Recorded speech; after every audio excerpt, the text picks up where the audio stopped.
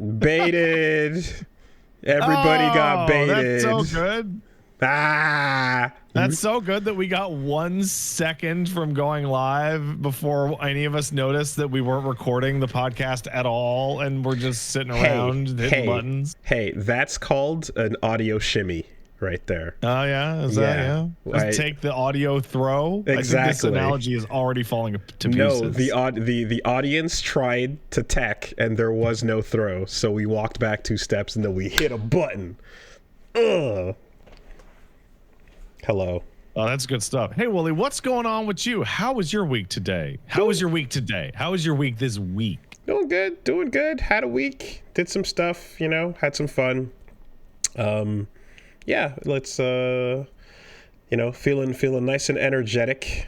I also feel pretty good. It's like a good, yeah. It's not Monday, so that's nice. No, it is. It certainly is. And I don't know. I guess I've been up to some things. I'm sure you were.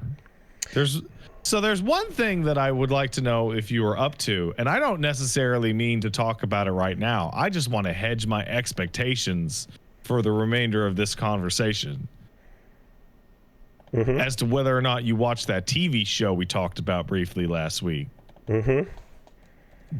Did you watch that TV show we talked about last week? I'm going to click a button visually over here. Oh, I'm so glad you had that ready. What a good way to just jump right in it. And that button says DMC Spoilercast, so we will jump in when the time is We're going to due. just start with this. Are you doing? I would like to put a ground rule on this. I would like to personally limit discussion of how Adi Shankar may or may not suck ass, because I think there's plenty to the show to talk about without that. Well, I don't know anything about that, and that's perfect then. And that has nothing to do with any of what we're talking about with the show. Yeah. So I think there's plenty in the text. So I take it by your energy that you want to have your pudding before you eat your meat. You want to go. Oh, I just wanted to know if there was pudding. Okay. All right. So we'll get back to if hey, when you have a dinner, and it's a family dinner, and you look over and there's like a big ass gigantic fucking chocolate cake sitting on the counter. Yes. You're like, I know where to portion my fucking guts on this one. I have watched the entirety of this show. So did you do it in one go, or did you in one sitting? In one sitting. All right. So it's only like 4 hours, right? It's it's basically a 4-hour movie of sorts. Add extra time for pausing and rewinding to check that you read the correct thing or heard the correct thing. But yeah, we'll get to that in a bit. First, let's get to the steak. Yeah. Before the pudding. 100%. And let these fuckers wait a minute. All right, we know what you're here for. You're here for the premier Devil May Cry fandom experience.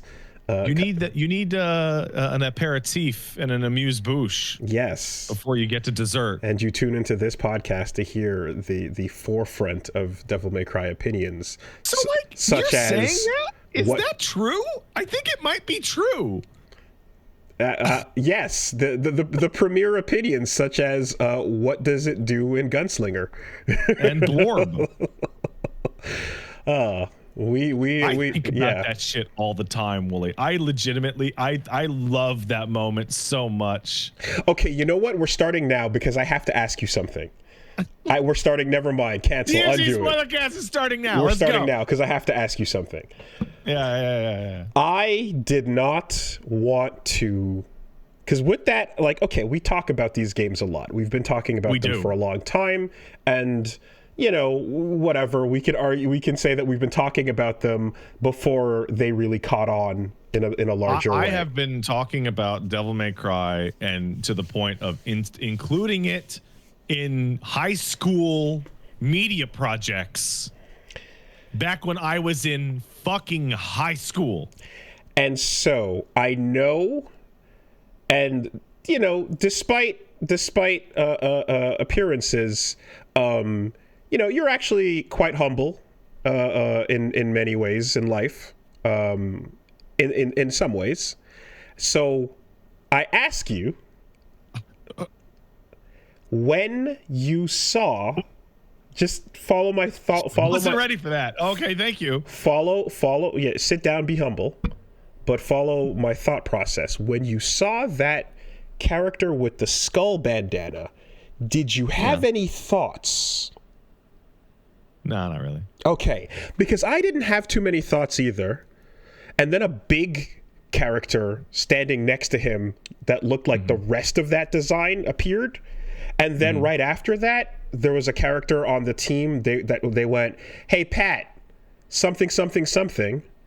And it was the black guy whose name was Pat. And I was like, oh, okay, whatever. That's a stretch. That at all. That's a stretch. That's super random. Yeah, I'm just like, whatever. That's and then a Punisher skull type thing. It's off-brand, whatever. It's a stretch, right? I feel that might be a fair stretch. But the and I put that in the recesses of my brain, going, Wooly, fucking relax. You know, what are you feeling? Big for your britches over here? Get out of here. And then apparently Asmongold was the guy on the mic that was that's obvious, right? And so it's because it's been literally stated aloud and confirmed online. So when I'm like, oh, there are YouTube people here, and that other blondish guy that with the goatee that hangs out with Ninja that is a little bit Maximilian-ish. No. And then I was like, maybe, I don't know. I don't want to, you know. I don't know. It's a stretch. I agree. Do you have anything like more than like tummy vibes? No. I hate connecting fucking string dots. So trust me, I'm the first person to just toss this whole thing in the garbage. But I am just saying, like, it entered my brain a little bit, and then I went, nah. And then I saw the Asmongold thing, and I went, oh. And then I went, let me ask you what you think. I didn't pick up on that. All right, so then never mind. It's a reach. Now, let me tell you, if Dante walked up and said, wow, check out these blorbs, then I would have been like, okay. And then I noticed a follow from somebody that was also somewhat tangential to this thing. So then I was like, that's possible. Yeah. Maybe they just were really excited to hear your thoughts about the television program today. Maybe. This thing. So then I was like, but whatever. When it's a reach, and I'm the first person to throw out. Well, you should just ask them. I'm the first. You should just look like a big boy and just ask them. I'm just the first person to throw out anything that I think is a reach and be like, nah, probably not. I don't imagine so, because why would anyone give a fuck about this stupid shit? So fine, ignore that. I know my tiny baby skeleton is an ultra kill. That I do know. That is confirmed. Baby skeleton is confirmed to be in my coffin. No one else would have such a tiny skeleton. Shared coffin at that. Very uncomfortable. All right. So. I mean, quite frankly, I was kind of waiting to hear a character be like, "Hey, Dongari, what you doing over there?" Oh, you know? No. Yeah. Hey, maybe next season. Yeah. Hey, is that Mr. Sunhigh? Oh, he's a legend. He's a legend. Oh, fuck off. Ugh. Anyway, okay. So yeah, let's just roll right into it. So first I wanted to ask that, okay, and then second, let's start with what I enjoyed. Yes. I think I'd like to do that. That's where I started with when I started talking last week, where I'm like, it is definitely better written and better acted and better looking than the 2007 anime. That is without a doubt like the case. I'll take your word. Oh, you haven't seen it? Oh, it's bad. Oh yeah, it's really bad. I never did. I straight up never did. It's quite poor. That and Bayonetta.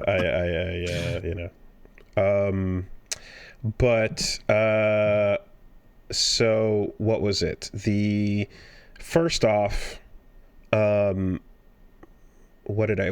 Okay, the intro is still cool. Yeah, I'll agree with that. That intro is rad. That's a lot of fun, and I don't think I ever internalized as well that the it's called Roland Air Raid Bomb or Air Raid Bomber or something like that. That's why it's extra crazy that it was performed on top of the World Trade Center. So Air Raid, I don't assume that as well, in addition to the time frame, is accidental, because it's Air Raid Siren. There we go. Right, you have the America, and then you have the move where you DT and you go pew pew pew. So the intro's cool. When it comes to the music, I do not hate all the remixes. I think the slow version of the old songs that plays during the credits are pretty good. Yes, that's what. So I was just kind of annoyed that they only really happen during the credits. So that's that. When I hear "Devils Never Cry" in the slow version, the cinematic version, I kind of feel like, oh, that's a cool vibe to something that's like, there's a little bit of that nostalgia where you go like, oh yeah, if I'm watching a Devil May Cry movie, you might expect to hear that, or hear it in a trailer or something, but. The main reason why you enjoy that is because I'm like hoping that there's a motif that comes back when a fucking slapping version comes around. It doesn't have to be. I'm a big fan of a good leitmotif, man. Yeah, I'm crazy about them. And it doesn't have to be like the just lifted original one, but like but a sick ass version that would come back and hit alongside the original Devils, alongside the softer Devils Never Cry would have been fun. But I enjoyed that, right? There's a song that sounds. It was a really nice end to that first episode. Definitely. There was a song that sounds like V's theme, but it wasn't. It just kind of had the cadence of it in the chorus. Da da da da da da. There's a song that pops off somewhere that's kind of has that thing going on. Okay, so yeah, there's that element to it. Seeing character designs change drastically, like Lady's, for example, is one where you're like, oh, I like what Lady wears, and okay, we're doing something different. But Captain Commando outfits for everybody is rad as shit. So and I like I'm that torn they're Captain because Commando. I actually completely agree with you that putting them in Captain Commando outfits is really cool. I think the whole team standing there like clashes. I think if it was just Lady, that would be one thing. But like the whole Darkcom Captain Commando gang look like they're from the future. I think though the idea was probably that like one, you could, when you have a bunch of them standing there in the armor and you have that one that's got the same shades and hair, you're like, oh, for sure that's what we're doing. But also, well, if the idea was to not make Captain Commando disgrace his legacy, as a hero of the future, but you got a bunch of folks here that there's the sympathetic ones that get off to midway through, and then there's the ones who straight up commit the war crimes. Yeah, as well. So overall, it's not great when you're like, it's almost like evoking the Captain America kind of imagery, and then like doing the most heinous fucking Black Ops shit, which I guess Bucky is to a degree. But anyway, I would like to make a point that is never mentioned out loud in the TV show, but considering the rules and metaphors they're going under, those demons are not combatants. They're terrorists. So you can't do war crimes to them. Ah. Right, they're also probably not human under the Geneva Convention, right? Yeah, so that doesn't apply. Hell didn't sign no Geneva Convention, which Dante literally brings up. Okay, what else was I fine with? You know what? Johnny Young Bosch on Dante, I just settled into it. It still is weird, but I was able to just relax and let it go. When he got more upset, it certainly started to sound way more Nero. Yeah, it does. And you can't when he's getting mad, when he's chilling and talking shit, you're like, okay, it's Dante. And as soon as he starts to get agitated and scream, you're like, I start to hear, it's DMC4 Nero specifically. Yeah, absolutely. And you just can't get rid of that, right? So just being real about, like, you know, how much I expected that to bother me versus how much it actually did. I was expected to be ripped out way more than I actually was. So there's that. There's the outfits. I assume you're going to talk up the actor behind White Rabbit, just killing it. Well, actually, I was going to talk up Kevin Conroy because I think Bane is a very he did a great job as a shitty fucking evil human, and as many of these games go to show you, humanity is the real demons. And he's a proper contemptible son of a bitch. So amazing job to Kevin Conroy. Rest in peace. You did it. You did a good job, and that's a very hateable vice president. Of course, the extreme. I would like to stop you for a second because I think Left 4 Dead actually solved this discussion like 20 years ago. In one of the first safe rooms in Left 4 Dead, there's in spray painted text, "We are the real monsters," with Sharpies underneath it by different people going, "No, that's the zombies, idiot. I think you're stupid. I hope you are dead now." Subtext. I love it. I love it. Oh, that's great. And you know what? People in Darkcom would say that. You know, maybe we are the real monsters. What about that thing? That's an actual, yeah. What about Cavalier Angelo? Yeah, and then then you get you're making your modern colonial parallels, and you got your modern American government up on blast, but at the same time, it's more of a W figure in the seat and a Pence in the. Oh, it's outrageously Bush and Cheney. It's so. So Cheney running the show, definitely, but I guess the religious aspect of it, like, struck me as Pensy, maybe. Yeah, I think if he was all business, I would have read that more Cheney, but I think like painting like Dick Cheney as like actually the devil is really funny. It is. When we were just doing that, I was like, okay, this is pretty funny. But as much as the I'm running the real show Pence bit, or rather Cheney bit, is very clear. Yeah. But you have to admit that like the religious tilt on it strikes us as very Pence, right? I feel like that's a thing. Bane seems like the kind of guy to shoot somebody hunting and have them apologize to him, and then say it was God's will. Yeah, it was God's will you survived. So there was that. Kevin Conroy killing it there. White Rabbit, fantastic. He did a good job, but I thought he was like weirdly used.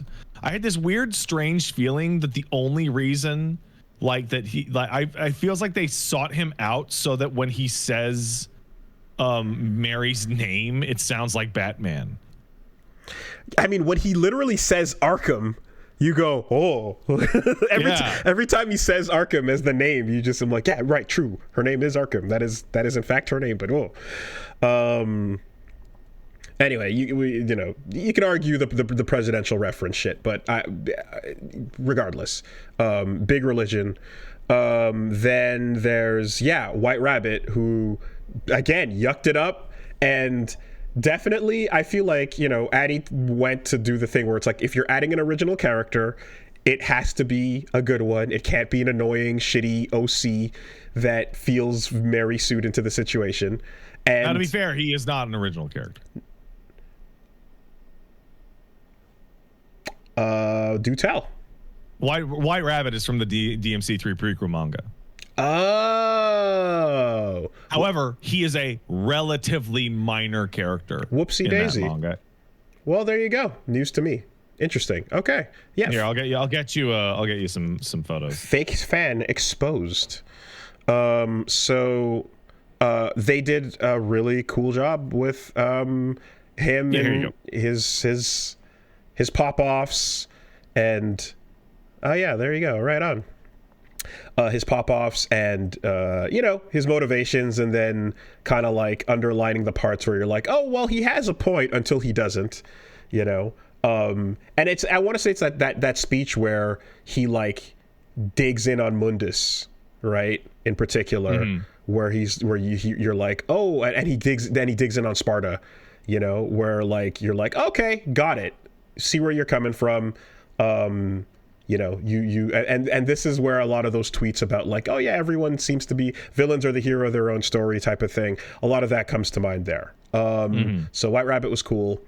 And to that end as well, when you find out about his backstory alongside Ladies, episode 6, the silent episode, is fantastic. It's a great episode. It's what... Like, it's so good in so many ways that it made me super pissed off that when we cut back to the demon realm, it didn't use the different art style. Yeah. And when... Because having them have two different art styles consistently through the whole show, that would have been really cool. I was wondering if it was like taking... I was wondering if it was also giving them an out for like not having to show too much of the demon realm if they didn't want to explore it yet, but that wasn't the case because like later on you do, But at first I was like, oh, is this a way of kind of like being like, we'll get there later when we design all of that, but for now let's simplify for storybook purposes, But no, narratively it worked out. Also showing the kind of like the hatching and shading on their hair in particular is a really cool filter. When you see Lady and White Rabbit as kids, great. That was well done. And of course, and then when the dialogue does come in, it's like for some awful shit to happen, where you're like, God damn it, Lady.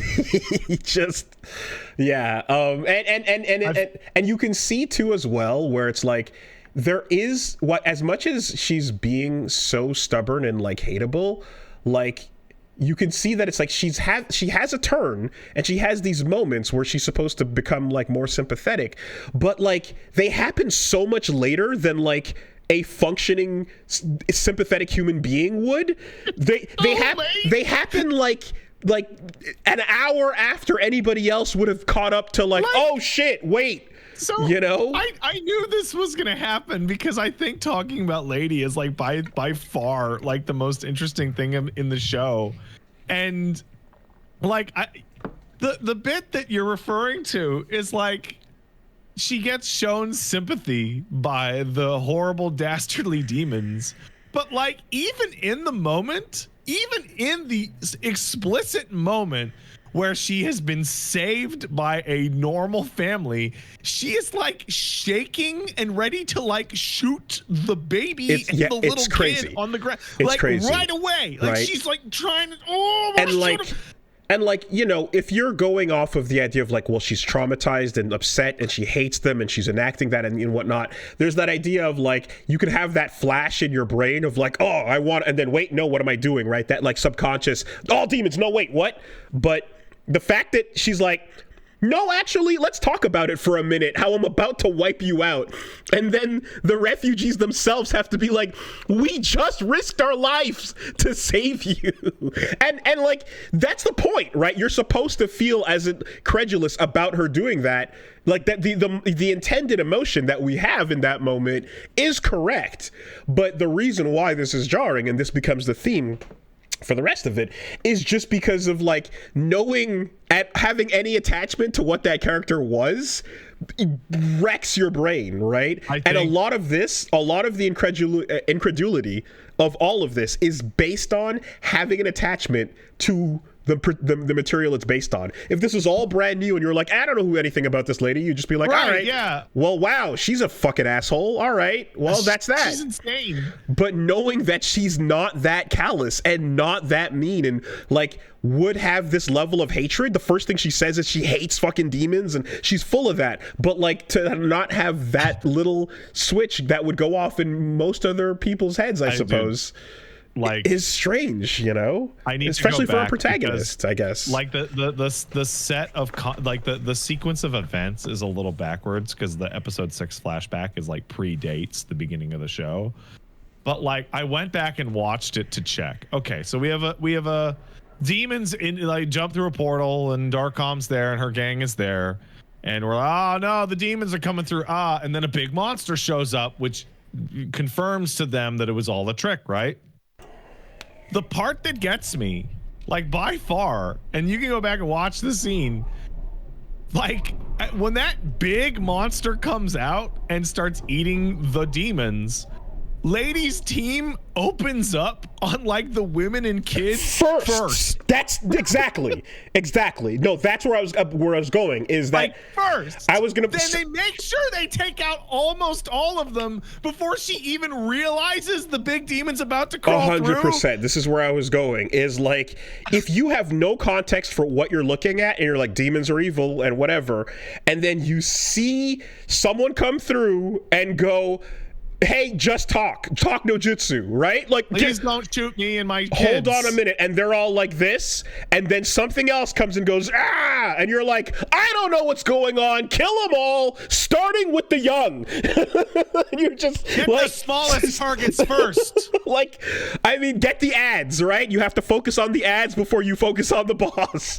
And then she blows, like, you have the shot of like the grenades going over like a crying 6-year-old before it's completely incinerated, and then Darkom clears out, and I know it's not there, but I like the tone of the scene feels like Lady and the gang in the bus going back to base go, whoa, that was crazy.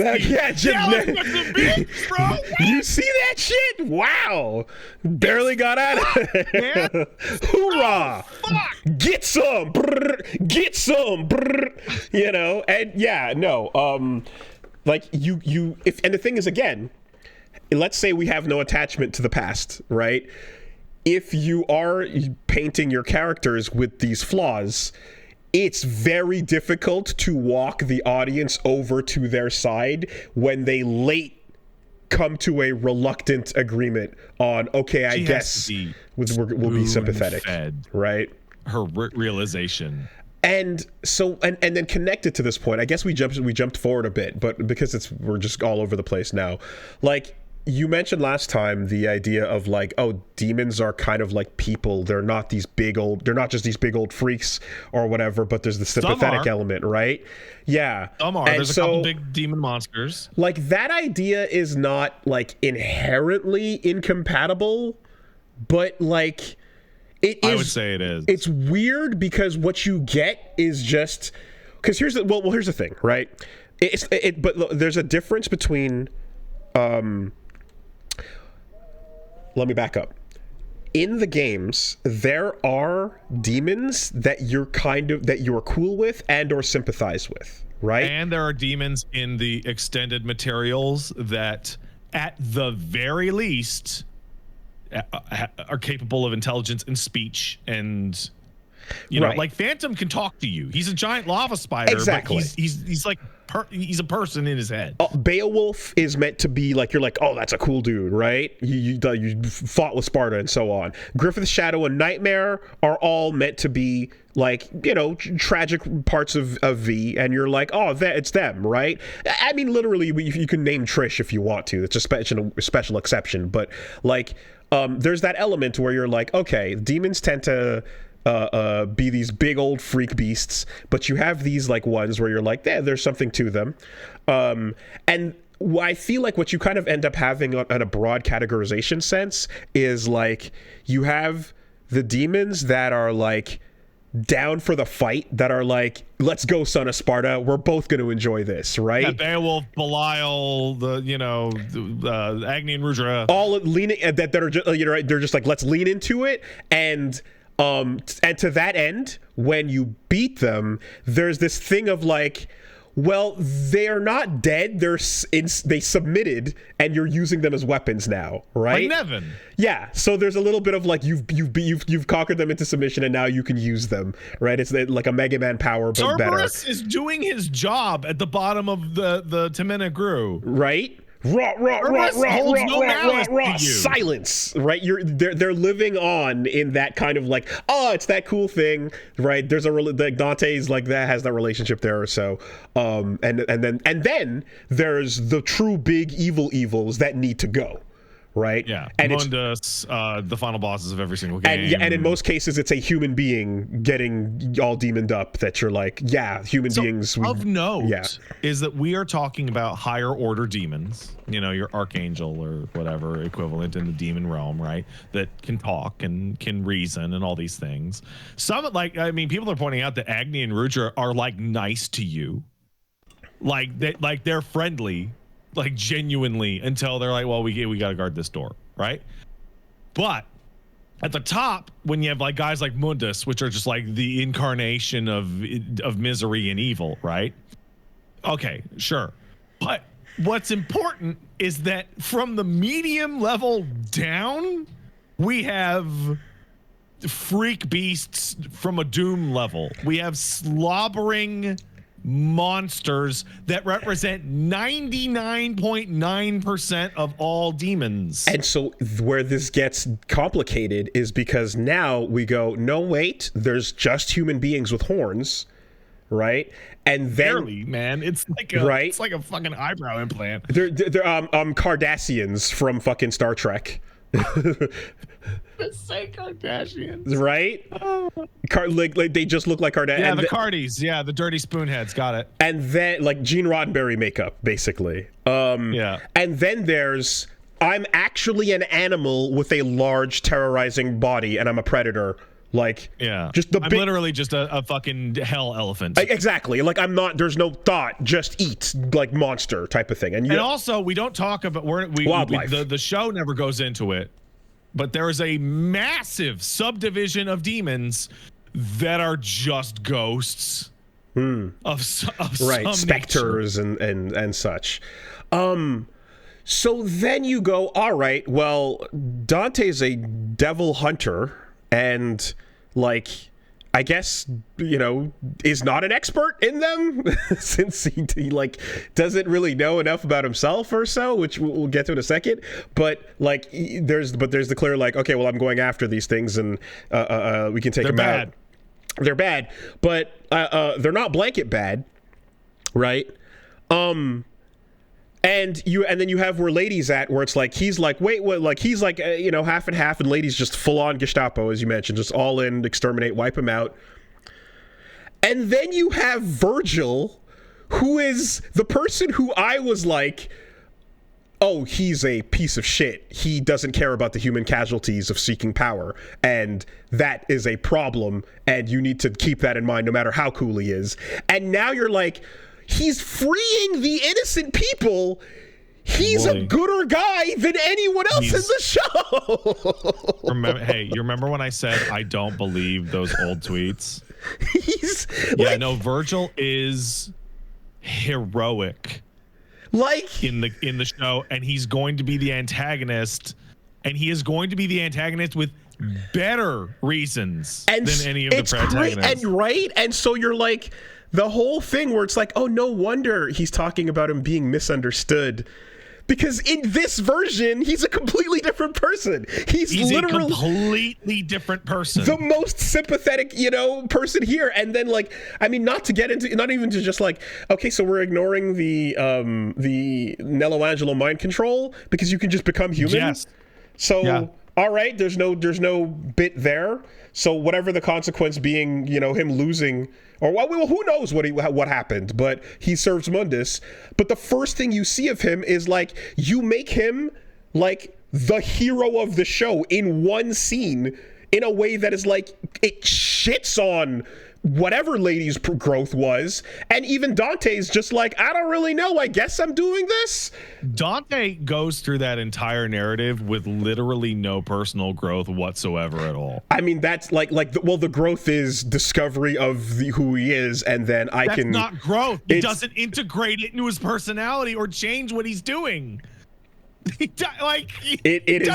It's nothing about him changes. It's a Super Saiyan. He gets a Super Saiyan. that's there. That's what it is. He can go, you know, and then do it. No, it really is so fucking baffling to basically set up the demons in that way, because it just makes your bad guys right and also more justified from everything we know about them. And so you get to the end and you're like, White Rabbit actually was thinking about what he was doing. At least these two aren't paying attention at all. And you also speed run the colonization of hell, which you can do that in a music video. You can do that in Doom, because that's what that's about. It's weird to see that in Devil May Cry. Don't want to be an American idiot. It's wild.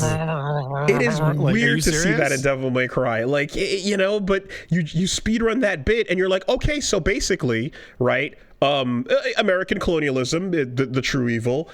And so no matter what Mundus does or says, from this point onwards, it doesn't matter, because the Bane is way more evil. And he's fighting against the invading nation. Like, Mundus is automatically off the hook, man. Like, if you want to go like the War on Terror like analogy, like Mundus didn't even do a 9/11 to any, like he didn't even do it. No, he's just an asshole. He's Taliban. He's oppressing his own people. You know what I mean? Like, you're like, okay. And now you're turning the oppressor into the freedom fighters? Is that's what we're doing here?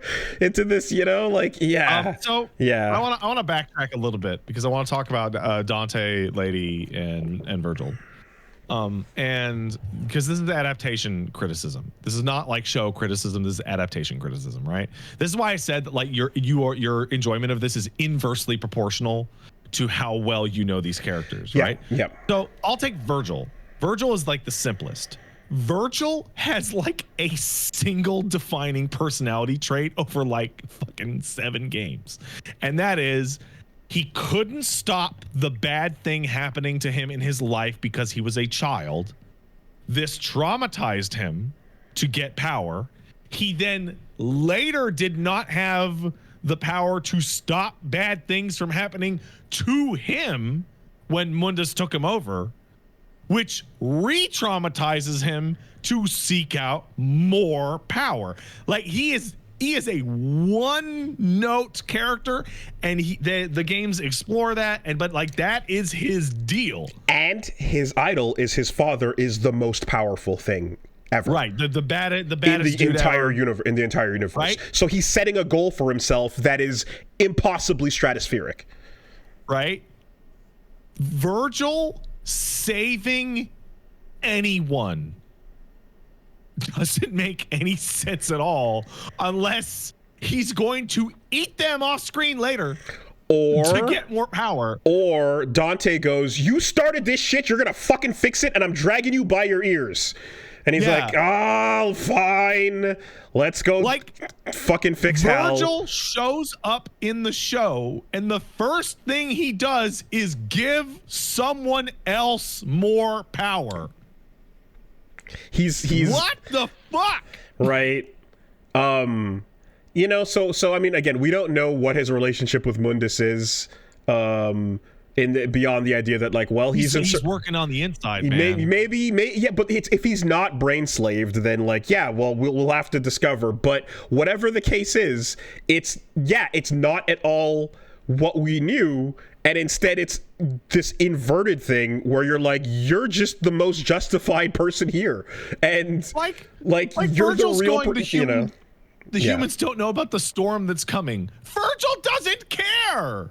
Why would he ever care? The Virgil we know, right? And this is the amount of work it took in DMC5 to have him go, hey, son, look after my book. Okay, bye. Whew, fly away. What required like millions of lives. God, shout out to him. My son means nothing to me. That boy is my son. Like, that's probably a mistake. It was a mistranslation, right? Because he's going, the word son means nothing to me. Wait, what? And you can transfer that over to like Lady and Dante. Like Dante is brash and crass and non-serious, and because he doesn't realize how important things are, because he's a functionally invincible person. And he's sad about his mom, and he's sad about these things. And then he learns that things are important, blah, blah, blah, blah, blah. And then that just doesn't happen. And like, I can see, you could argue that they're setting that up to happen later, but it's kind of strange that just didn't happen at all in the first one. And Lady does have a form of character development, but it's really small.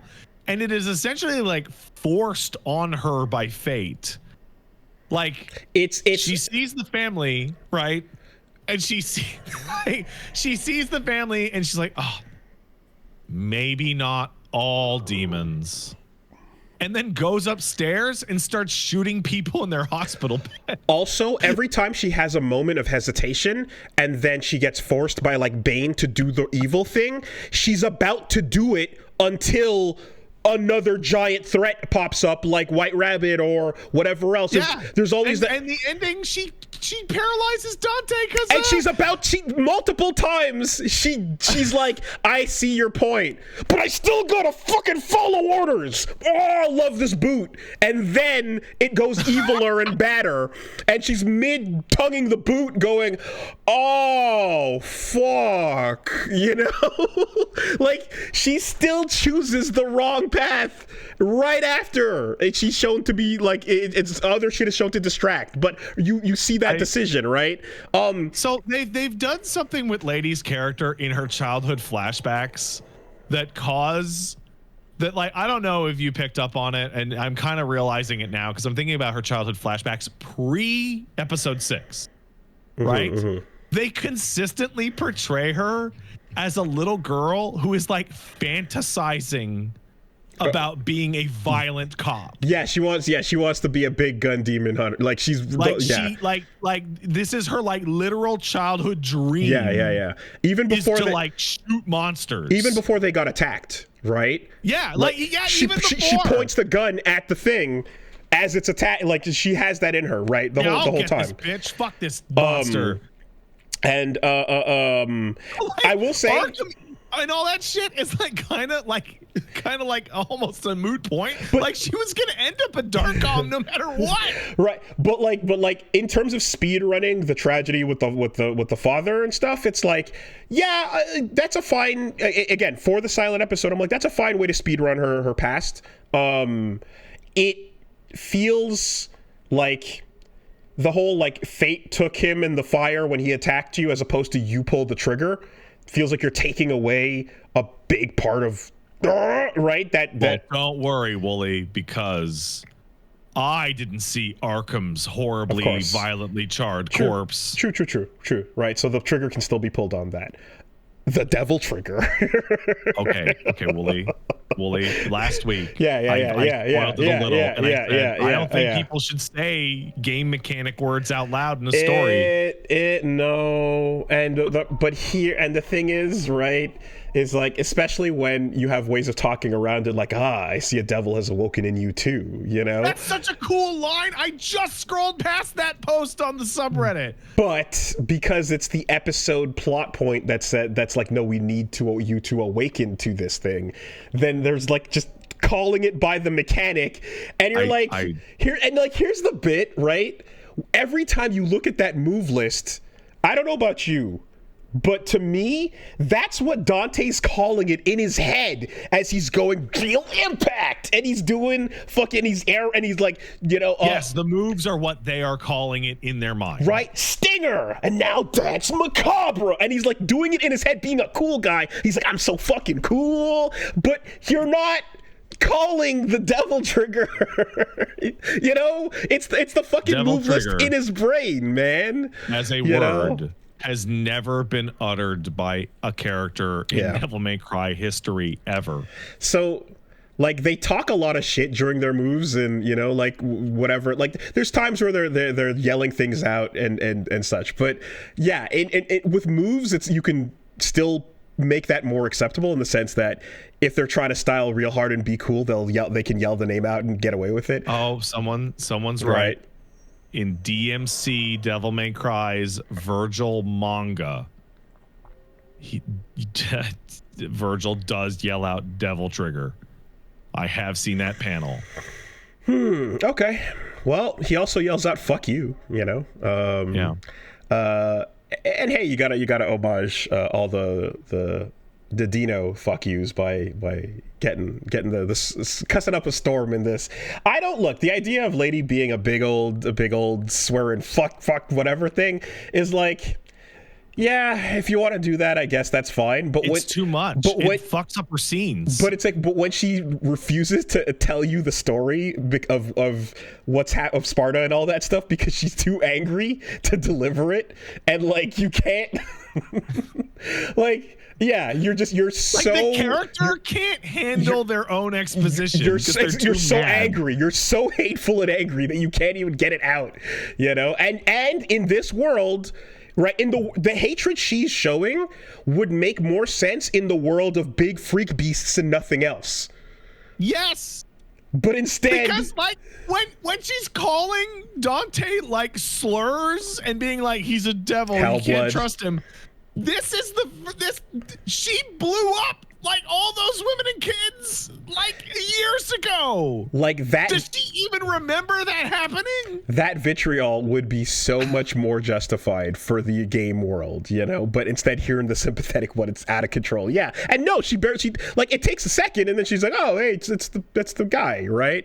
And then again, yeah, and then so you have and again to just go back on the whole like just cause bit, right?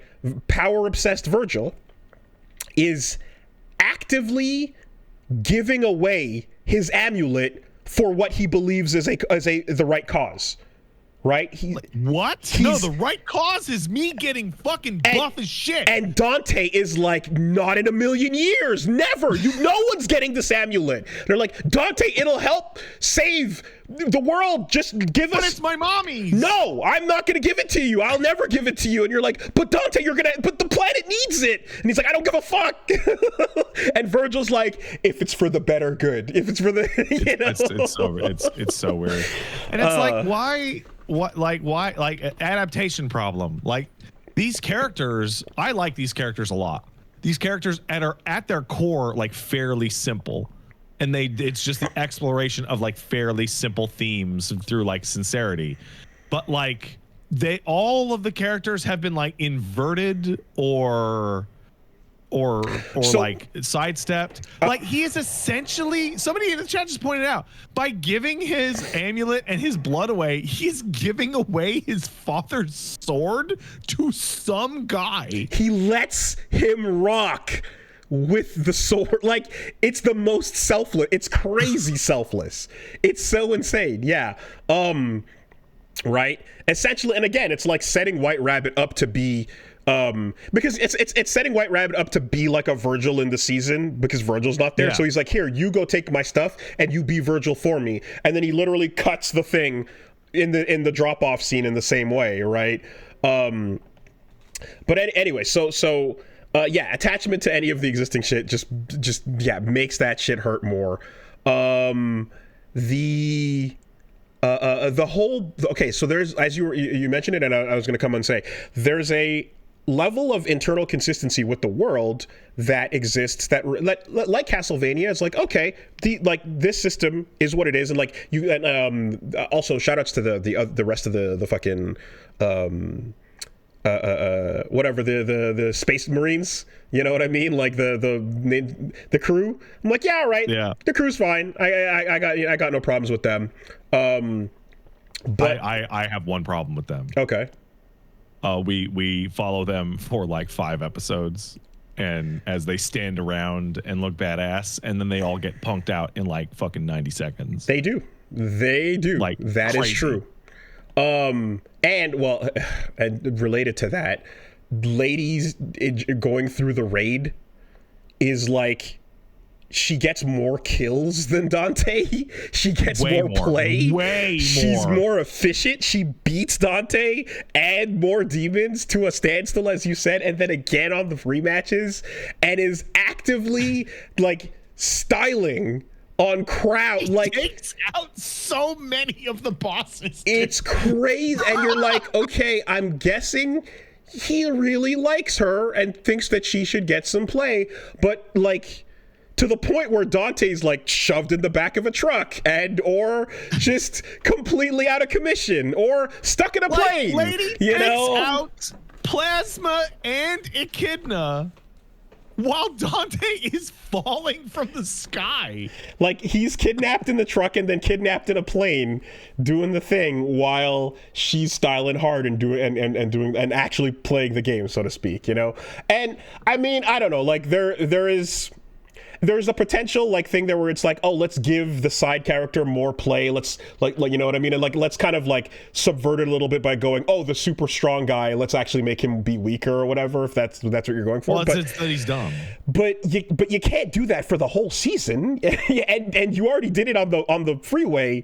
And then now it's in the second major sequence where all the demons are around again. And then she kills them. She kills Echidna, and she kills fucking like literally, she takes everybody out. Takes out Plasma, who later dies in the explosion, but like, she beats 2 of them.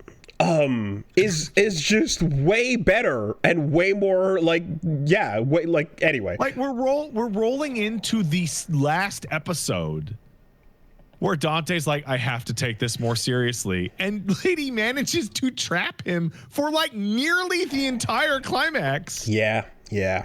Also, I thought the whole bit with like, don't get touched, just a drop of blood, was going to be a like, now you must style, right? I thought that was going to be a way of kind of implying like, don't never get hit, must style, you know? But that's not exactly what it was. But it kind of could have been that, and that was an opportunity that was not taken. Something. So I don't want to throw anyone under the bus, because I don't know if this was like a producer, decision or a. I say that because he got hit and beat up. Yes. Or whatever. But how do you like when you look at an adaptation of a property and you're like, there's Plasma, there's Echidna, there's Cavalier Angelo, and they're like one-to-one recreations, and they're really cool. Rabbit looks cool. Lady's new outfit is all right, etc. And then they're like, you know what it's time for? It's time to have our own design for a big major villain. Here comes Arkham Asylum Rabbit, the shittiest looking monster in the fucking show by an order of magnitude. Just god awful. Yeah, I'm gonna have a big giant monster arm with the force edge, so it looks like there's a tiny needle at the end of my dick. Pat, from before we even started being on the internet, what is the rule of cool that we have learned from this franchise? They have to be your size, and they have to walk towards you. What are we doing?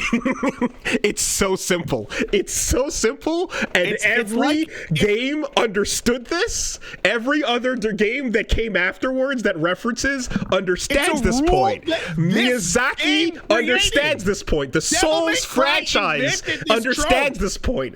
Bayonetta understands this point. Everyone understands. It's a very simple rule of cool. They must be your size, and they must walk slowly towards you. That's it. And we're popping off. We're popping off as soon as we see it. But no, We gotta go big old mutant freaks. Totally. I'm the ultimate bio weapon, guys.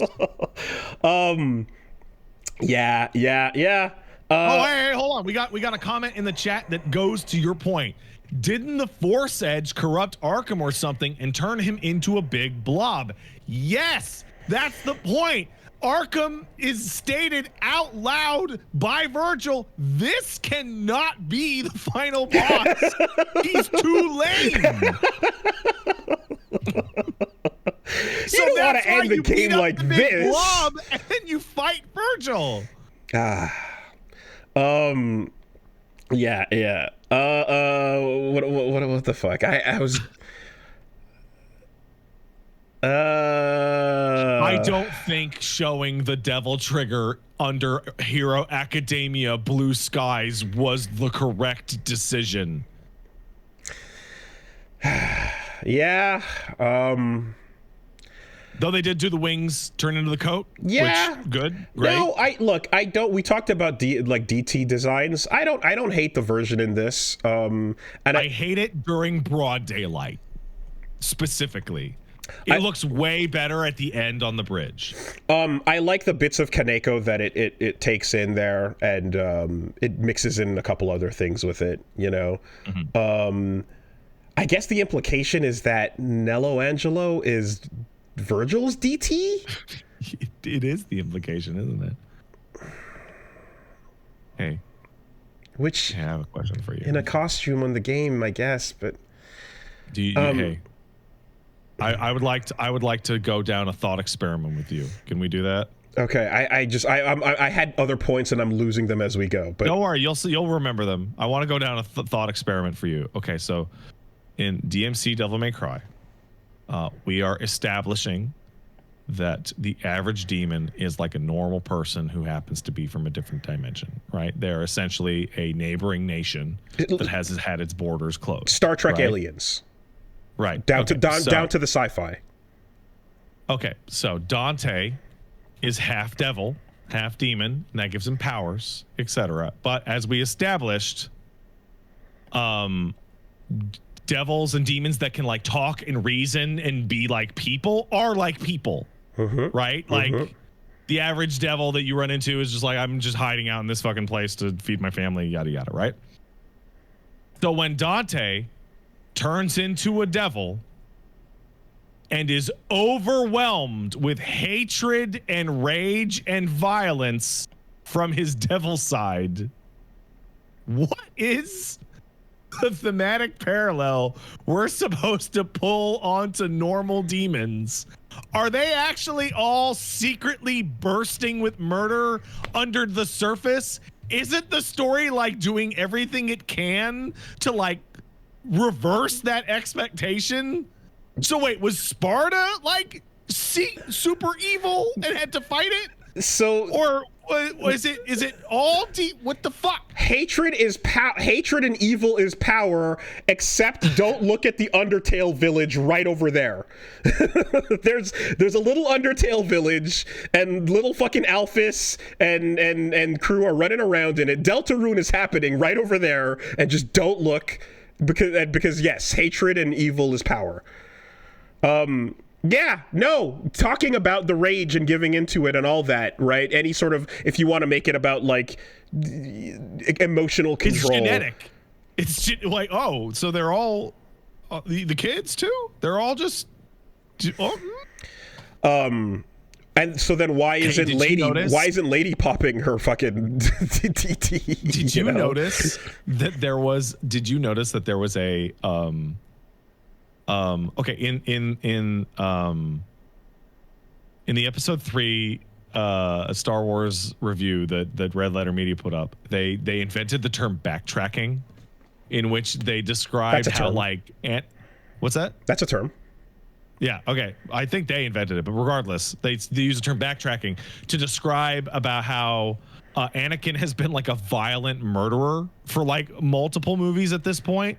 So they have him backtrack and be like, oh, I gotta save those droids or whatever, right? And because it was written later, right? So in episode 1 of this show, Plasma steals a fucking baby, like a human child. Yes. And then the human child is never seen again. Never seen again. Presumed dead. Yeah. And it presumed, oh my God, is that baby? Oh, that's fucking terrible. And then a couple episodes later, Plasma's like, by the way, I can only turn into things if they're still alive.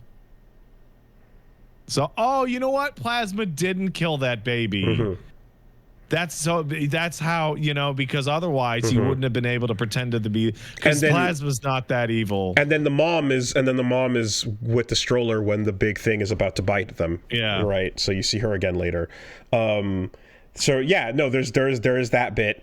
I do also like the idea of taking a generic enemy and turning it into like that is the Plasma. I'm like, that's kind of cool. I don't mind that as an idea. They're not going to put multiple of those guys in. It's a really weird power set. Yeah, exactly. And then that's why obviously the whole Virgil bit is played the way it is. Let's get our reaction shot of him flashing his red eyes at the camera. It's like that guy's Plasma. Don't forget.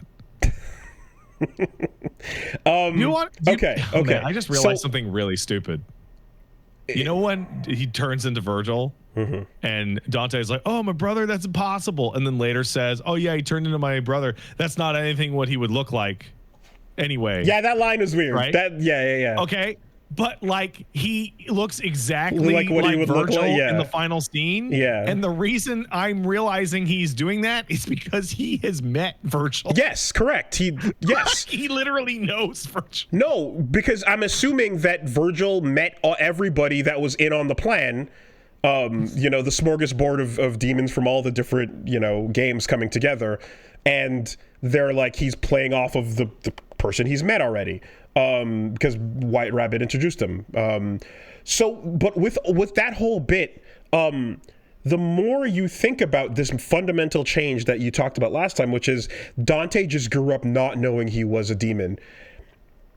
Absolutely clueless until he's what, 20? And it's like, I don't know, I guess I just thought I was like a superhero or something. And it's like, haha, throwaway line. And you're like, no. Pause, wait, go back in time. You just showed those two kids fighting and throwing couches at each other and smashing a room up. As babies. Right? And Ava's like, oh, you kids, you know?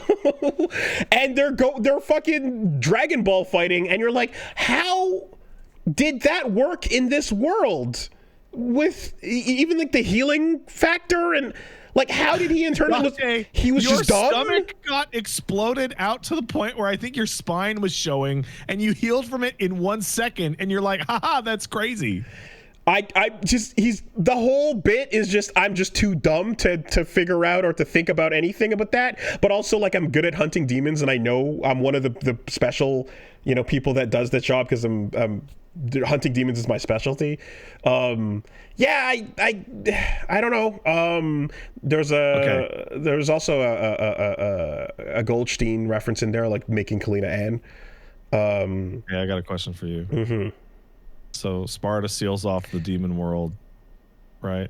And he uses the amulets to seal it off. Sorry, the quantum locators or whatever the fuck they're called. So he uses the amulets to seal it off, right? Okay. And so then he empowers the magic. No, sorry, it's not magic. He sciences up the quantum entanglement of the of the amulet to open up the demon portal, that it has to use the two separate sets of blood from his kids that don't exist at the time that he did it, because his genes are split into two, because purple is made up of red and blue. Yeah. It is really, really jarring and weird to just have Dante's life explained to him by other people. Because it removes every agency about his own character. And this is all just connection to the source material bits, but you're like, the whole thing with him is actually that he knows too much and he plays up being a different person. Tony Redgrave rolls into town. You know, who am I? I don't know, whatever. Hey, Enzo, who's great, by the way. Enzo's great. I like Enzo. I think Enzo is a massive highlight, and a quick little jab at the Raccoon City job implies a lot of fun things that I'm happy to just keep as a little Easter egg. Okay. Yeah, that Enzo was cool. But the whole thing is, Dante is that, he's that 90s anime protagonist, your Vash the Stampede or your Spike Spiegel. He's your, I'm going to blow into town. I have a whole lot of backstory going on that you don't know about. I'm going to solve this small problem, Edward Elric. And then don't worry about it. My true power comes out for a second to fucking do some cool shit, but then we're gonna go back to it. And who's that guy? How could he do that? Don't worry about it. It's crazy. Nobody knows anything about his past, right? And then it turns out when you get to episode 6 or 7, and then someone from his past shows up, for example, his fucking brother, then you start to learn about what's going on or whatever. Like it feels like just weird that other regular human beings are telling Dante about who he is and what's going on and what his dad is and all of that. Everybody knows about Sparda, and everybody knows Dante is his kid, and everybody knows that he can devil trigger except for Dante. And the every time we cut back to his childhood, so far that's pretty much lifted straight up, right? Like everything about Ava and Virgil, outfit, background, hiding in the framing. closet, right? All of it, right? Except Virgil was in the house, except outside of the house, right? Sure, whatever. That's the one difference, right? But so then we don't have the same versions of these characters where, Dante's biggest weakness is everything about like his mom, and Virgil is obsessed with his father and the power and the devil side versus the human side. We're taking that out of the equation with these characters. But if Sparda was not enough, if they were not aware of Sparda's existence at all, and Ava never really told them, and they never really were a thing, that like the family photo that was on the wall where they kind of at least knew who he was, and he gave them their swords and whatever, that's not a thing here, right? Because they don't know anything about him. So if you take that part away, what makes Virgil care about demons and power and his dad or any of that shit? Well, I guess we don't know. We can learn about it into the next season perhaps, but him and Dante would have the same level of attachment to their mom when the trauma happens without their dad being present, and then we go off and we create whatever Virgil's timeline is now, but Dante gets the one that we get. But it just makes way less sense if you don't have both parental figures there creating that fork with them in the moment of trauma. Do you understand what I mean? Ava doesn't even tell them their father's name. they are like 6 or 7 years old, and she has told them literally not a single detail about their father. What he looks like, if he's a devil, what his job is, what his name is, how they met, like. So it just, Dante goes up to just not have any information, and he's just the one, the guy, he's bumbling around and being told right after the fact. And he's got the connection to his mom where he's like, it's her amulet, I'm going to hold on to it, that's it.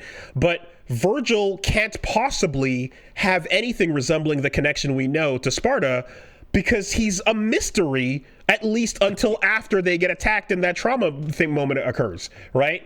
It can be written so that in the Mundus time, he learns and studies and goes that way or whatever, but up until the point where they get separated and he thinks that he's dead, he has no connection to his father whatsoever. And the formative years of that being what causes the trauma make way more sense for you to become lifelong obsessed than it does for it to become something later on. So his whole character has to be different as a result. Dante's biggest moments of self-discovery should be from his fucking twin, not anyway. All right. All his moments of self-discovery are so like fundamental to moving the plot along. Like, okay, well, we need to set up that you can devil trigger so that you can do it in the last episode. So I'm gonna just tell you that you can do it. Yeah, look, maybe he just took his memory, or that they'll just make it like, oh yeah, we wiped his brain or something, you know. Yeah.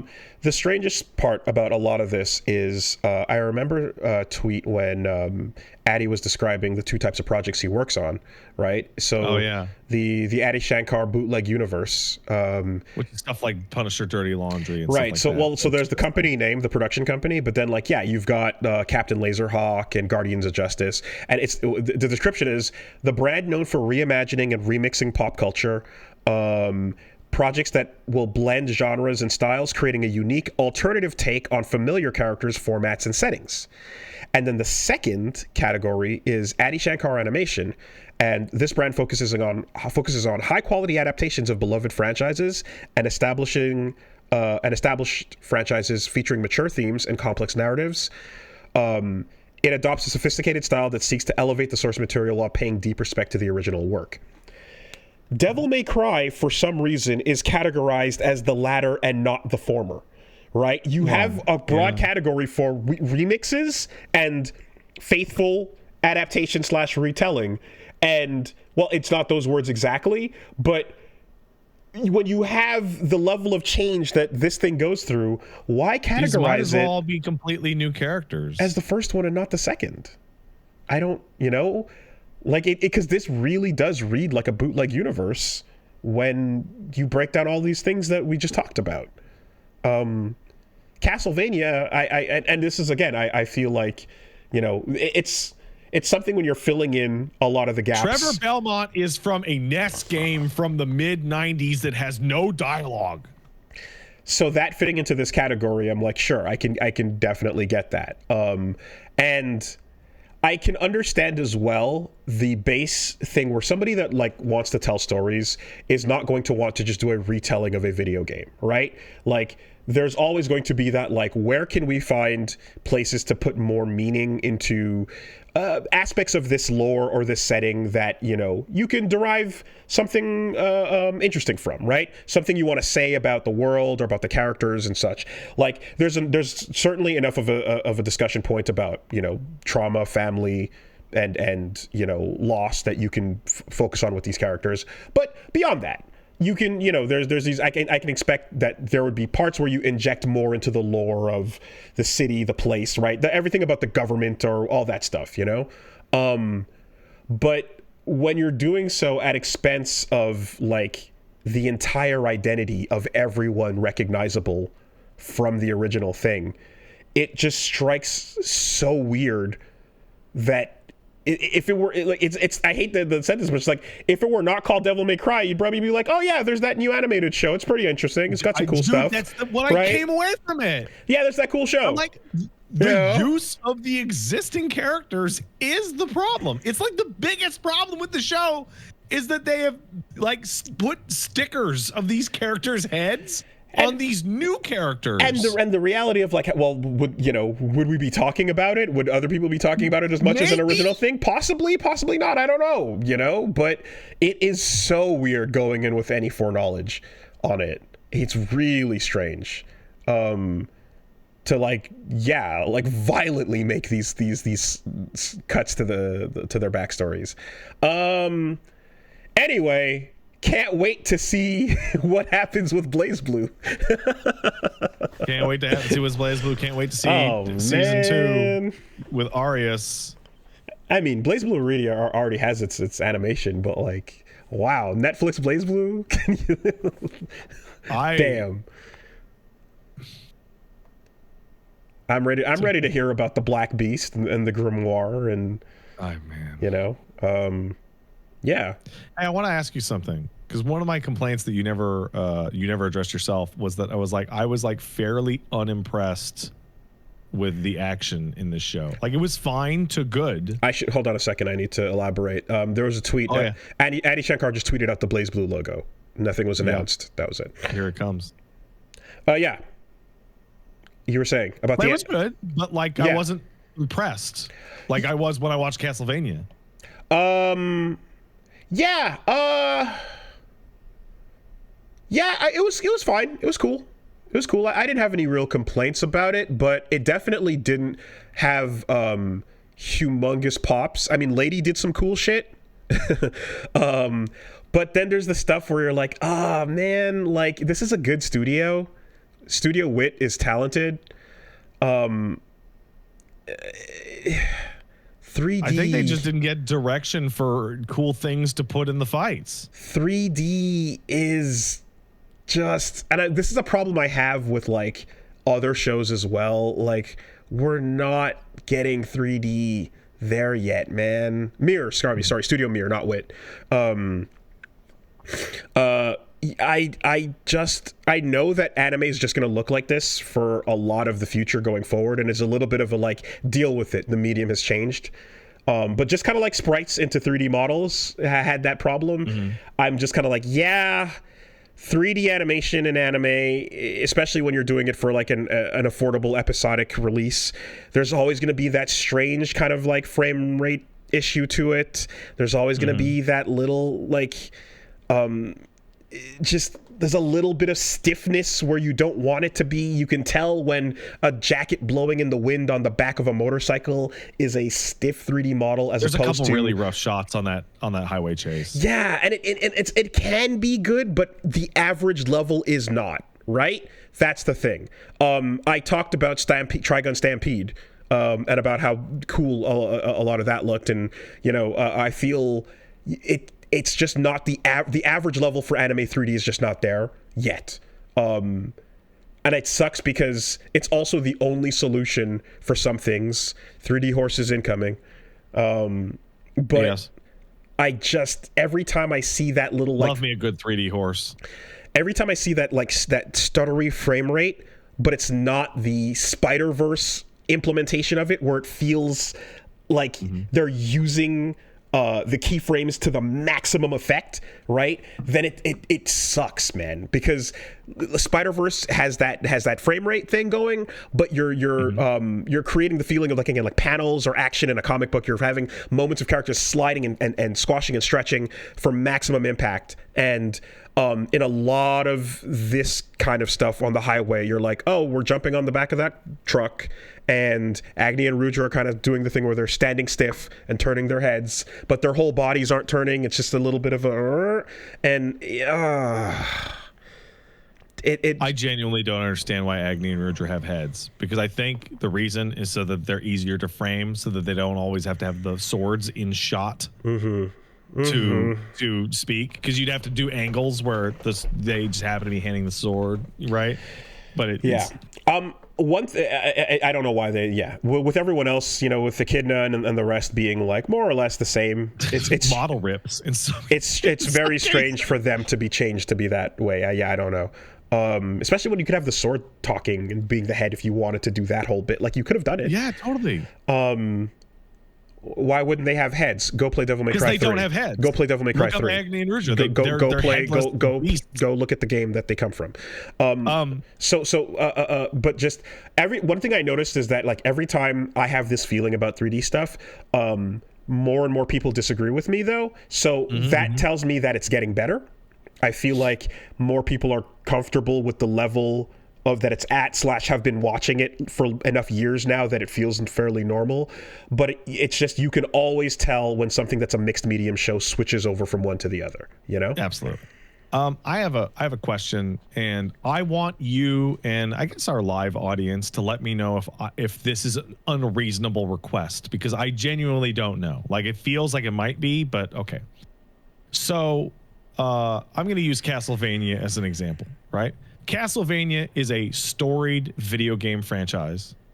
It has been around for decades, and it has a lot of extraordinarily classic elements that show up in a bunch of different games.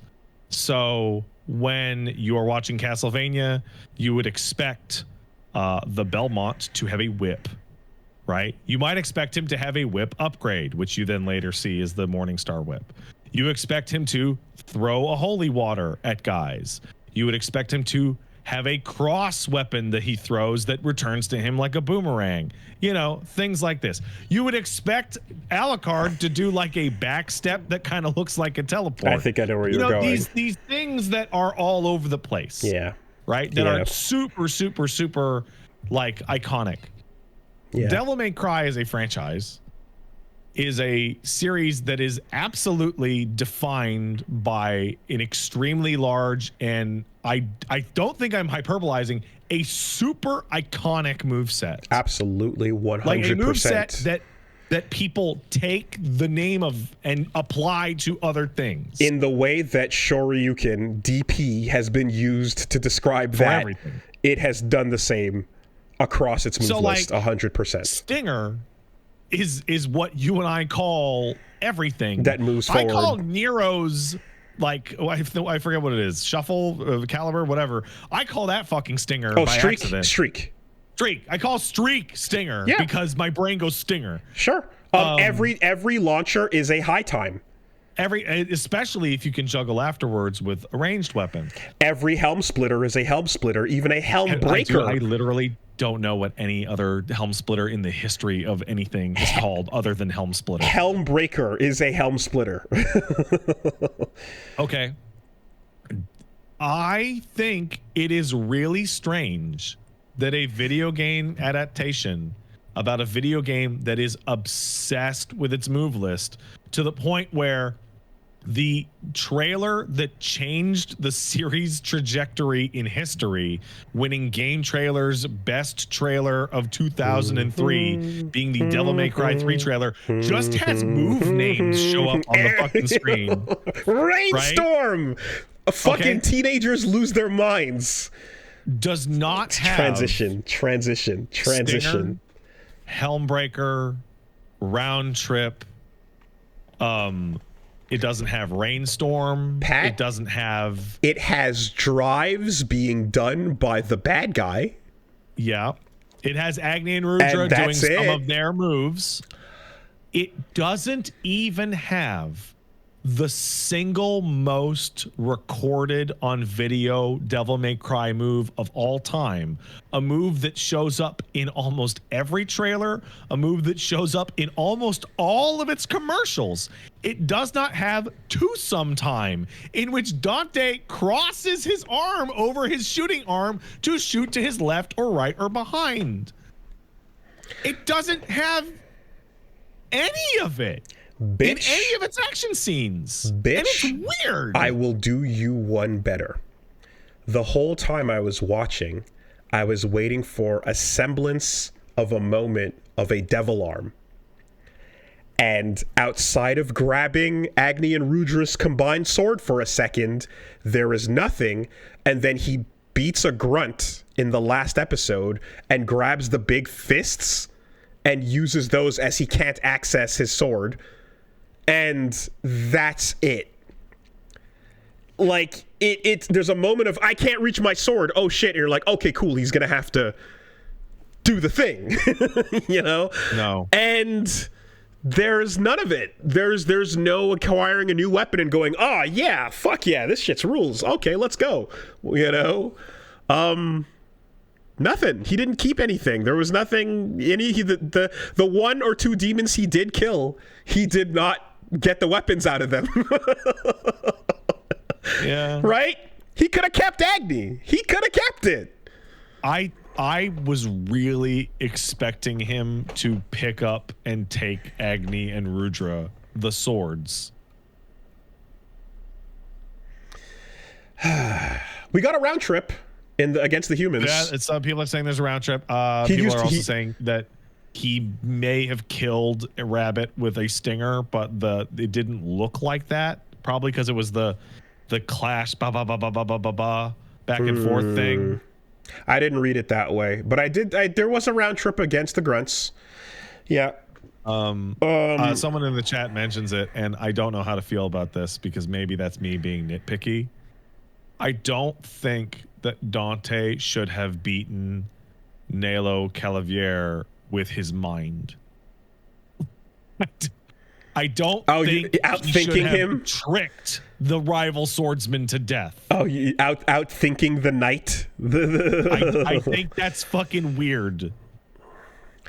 I mean, but the problem is also, I'm like, I don't even know what personality to apply here, because I'm like, this was a container for Trish and Lady, you know? So it's a weird not demon thing on its own. But yeah, no, he outsmarted it. He sure did. Also, I don't know what the point of making hell being unbreathable is, but it feels like... I bet it's going to be super annoying in that second season that every single character is going to have to wear a fucking suit. Well, because I'm like, if Dante can't breathe in hell? What? Dude, demons can't breathe in hell. Like... That doesn't even make any fucking sense. Yeah, I'm like... But you know who can? It's... Virgil. Yeah. It's a strange play, you know, coming off of he rode his motorcycle into hell to fucking deal with it, you know? I don't know. I don't know what the point of that is, but it feels like the whole holding your breath thing is going to probably be annoying, yeah. Man. Yeah, and then we're just doing Doom, right? We're just doing Doom. Like they have It's just Doom, yeah. Like humanity was able to get in, plant the flag, and set up shop. Like they didn't time, like Mundus and whatever was going on over there didn't track them down. They were able to create... It is wild that they construction, showed no resistance right? at all. The scavenging Undertalians are... It really is, isn't it? Dude... Like, I just saw fucking Undyne when little kid White Rabbit is hanging out with them. I'm like, hey, look, it's Undyne and Alphys, you know? Like, I can't unsee it. The Undertalians are crawling around and hiding behind every wall, you know, because like Burial and the army of hell is marching. Look at them march. Look at them march. They're everywhere. Oh, fuck. And then the Americans roll in and like they're like, no, we had time to like contract out like a giant structure and build it, and we had people coming in and checking like, is this up to code, you know? like you know that gigantic circular superstructure they built? That's months, easy. That's what I'm saying. A year. There were construction workers snapping chalk lines and measuring up the engineering walls to put up the get that, lift that over there. All right, lunchtime, you know, like. While and Mundus is just like, yeah, it's fine, I don't even care. While the King of Fire Hell is marching around with the banners in the background, and we're just like, I guess we're letting it rock. And then imprisoning everybody. We got to the point where they actually built it, completed it, then imprisoned everybody. And can I ask like the dumbest question possible? Wait, hold on. I just thought of something, and imprisoned the Undertalians who. The Mundus was pretty much stomping out underfoot anyways, and Virgil frees them, who's serving Mundus, and goes, you better thank your god Mundus, right? But like, yeah. And that's all happening in the okay, I guess the opportunity to be like propaganda or whatever, to be like, I was gonna stomp on you and fucking oppress you, but now look at these humans are here. Like, I guess whatever, they'll play into that in season 2. Yeah, anyway, you had an OSHA-approved structure that was able to be built before, you know, a single Virgil showed up, much less the entire armies of hell.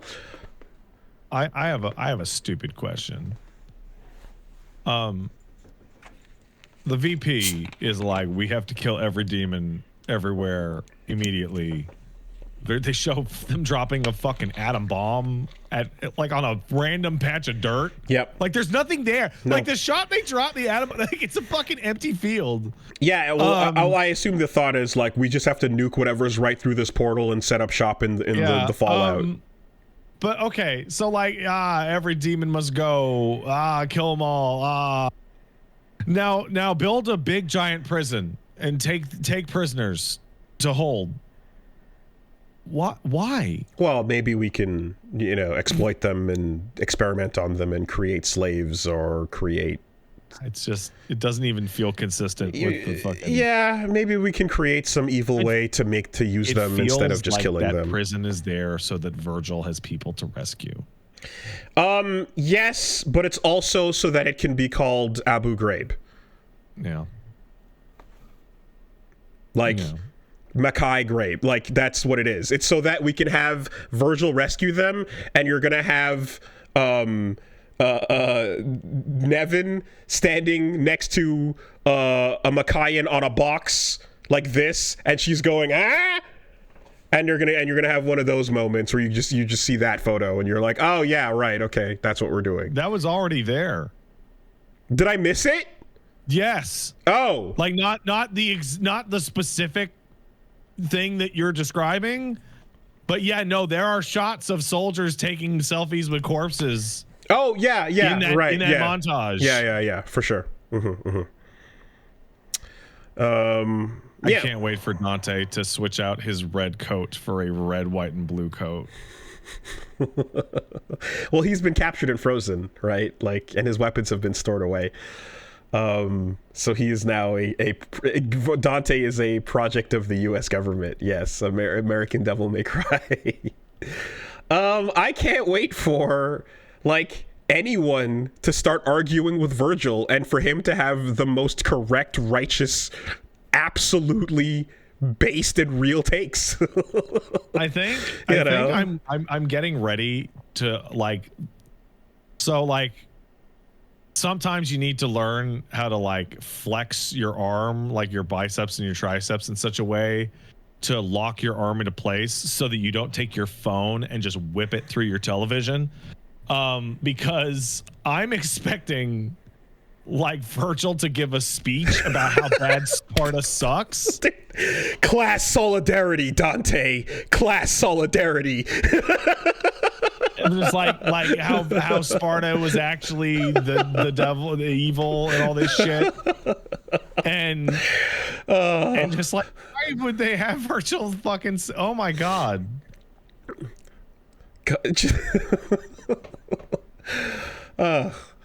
Might controls everything, and only the will of the people together is truly powerful. And these American dogs must suffer. You know?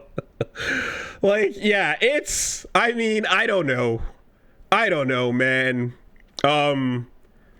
But it's just, it is 180, and any love for what you kind of thought the characters were outside of the way they look and the weapons they're holding.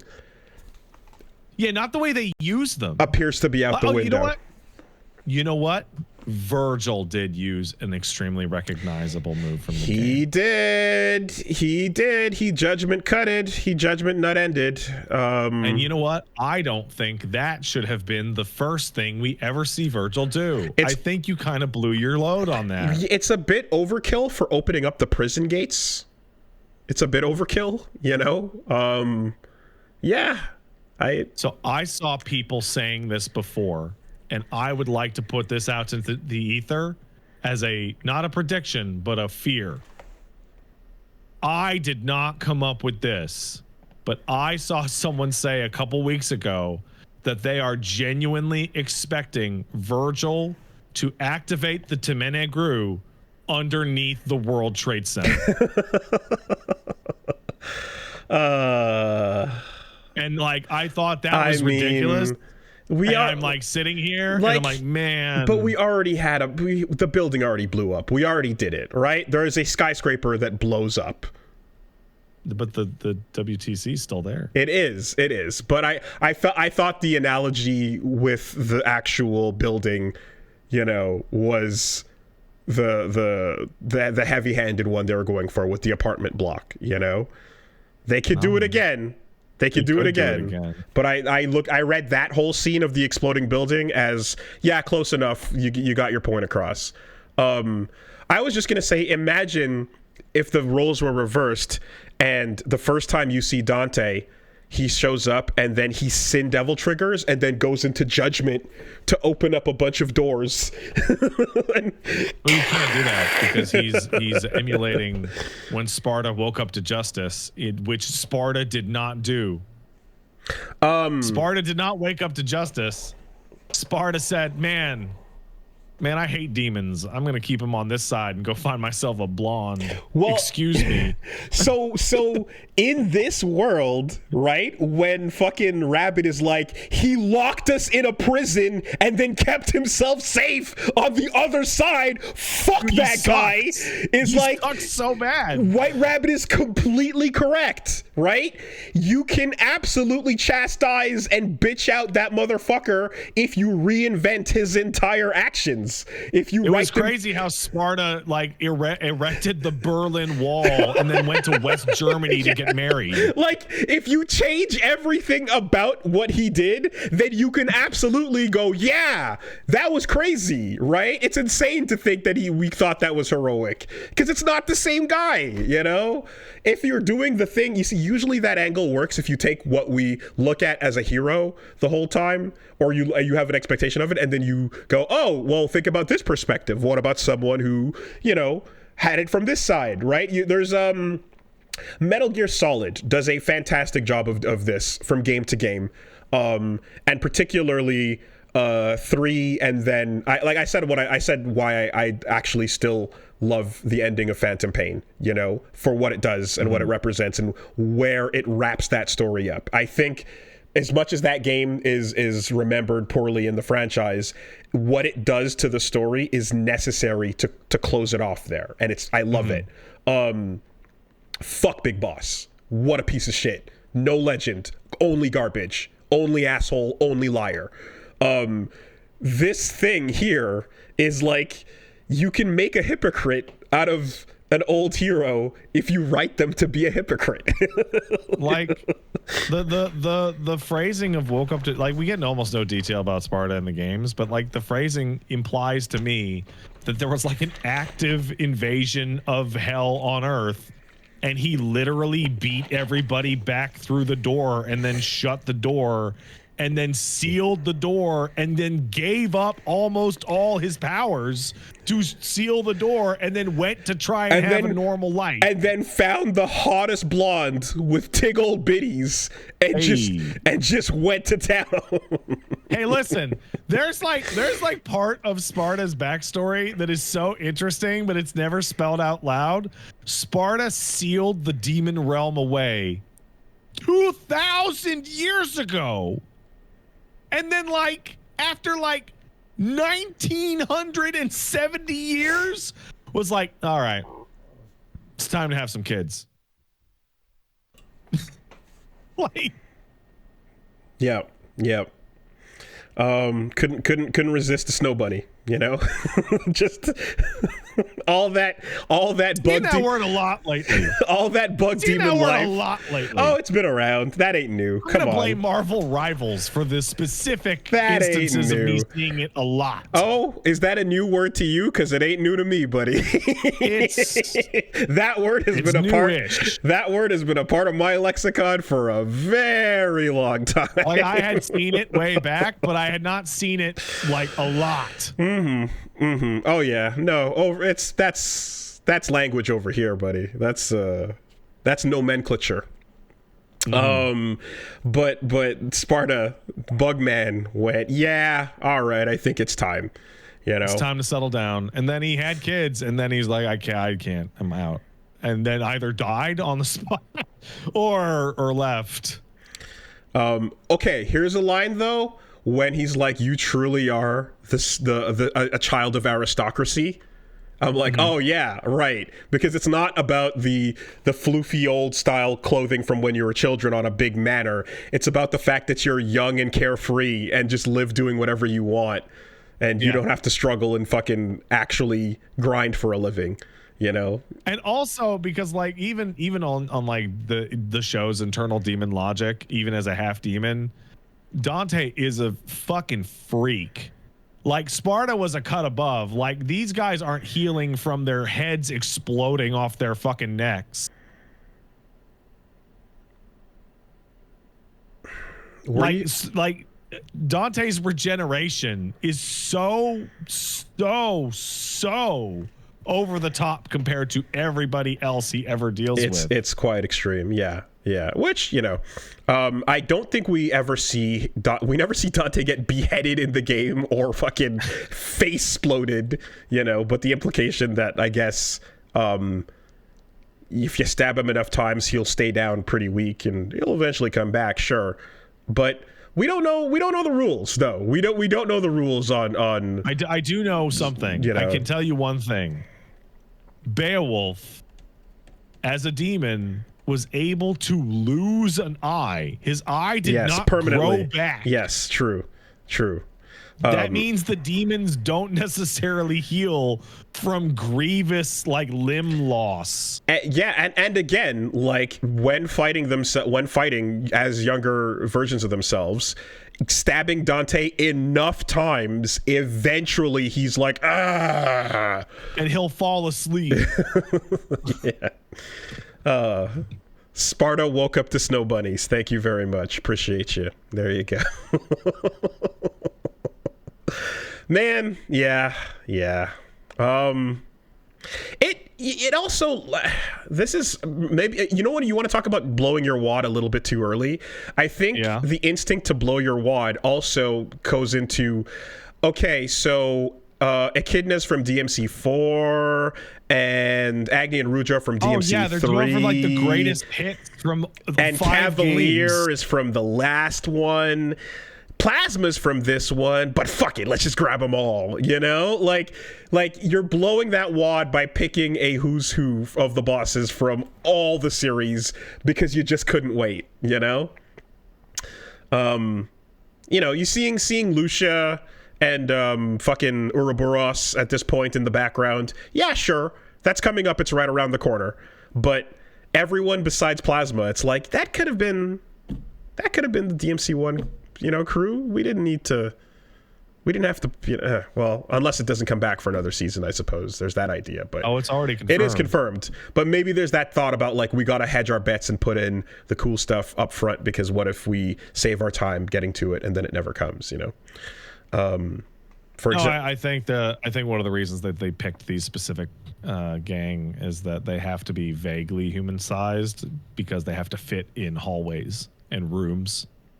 Whereas if we do a second season where we're going to have the demon world, you can do Phantom, the big boys, Griffin, you can do they're big gigantic monsters. I guess so.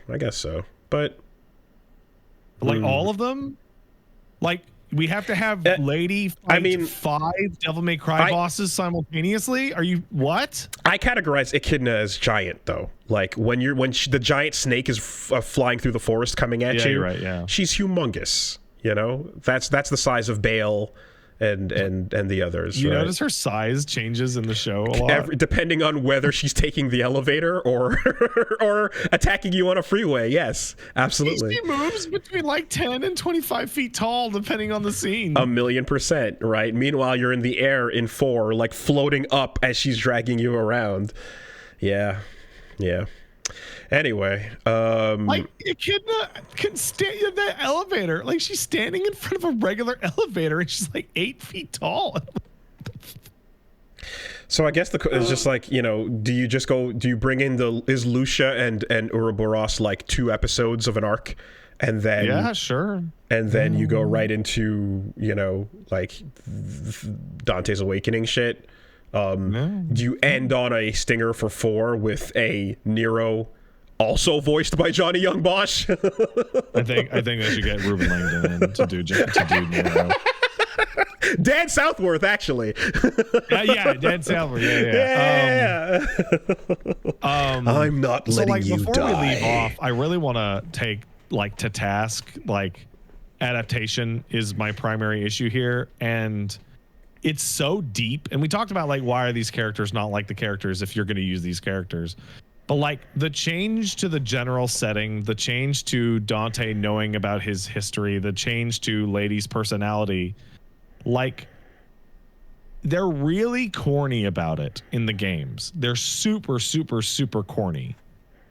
But they go to the absurd lengths to fit a phrase into the story, which is some variation of even a devil may cry when they lose a loved one, which now doesn't make any fucking sense, because all of these fucks is crying about their loved ones because devils aren't monsters. They're just people. Even the big monster ones are just people. Even a human may cry. Yeah. Because they're humans. They're just people. Like, are we going to get a flashback in episode 3 of the season 2 of like Phantom reading bedtime stories to their Phantom babies before Virgil kills them? Every one of the bats Nevin sends at you is actually someone she has a connection with, you know? People may cry. It's the name of the fucking thing. People may cry, man. Yeah. I know that this is not 100% this, but there's at least a little bit of this present, which is, you know, especially, let's say, more than 10 years ago when a licensed thing got adapted to be a movie, and then a writer's room walks in, looks at the video game script and goes, this is dog shit, we're starting from scratch. We have a name and a main character. Fuck everything else about this, right? Everything from the Leguizamo, Mario Brothers, all the way through to where we are today, you know, where the source material is barely a part of what gets adapted to the theater. It feels like a part of that, like, oh, this is dumb, throw this out. We're not doing this, right? It feels like a bunch of that kind of happened, which is like not the same feeling as quote elevating the source material while paying deep respect to the original works. I think we kind of get the worst of all worlds on this. I think Castlevania was an extremely good adaptation. May not have been the most accurate in some ways, but I really liked it.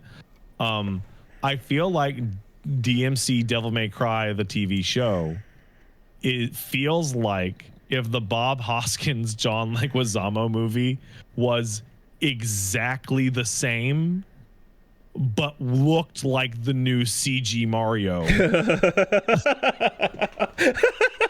Like the plot and dialogue was exactly the same, but it happened to look exactly like Mario, and you'd be like, this is fucking weird. I think we're both on the same page here, where it's like, yeah, if this was not called DMC, you know, it could have been fine and we could have been on board. Or if it was a recognizable version of the characters that doesn't feel like it betrays what they are, while adding a bunch of other shit to that, then you could be like, all right, I don't like that, you know, like, I'm a fan of the old things and we care a lot about those things, so you want the things that matter from the old thing to be a part of it. But if you see someone come along, change stuff, but you end up still getting something pretty good and ultimately faithful out of it, then you can quell that feeling a bit, you know? That's not what we got here. That's just not what we got here. And yeah, that's a bummer, because you're ready to accept some change, but it's gotta fucking hit, you know? Yay. Well, hey, shout outs to, Papa Roach and Evanescence. Getting paid. You know? Good for you guys. You dropped a fucking crazy train. Not crazy train. Whatever. Come my lady, come my lady. Butterfly. They got paid. You know? Crazy town. Good for everyone who made money. Enjoy your money. You probably worked really hard. All right, let's take a break. Yeah.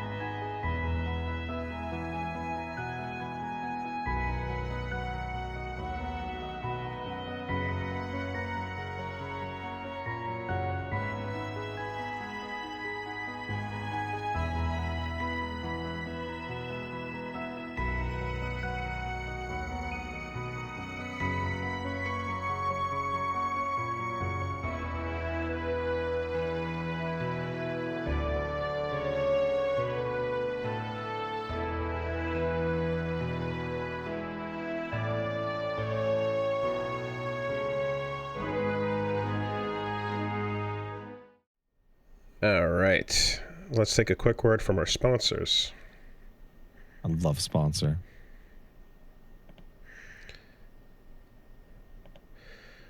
This week, Castle Super Beast is brought to you by Hero Forge. Oh, man. I was just telling Paige about this a couple days ago. Yeah.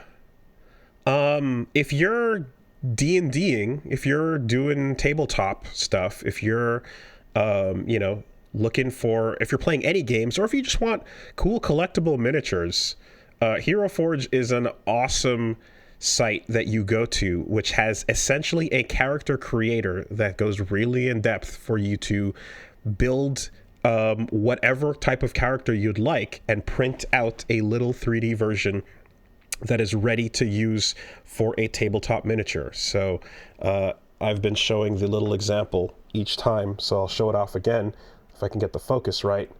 There's little Monk Wooly, and cool, man. You got the paint applied right on it because it's 3D printed in with the color and details that I selected.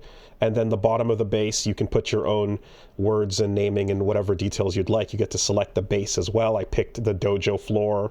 I picked all the little details, and I even got my hair to be dreads with little blonde tips on them. So you can really go in depth with it. And a recent update that they've had is the face customizer, which lets you go in for further tweaking on different areas of the scalp, eyebrows, nose, jawline, and more. So if you really want it to look like you, they have a lot of preset faces you can pick from, but if you want to fine-tune those details, you can go in as well. Like any good character creator, right? You have some broad things if you just want to click and quickly make something. Orc.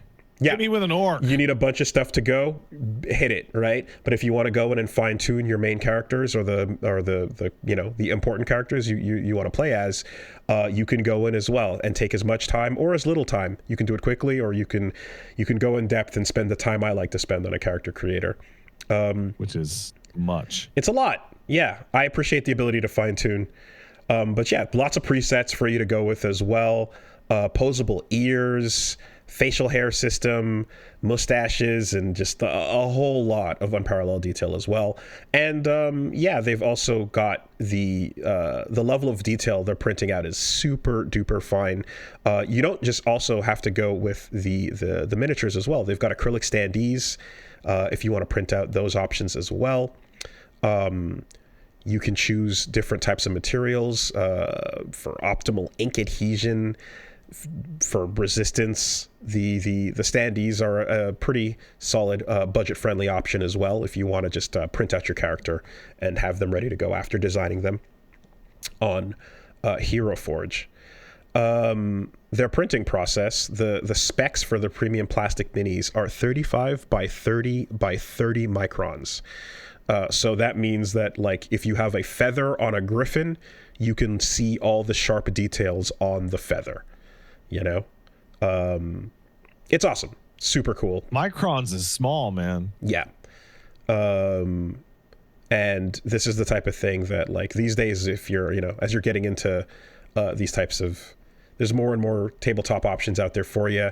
Not just fantasy, there's sci-fi options as well. Your character can be kitted and outfitted with all kinds of science fiction accessories, and just like, again, a broad category for all types of tabletop games. So go check them out. Legit an awesome service. You can use code CASTLE at checkout to get 5% off all orders of physical miniatures as well. So yeah.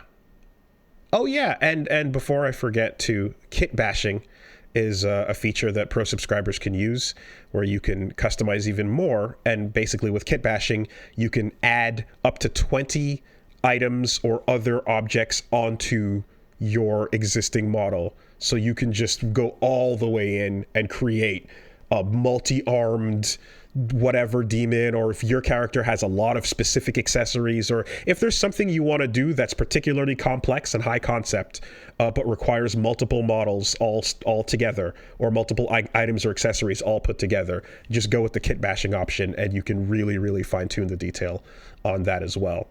You know, if you want to have your Athena holding Nike, the goddess of victory, in her hand, you could have your little, you can do that. So yeah, the kit bashing mode is a pretty awesome feature as well. So visit heroforge.com to start designing your custom miniature today. Check back often as well. New content is added every week. And don't forget to use code CASTLE to get 5% off all orders of physical miniatures. Thank you, Hero Forge.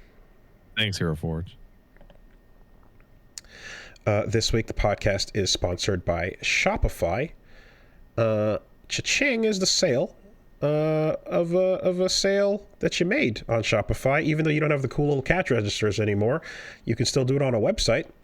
And in particular, these days, if you're looking to get your own shop off the ground, if you want to figure out how to take a thing that is in front of you or somewhere else and get that to people, it has become more and more cumbersome and more tricky, and there's a lot to keep track of as you scale up your business from your first to your millionth sale. There's a whole lot of figuring out where, who's buying it, how you're getting it to them, what your metrics are, how to integrate that into social media. It is a lot, and that's where Shopify comes in handy. It is an award-winning implementation of, basically a checkout that is ready to go on all your social media if you want to implement it that way. It is one of the best world-leading brands behind checkouts behind multiple brands like Allbirds, Skims, etc. And they have award-winning customer support as well to help you out with whatever you might be looking for. It tracks your data and metrics for your shopping, sales, and everything like that from all scaled sizes of your business. So if you want to get online and if you want to figure out, like us, how to sell a t-shirt, Shopify is the easy way to do it. Lots of available templates as well if you want to create an online store with your own design tastes that match your brand's style. So check them out. It's the commerce platform that is also behind Mattel and Gymshark. So there you go. Those are some names. Turn your business idea into you can get sales going with Shopify on your side. Sign up for your $1 per month trial and start selling today at shopify.com/superbeast.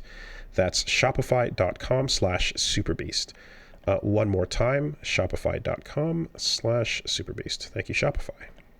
Thanks, Shopify. The podcast this week is sponsored by ExpressVPN.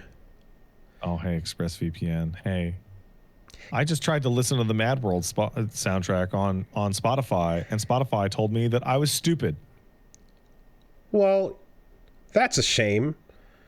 That sucks. Were you trying to listen from an illegal territory? I don't think Canada's an illegal territory. Ask them. If you will never get to be ruthless. Wrong soundtrack. You should have said you'll never be able to get it up. Get it up. That's sure, the joke. Sure.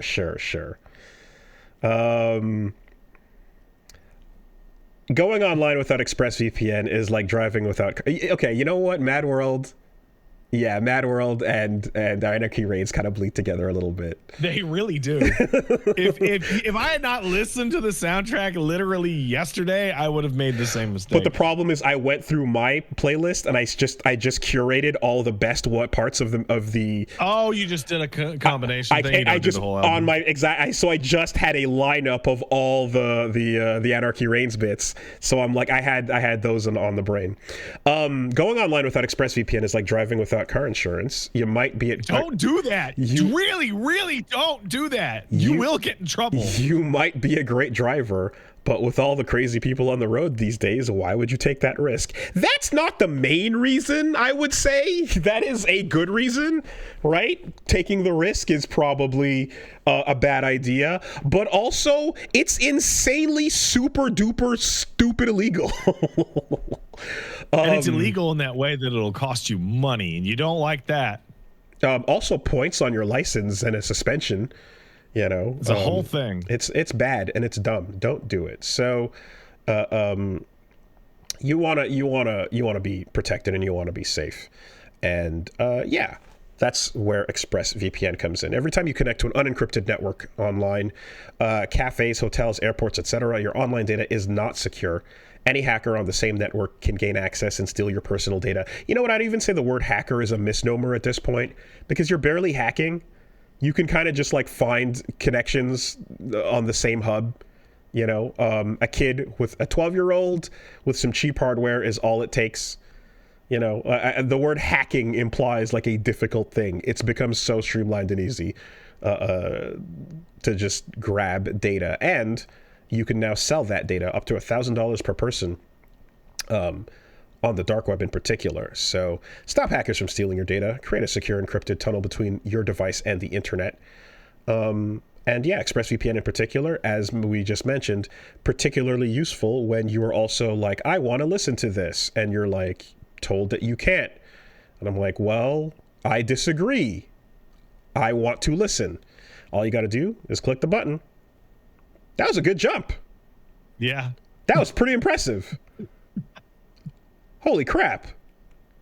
I've seen Boost struggle quite a few times in the few days, you know? Like, yeah, no. If he feels like it, he can. He can actually get it done. I have something to talk about that in a second, actually. Okay. Well, listen, you know, you need to get yourself protected. So yeah, be sure to check out ExpressVPN and make the leap like Boost just did. Over to ExpressVPN. Secure your online data today by visiting expressvpn.com/superbeast. That's expressvpn.com/superbeast to find out how you can get up to 4 extra months for free. One more time, expressvpn.com/superbeast. Just used them a week ago when I wanted to watch YouTube, and it said nah. So I'm like, all right, I disagree. Boop. Problem solved. Thanks, ExpressVPN. Thanks, ExpressVPN. And last but not least, certainly this week, the podcast is sponsored by HelloFresh, your solution to skipping trips. To being hungry. Skip trips to the grocery store. Get the food that tastes good, is easy to cook, fun and affordable, right to your door. Pre-proportioned ingredients, seasonal recipes, lots of options, and just cut out all the annoying parts of keeping alive with food. Keep out, you know, food can be fun, but there's a lot of trouble that comes from the cost, from the shopping, from the groceries. Old-fashioned word, groceries. Tired of figuring out what you're going to do? Well, then, yeah, check out one of their 50 or so wholesome, hassle-free meals you can choose from each week that can be delivered to your door. Also, there's ready-made meals to go that you can have prepared in just 3 minutes, the same high-quality ingredients and restaurant-worthy flavor. So you've got options there, too. Prep and bake meals are ready to go with minimal mess and 5 minutes of prep. There's if you want 3 minutes, 5 minutes, 20 minutes, like you've got all versions of what you have time for here. You've got over 100 add-on items to choose from that you can add to your weekly box, quick breakfasts, packable snacks, beverages, and more. So, whatever your particular needs are, they've got a lot of options for you to customize. And again, everything is always delivered fresh. So, huge fan of the ability to finish a long podcast like today, and then get some chicken pesto pasta going with minimal amount of time, because the less energy I have, the less energy I want to put into preparing dinner. So I appreciate it when it is pre-sorted. You can get up to 10 free meals from HelloFresh and a free high-protein item for life at HelloFresh.com/SuperBeast10FM. So that's one item per box with active subscription. Free meals applied as discount on first box. New subscribers only. Varies by plan. One more time, that's up to 10 free HelloFresh meals. Just go to HelloFresh.com/SuperBeast10FM. That's America's #1 meal kit. Thank you, HelloFresh. Thanks, HelloFresh.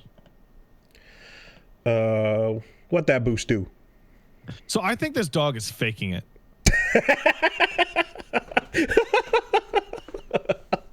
I think the dog is faking it. The whole thing. It's a ruse. Yeah, the whole thing. I think he's just pretending to be a little baby, so I carry him around. So, Wooly, do you remember when you were at my house? To be fair, next to my breakfast nook that you fixed. Thank you. We had the back door that had like a screen door that would go across, you know, for like the nice summer weather, right? Mm-hmm. Yesterday, this fucked up dog busted that thing off of its hinges and just dove right through. So I was taking a shit and I just heard Paige go, no, Boost, no, and I fucking run out, like, you know, you do the fucking like, and I look out and the door is off its hinges, like off the sliding track on the top and bottom, and the screen's just hanging out. And Boost is just sitting in the sunshine going, Just so you know, anytime I want to, you ain't stopping this. Ridiculous. Yeah. And he also, Paige was like on her phone. She was like, you know, doing a text message, and the dog leapt over her outstretched arms to plop like on top of her elbows. Mm-hmm. Mm-hmm. I feel like, considering the amount of uppies you give, Boost is absolutely. I give him some uppies. You give so many uppies. The Boost is like, yeah, fuck it, carry me. I ain't saying shit. The ruse is absolutely on, and you know, faking it. He's spoiled for it. Why wouldn't you? Why wouldn't you? Maybe I spoiled him a little bit. Maybe just a little bit. Anyway. All right. So aside from watching the Devil May Cry anime. Yeah. Cartoon. Couple of animation. Adi Shankar animation. Couple other things. You can definitely tell it's his style. Couple other things for me this week. One, yeah, Reggie told me about there's a screening of an old movie that I've always been told to go watch, and thanks to him, he got some tickets. Me and some another friend and Foxcade went to go check out La Haine, which is French for the hate. Oh yes. 1995 France film starring Vincent Cassel, which is Mr. Chevalier Victor from Tekken 8. So cool sword, knife, gun guy from Tekken 8, back when he was a young actor. Back before disastrous patch. Back before the patch, he was a crooked-nosed street punk, and it was all about, basically this life in the projects, police brutality in France, mid-90s, and it's filmed all in black and white, very, very Taxi Driver, very, very Train Spotting, just rough life on the streets, and the boot marching down on people trying to survive in the hood in France in the 90s. And very, very good, excellently shot movie with some beautiful cinematography. especially, again, anytime something's done in black and white and it's done well, you have to just consider like the extra attention to detail put towards contrast and use of gray tones and such. Like, as we described, Akira Kurosawa with like a masterful use of blacks, whites, highs and lows and mids. Same thing here. Some really impressive just panning shots and camera work, and overall a gritty, pretty awesome movie. Really old classic, La Haine. I definitely recommend it if you are somebody who, you know, likes the vibes of, again, Taxi Driver, Train Spotting, you know, things like that with an old grit to it. It's just especially kind of, there's one bit that's, it holds up well, but there's one bit that's so funny and interesting, which is just, you know, there's that skit about how Guy Ritchie movies are just like extremely low stakes for a very, very small amount of money. Yes. And the feeling here of like a bunch of kids getting mistreated and abused by cops and just getting roughed up and stuff. Like, I've also heard people kind of say like, oh, if you enjoyed The Wire and you want to see like what that kind of parallel is in a European context, you can watch this too. And I'd say there's a little bit of that there. Wire is obviously much more fucking, you know, camera on the street real with it, but here it's just so funny because one of the major conflicts of this great movie is like the location of one gun is missing. Yeah, okay. And it's like, oh my God, did you hear that a gun is missing? You know? And it's so much higher like urgency, and I can't believe it. It is a firearm. Wow. Out here in these European streets. Well, you want to know where your gun is, man. And boy, it's just not the same thing in North America, is it? You know, America in particular, it is just not the same level. You know, anytime I see videos where it's like, you know, when you see those videos of like someone going nuts and then the cops show up and then they have like the little like extended man catcher that pins you to the ground, and you're like, oh shit, Japan, what is that? You have some tech for like, you know, safely stopping somebody from a distance that doesn't involve just blowing them away. That's pretty impressive, you know. There's a little bit of just like, whew, you know, if only I wish the stakes could be this low nowadays. Yeah. When watching this old movie, you know, like it's great, but man, those stakes are low by comparison to today. So, pretty good, and shout outs to seeing this like what is essentially like, imagine like Kuno plus like a couple years, and right is what Vincent Cassel plays, and then that aged into this distinguished beard and just the ultimate like silver fox that hits you with heat engagers. Jai! And replaces Noctis in Tekken 8. It's wild to see such a dignified person in a role where you're just fucking street urchin, you know, scumming it up. So yeah, go check out La Haine. Very, very cool. And yes, hate is féminin en français. Mm-hmm. That's what Fox was asking about that. It's just like, wait, so is everything gender? It's like, yeah, everything's gendered. Everything. That table has a gender. That's correct. And hatred has a gender, and it is female. I also was playing some Cyberpunk, got a little bit further into Phantom Liberty, and so now I feel like I've met a lot of the major players, maybe all of them, maybe not, but at the very least I've been introduced to a solid cast of characters, and it is awesome. It's really cool. It's definitely like, I can feel how it's DLC, so you can feel the quality improvements, you can feel the, you know, the bits and pieces where things are kind of happening a lot tighter narratively. And everyone that's been introduced so far in this DLC has been awesome, super fantastic. And it's a little bit like now that I've also played, I've played a good bunch of the game on its own, and then off camera I've played a good bit as well. I have a feeling for like the skeletons and the bones of what it is running around this open world, and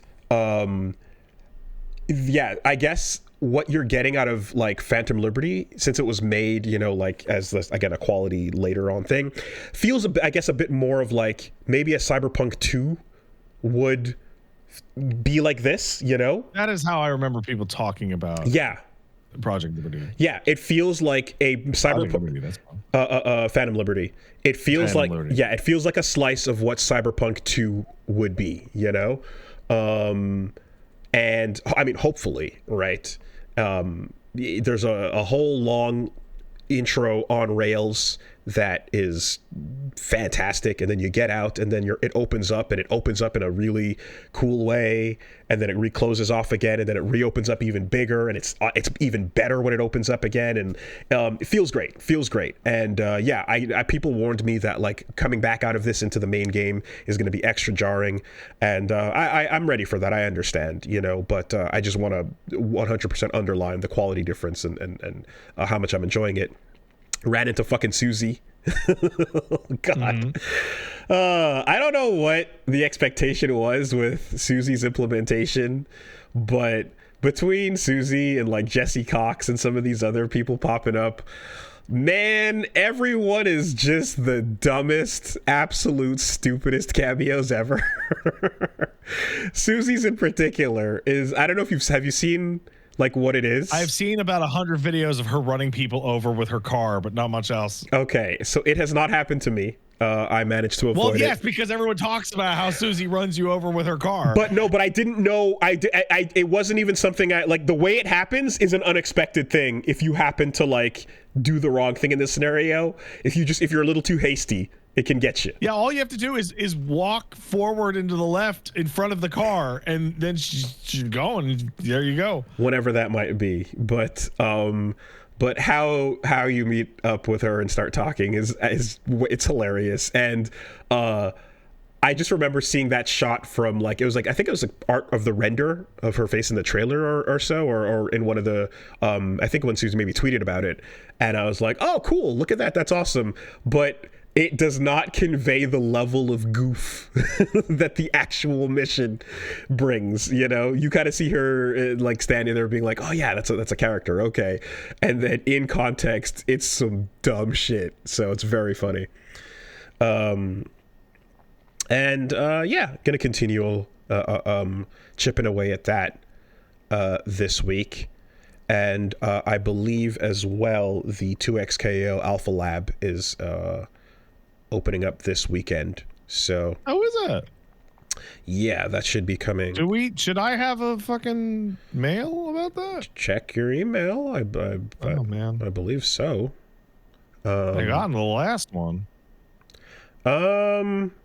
Well, I know I got mine, so if it's like last time and they give the extra, then yeah, you can just. Oh, I'd appreciate that. Yeah, sure thing. And because all that shit I do, maybe. Oh, I mean, I didn't piss anyone off just yet. So. Not yet, you haven't. We are in the clear. Oh boy. No, but anyway, so yeah, probably gonna take a look at that later this week as well. So yeah, Wooly Versus on YouTube and on Twitch, and check my socials for the schedule as well. Got a couple other updates too, and there's some stuff that's not confirmed yet, so I think that's it. Yeah. Anything else for you? Let's see. Well,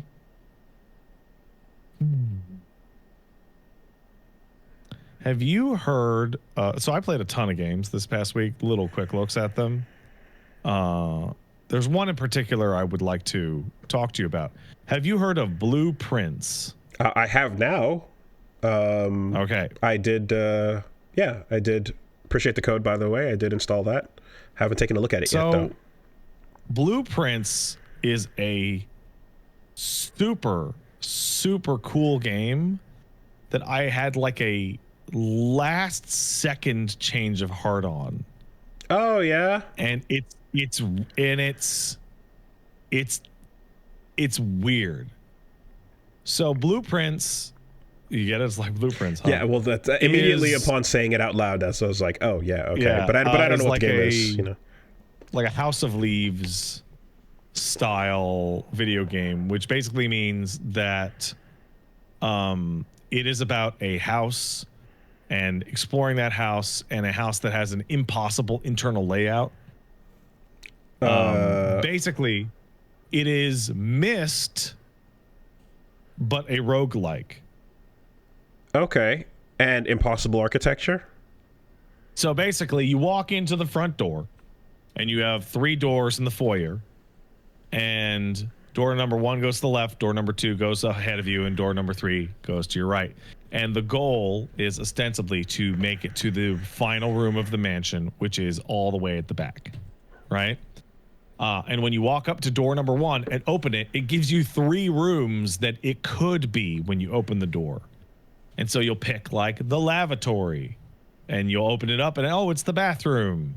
Or you'll open it up and it's the billiard room. Random or every what time? Have you. Different every single time. Okay. It like pulling it is the room equivalent of loading into a room in Hades and walking up to a power up. Okay. Like, don't know what it's going to be, right? So the billiard room has a puzzle in it, and that puzzle in it will give you maybe some items or maybe some information, and then you use those items or that information to continue and solve various puzzles throughout the rooms and make your way through it. In the first 14 hours of me playing that game, I was absolutely, completely enthralled. I have a massive list of notes that using the Steam Notepad function of what is in every single room. There's a notepad function on Steam? If you hit, if you bring up the, oh fucking Jesus! Oh my if you bring up God. If you bring up the Steam overlay, there's one of the options is notes, and it is a per game notepad. Dude, I have fucking pages of Lorelei and the Laser's Eye notes still. Dude, that is 4, 5, 6 pages. What the fuck? Oh my God, what button? You go to the Steam overlay, and it's one of your default options there. Son of a bitch. Then you can also use the Steam overlay to look at all the screenshots you've taken for this particular game. So I have taken copious screenshots of every document in the game, every out of place item, puzzle solution I couldn't figure out, etc. And so the basic idea is that you are working your way through these rooms, and all these rooms have, you know, a lot of them have puzzles or they have characteristics. So like there's a room called the gym, and what the gym does is nothing, but when you walk into it, it takes more of your character's steps, which is essentially your health. Okay. Because you only have 50 steps to go. Walking into the gym takes more steps away from you. But the gym is a T intersection, so it's really good to use to navigate around because you guarantee yourself to get 2 doors, right? So you're moving around, you're drafting rooms, you're trying to figure out a way to go to the end, but you can never be sure what's going to load in. So you're trying not to dead end yourself, but if you do dead end yourself, there's probably something in one of these dead ends that will give you more context or a clue to a puzzle or a hint as to some kind of meta progression that you can do. So exploration is rewarded. Possible permanent upgrade. Okay. Right. And so, and are you mapping your path, or is there a map that you get for your path, like as you move through? Yeah. So you hit R2 and you see the map, and it's like a 5x9 grid. Okay. But every single day, when you run out of steps or hit all dead ends, you restart the day over, start completely over, and then the layout is different completely. Okay. Right? Oh, I see. And so you'll get into situations where you're like, well, listen, I did dead end myself completely. Right? Like, the path forward in this room leads to the wall of a different room, so I'm now dead ended. I can't continue. But I did find a breaker box that taught me how to manipulate the power level in different rooms. You know, and now I know that, oh, I could turn the power back on in a different room if I run into the out of power room and the breaker box. And that means that I could go turn that on and then go back to the earlier room and do the puzzle there, right? So it's all like little meta progressions and figuring out what rooms have puzzle solutions to connect to each other and which ones have meta progression to connect to each other. And there's also like bonus like lore that require puzzles to solve, but require significantly more like not external knowledge, but like pieces from different places. And it's super, super interesting. This sounds a lot like Lorelei and the Laser Eyes, actually, that I was describing. Yeah. So it is. Before. It is. It is. I think it's called Betrayal on the House on the Hill, the board game. Okay. I believe you played that. Yes. Yeah. That game's great. That is how you put rooms down. Oh, that game rules. Okay. Like that exact situation. Sick. Right? Combined with Myst. So it's kind of like Obra Dinn or like Outer Wilds, in which like knowledge is the most important thing. Like you get items, and the items are stuff like, you know, you don't need a key to open up a chest. You can just smash the lock. Interesting. Or you get a magnifying glass that lets you examine, you know, parts of text more accurately, right? Stuff like that. But it's primarily about like gaining knowledge and recording knowledge and figuring out puzzle solutions. And what they do something really interesting is, say there's like I'm gonna obfuscate this. There is a puzzle in the billiard room that you can solve every single time, right? That once you understand the logic behind the puzzle in the billiard room, you can just solve it every single time. And to fight that, every single time you do that puzzle, the next time you encounter it, it upgrades to a harder version of that puzzle. Okay. So that room used to be a gimme for me.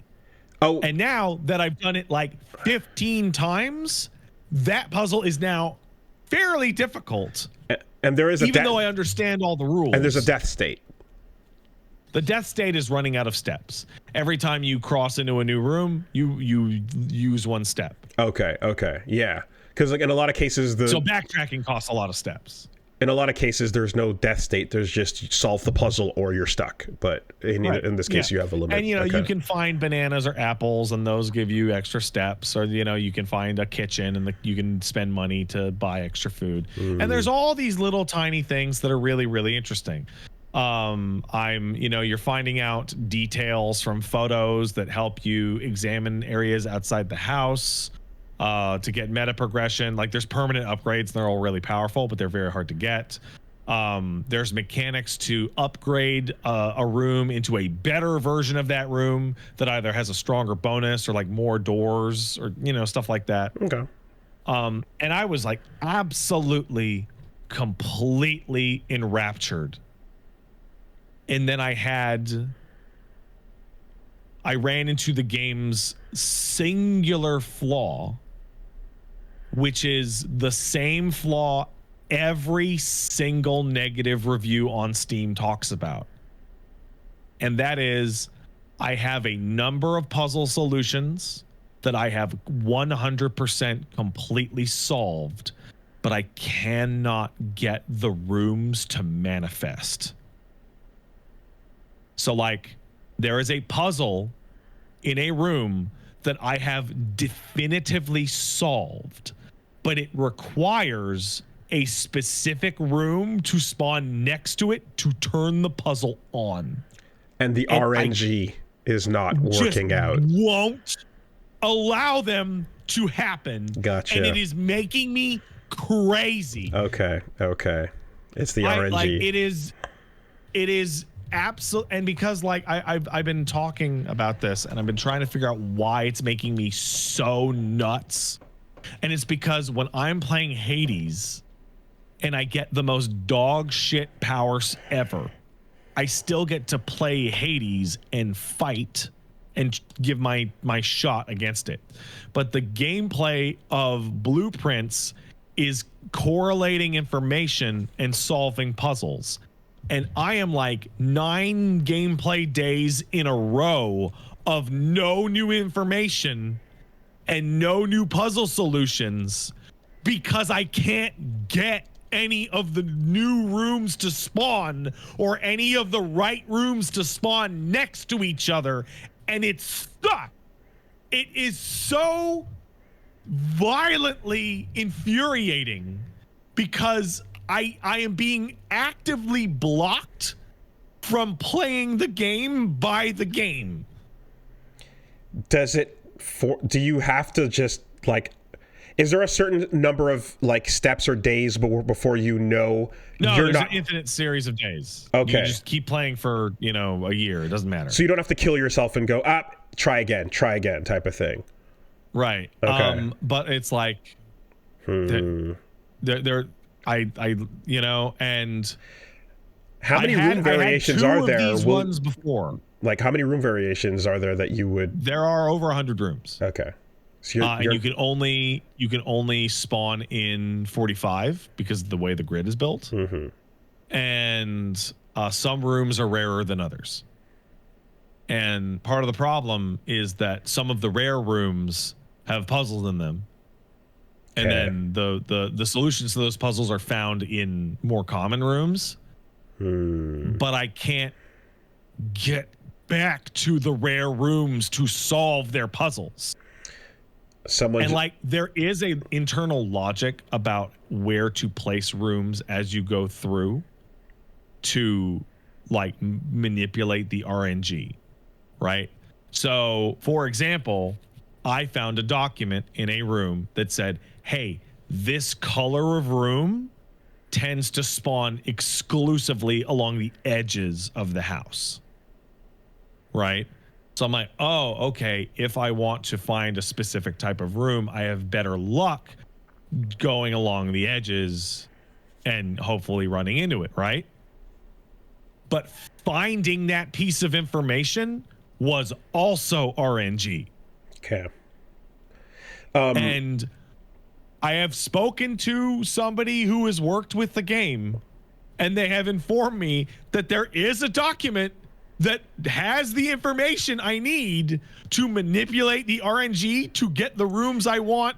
Someone said, but I can't find it because it's RNG. Someone said this is a problem that solves itself if you keep going, but I guess you have to RNG that solution to then get rid of the RNG. For like 4 hours a night ago and achieved no progress. Okay. It was so frustrating. Yeah, okay. I had that happen to me a bit in terms of long session, no progress. I had that happen to me in Mortal. Yeah. No, wait, not Mortal. Barbuta, the first one, where it just takes a while to even figure out what the puzzles are, and you could just walk in circles forever. That sucks if it's fun otherwise. And the problem is okay, I have played Gungeon a lot. Yeah. I have played Hades a lot.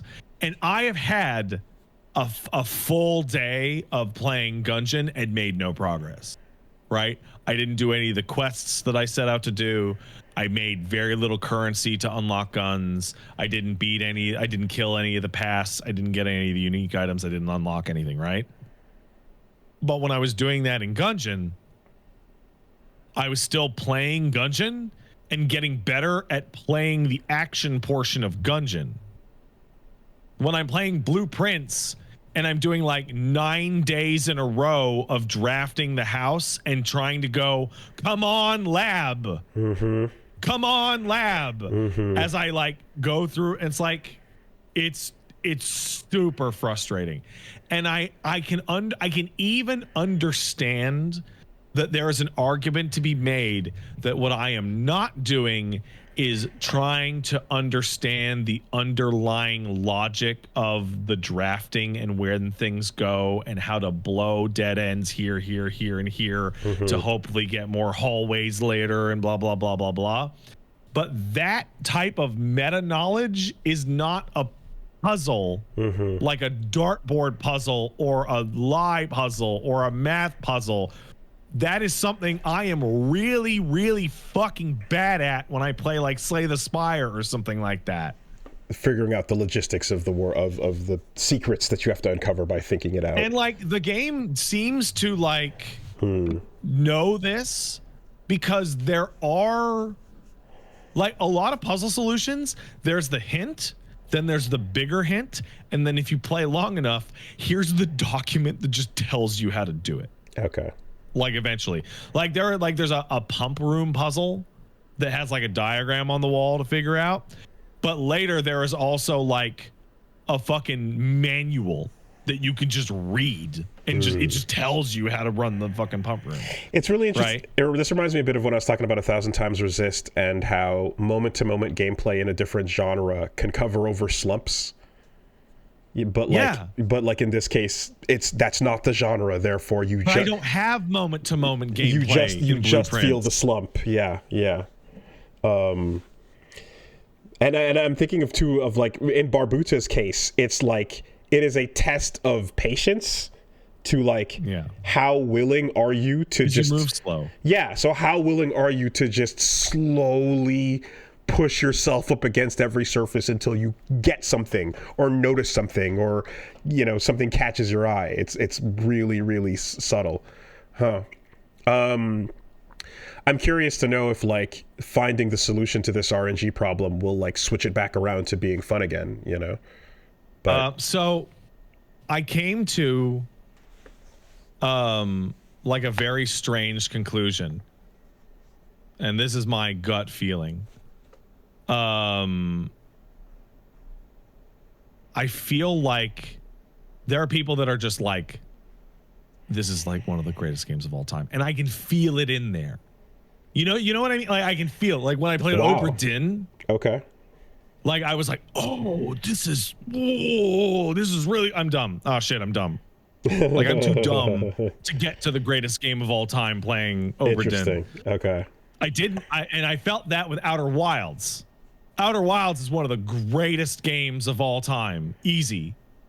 And I was smart enough to do everything in Outer Wilds. Can you open up notes on Steam Deck too? Yeah, it's part of the Steam overlay. The whole thing. Okay, that's sick.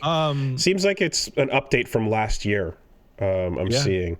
It's been around for a bit. Okay. So also, I'm realizing that the moment I opened up some games that doxed me by showing my address when I clicked on Steam Overlay, I turned Steam Overlay off and try to keep that off as much as possible. Doesn't that fuck up controller support? For some games it does, and for some games it doesn't. So I do it on a case-by-case basis, but there's situations where if I leave Steam Overlay on, playing and hitting the wrong button will fucking dox me. So that's a reason why I don't see a lot of Steam features. Yeah. With Blueprints, I feel like there is a variation between this is maybe the greatest game ever or this game is brilliant but extremely flawed from people that I've seen beat it or given up on it. And I feel like, remember everyone, this is me talking about my feelings. This is not objective. I feel like the determining factor is whether or not the RNG went easy on you. Is there did you get the rooms you needed when you had the information you had, or did you just run into like conclusive cock blocks over and over and over and over? Well, you implied that there's almost like a pity system, right? Where if you can't figure things out, eventually the hints get bigger and bigger and give way. But the hints. So here's the thing: the better hints are in rarer rooms. Okay. So like, there's a room called the Office. The Office I have seen once. And in the Office, there are documents that just tell you how to solve some of the puzzles, right? Now, I had already solved all those puzzles, so that wasn't the biggest deal, right? But if I had been struggling, and then had a good run and got to the Office, hey, I would have, managed to, get solutions, then I'd be able to go back, blah, blah, blah, right? And I know today, without a shadow of a doubt, that the developers acknowledge that this is a problem because they patched the rates of rarer rooms appearing today.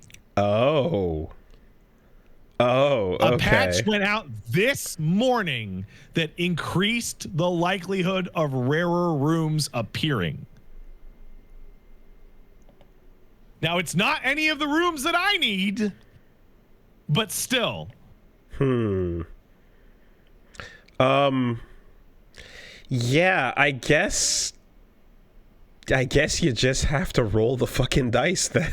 Like that. That's the thing. Yeah, that sucks. Is that it's like games can incentivize you with a carrot or with a stick. I have finished my carrots.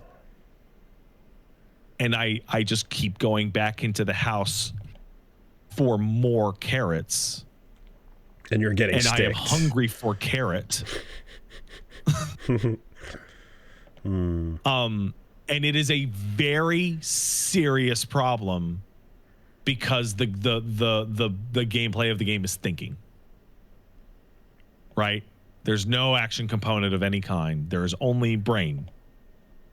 But like I need more information or I need more levers to pull. I need something to actually interact with.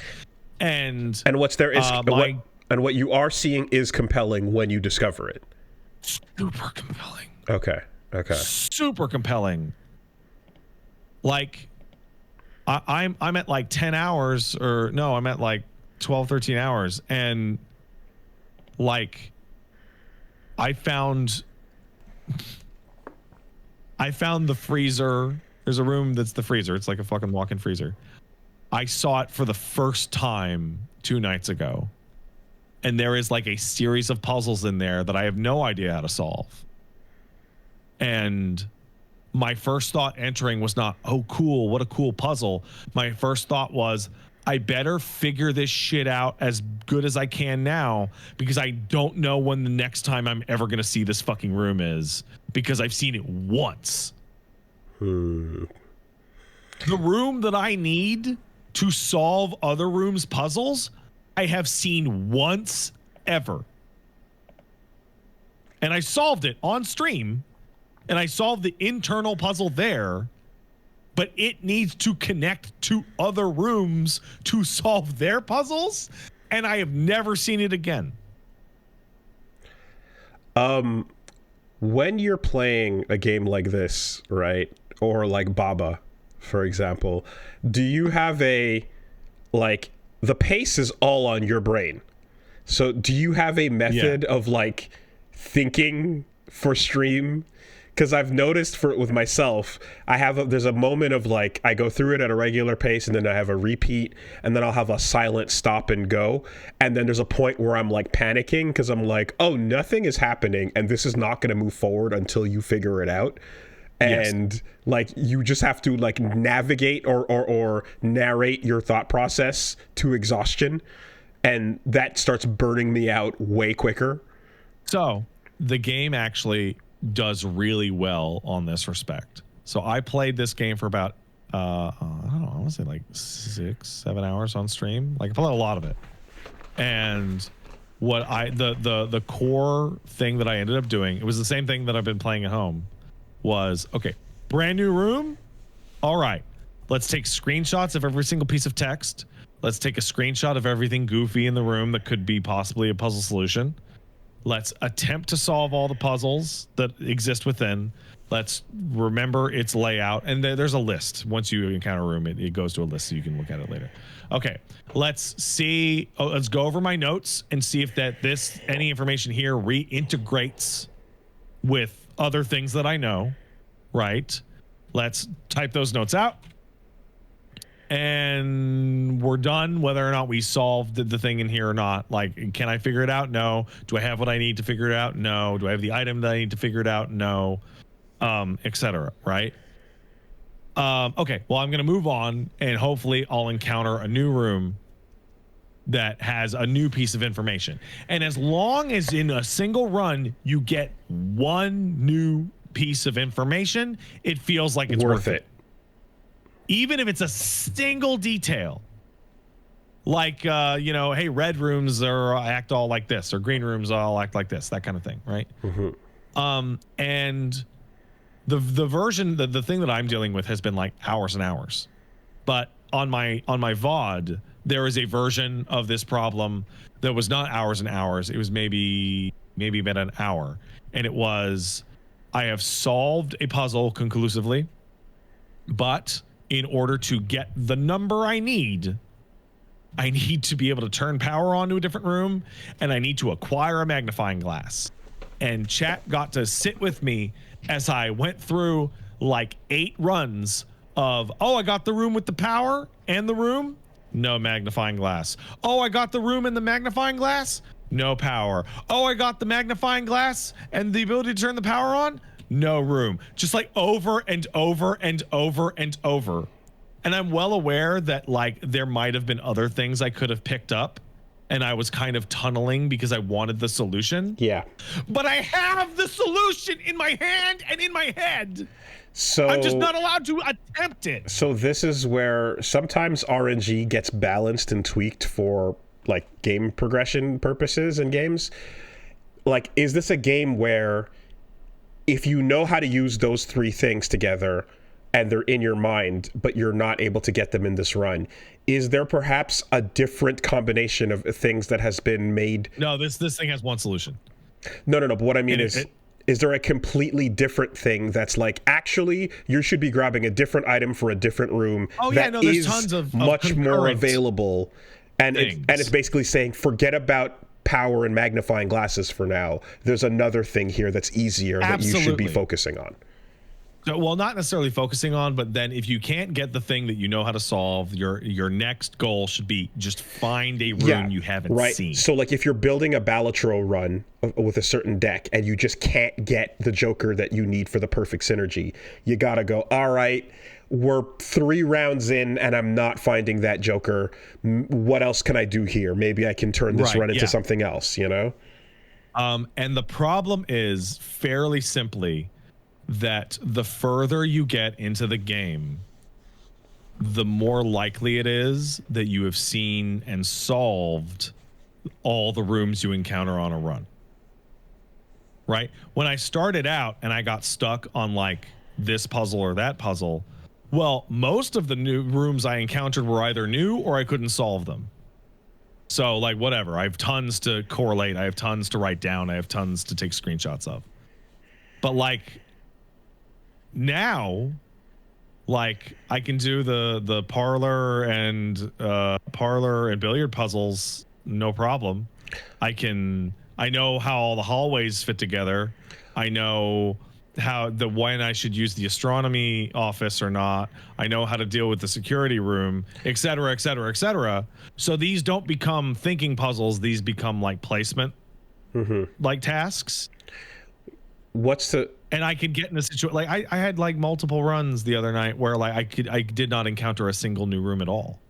So I had no new information to take. But I also didn't encounter enough of the rooms that would allow me to solve any of the puzzles I already had solved. What's to stop you from just like doing a no solve, just exploration step run where you just move and recount and regain steps and like keep it going? Nothing. It's really hard to regain steps. Okay. Like it's quite difficult to regain steps, but like every single run is kind of that, is try and get as far as you can and try and see as much as you can. And it's just like, and there's like multiple like very large things that are outside the core progression that I can see and I'm working my way towards, but I haven't quite gotten there yet. Okay. And I feel like stuck, and it's not stuck because I don't have the information, and I'm not stuck because I was too dumb to solve the puzzle. I'm stuck because I can't get the puzzle to show up in front of me, and that is insanely frustrating. And so and this is where I go back to saying, like, in most cases a game will say, if you have the solution but you can't if you have the solution, or you have to wait for the RNG to work out in your favor, and neither is working out, there is a different thing that you could do, but you just have to like not tunnel vision and kind of like walk towards that other thing, right? Even like Fear and Hunger, weird place to compare it to, but I feel I kind of already understand what you're going for. Fear and Hunger, you'll load up and be like, okay, I'm either going to fight to win something, or I'm going to just get information. And the information runs are based on like you're expecting to die, but you want to uncover as much fog of war as possible to be like, okay, now I kind of know what's going around after I exit this hallway and turn the corner, so I'll be aware of that. Or at the very least, you're seeking out, in this RNG example, knowledge versus like conquering the puzzle, and if the game does take pity on you in a way where it's like, you're not getting what you've learned already, I'm hoping that it's just like gonna reward you for pivoting and going towards what it is showing you, I'm gonna go back to it in like a couple of days when I'm not so frustrated. But like it is a level of frustration that I have like kind of never encountered in a game of this type. Usually the frustration is, fuck, I feel stupid. Damn, I can't figure this shit out at all. And I felt that a lot in Outer Wilds, because there were a lot of things I was like, man, I can fucking right. Yeah. I mean, yeah. And here I get to have that, but then I also get to have, hey, I am smart. Fuck, but I can't. I can't get a hold of it. Yeah, strange. But I mean, if you're saying that other people have also like negatively reviewed the specific things, you go to the store page, it's at very positive, or it was mostly positive. Every single negative review is saying I got stuck because I couldn't get the things I already knew how to solve. Okay. And it's like the game is immaculate and cool, and the vibes are great, and it looks incredible, and it's super slick, and the puzzles are great, and the taking notes and trying to figure out the mystery and figure out how to run the house. Oh, it's so awesome. Like right up until the game's RNG kind of fucks on you. I'm kind of reminded of how, like, when I finally got that I learned about the combo of like Hades, where you grab the spear and then you got the lightning re-zap on it, or so. Or like the archer, the arrow, and then you can fire double with the Daedalus hammer and stuff. And I'm like, okay, let's go. Let's look for Zeus once we get the spear. And then game's like, okay, you got Athena. Okay, you got Hermes. And no Zeus, and no Zeus, and no Zeus. And then you're just like, well, and then here's fucking Aphrodite. And I'm like, I guess I'll do the heart boon, whatever, But and then eventually you kind of go like, oh, well, okay, I can't use the heart with the spear, but I can use the charm for my dash or whatever. And then you start working into builds around using that or so, So I'm thinking that, the game might have somewhere that it pities you while not giving you what you're looking for. Hades is such a good example. So even in that run, even if everything is like, because I tried to do those challenges, right? It's like get all of the Zeus, things. It's like it can get really frustrating. But then at the end of the day, I can still go fight Hades and see if I can beat him. You can still do it, yeah. And like get the rewards off of that. Whereas here, it's like, no, you didn't get to play this run. And it's like, fuck. Are there any solutions that you just stab in the dark and just fucking pull off through winging it? No. Okay. No. Okay. No. It also has something that's like really like wildly frustrating, which is being able to go through a room and manage to get like what's a permanent upgrade, but then not being able to find the room that lets you cash in the permanent upgrade, and you just lose it.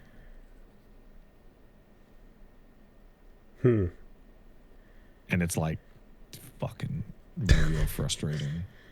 It's because they're rare. Okay. Oh, yeah, interesting though. Interesting sell. It's a super cool game. Curiosity speaks. And like, it feels like that fucking psyop meme of gamblers about to hit the diamond, right? Like the 90% of gamblers quit right before they hit it big. Yeah. And they're digging through and they don't hit the diamonds yet because they're turning away. It feels like that every run, but I've done like 9 days in a row, and I'm just like, oh. Like it's as frustrating as I've been with a game in like a year. Like I can't remember the last time I've been this frustrated at something. But the highs were so high, and I want those highs back. I want to go back to examining and figuring out shit in the house. Please just spawn the fucking boiler room. Oh my god. Yeah. My hope truly is that like we know we don't get games with true random, but actually just give me fake game random, which is mostly random but then skewed for fun, you know, especially after a certain number of like failed things, or things like not showing up after a while increase the likelihood of something else popping, you know. Chaos gates showing up after a while if you fucking, you know, if you don't take any or so. Yeah. Interesting. I think like the most like upsetting thing about me getting stuck like this is I've seen like 2 or 3 people in the chat right now going, that happened to me, don't give up, the game's great, just cheat engine 99 of the room reroll item so that you could just re-roll it over and over and over again if you want. Yeah. And I'm like, this should not even be a solution that someone conceives, right? This shouldn't be like change it till you get sucks. it. And then it's a suggestion that I went, oh, I guess that would fix it. That's not intended game design. No. Okay. Like I feel like it literally needs like a singular extra way to influence the RNG. Like anything. Whatever this RNG solution is. And apparently there is. I just haven't found it yet because finding it is RNG. Okay. I am curious though, duly noted on this, and everyone, and some people saying potential game of the year. It might be game of the year. It might be. Potential GOTY is always an eyebrow raise. I was like 100% on the game of the year like bandwagon, absolutely, up until a couple of nights ago. What like? Oh, the game of the year is inside Blueprints. Whether or not it wants to let you play, you just got to roll for it. Yeah. All right. Did you do anything else? Yeah, but I gotta take a piss really bad right now, so I'm gonna go for a second. All right, BRB.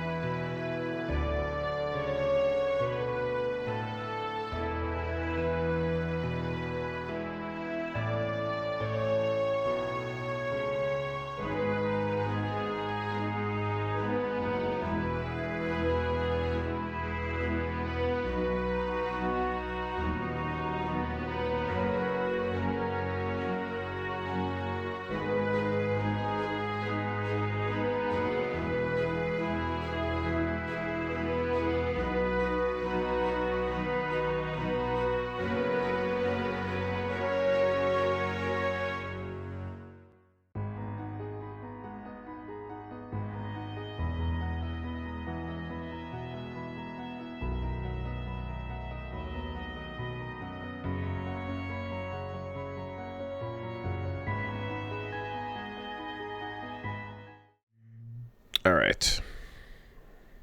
Hey, did I talk about Hollow Knight at all last week? Yeah, you mentioned that you were restarting. We talked about. Oh yeah, and we talked about the save file, the save data stuff, which I do have to say that like there were 2 points on that I didn't think of at the time that came up afterwards. Oh yeah.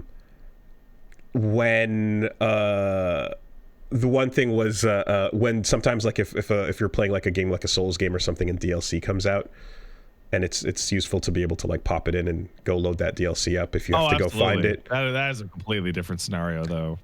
With Souls games, we have learned our lesson many times. And I'm remembering one time that I went to hang out with Shmup God Pat at his place, and he loaded up he was showing me the SMT series, and he loaded up saves from like DDS from particular moments to like sell stuff he was talking about, and like he showed me cool shit. Absolutely. That I was like, I am interested seeing that, you know, at a time when... What year was that? That was a long time ago, admittedly. Now you can just YouTube, admittedly. Now you use YouTube. Yeah. So I saw a comment somewhere that had responded to that, was like, well, I mean, sometimes I want to keep those save files so that I can like, you know, go into a game that I've completed and, you know, wander around and like, you know, have my memories.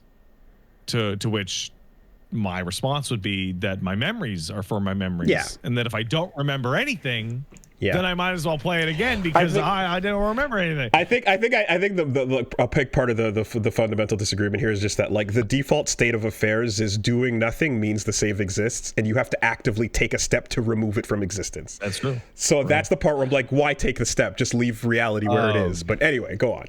My only thoughts on Hollow Knight is like, hey, you know what? Yeah, still the best to ever do it. Holy shit. Oh wow, just holds the fuck up. Holy fuck. Oh my god.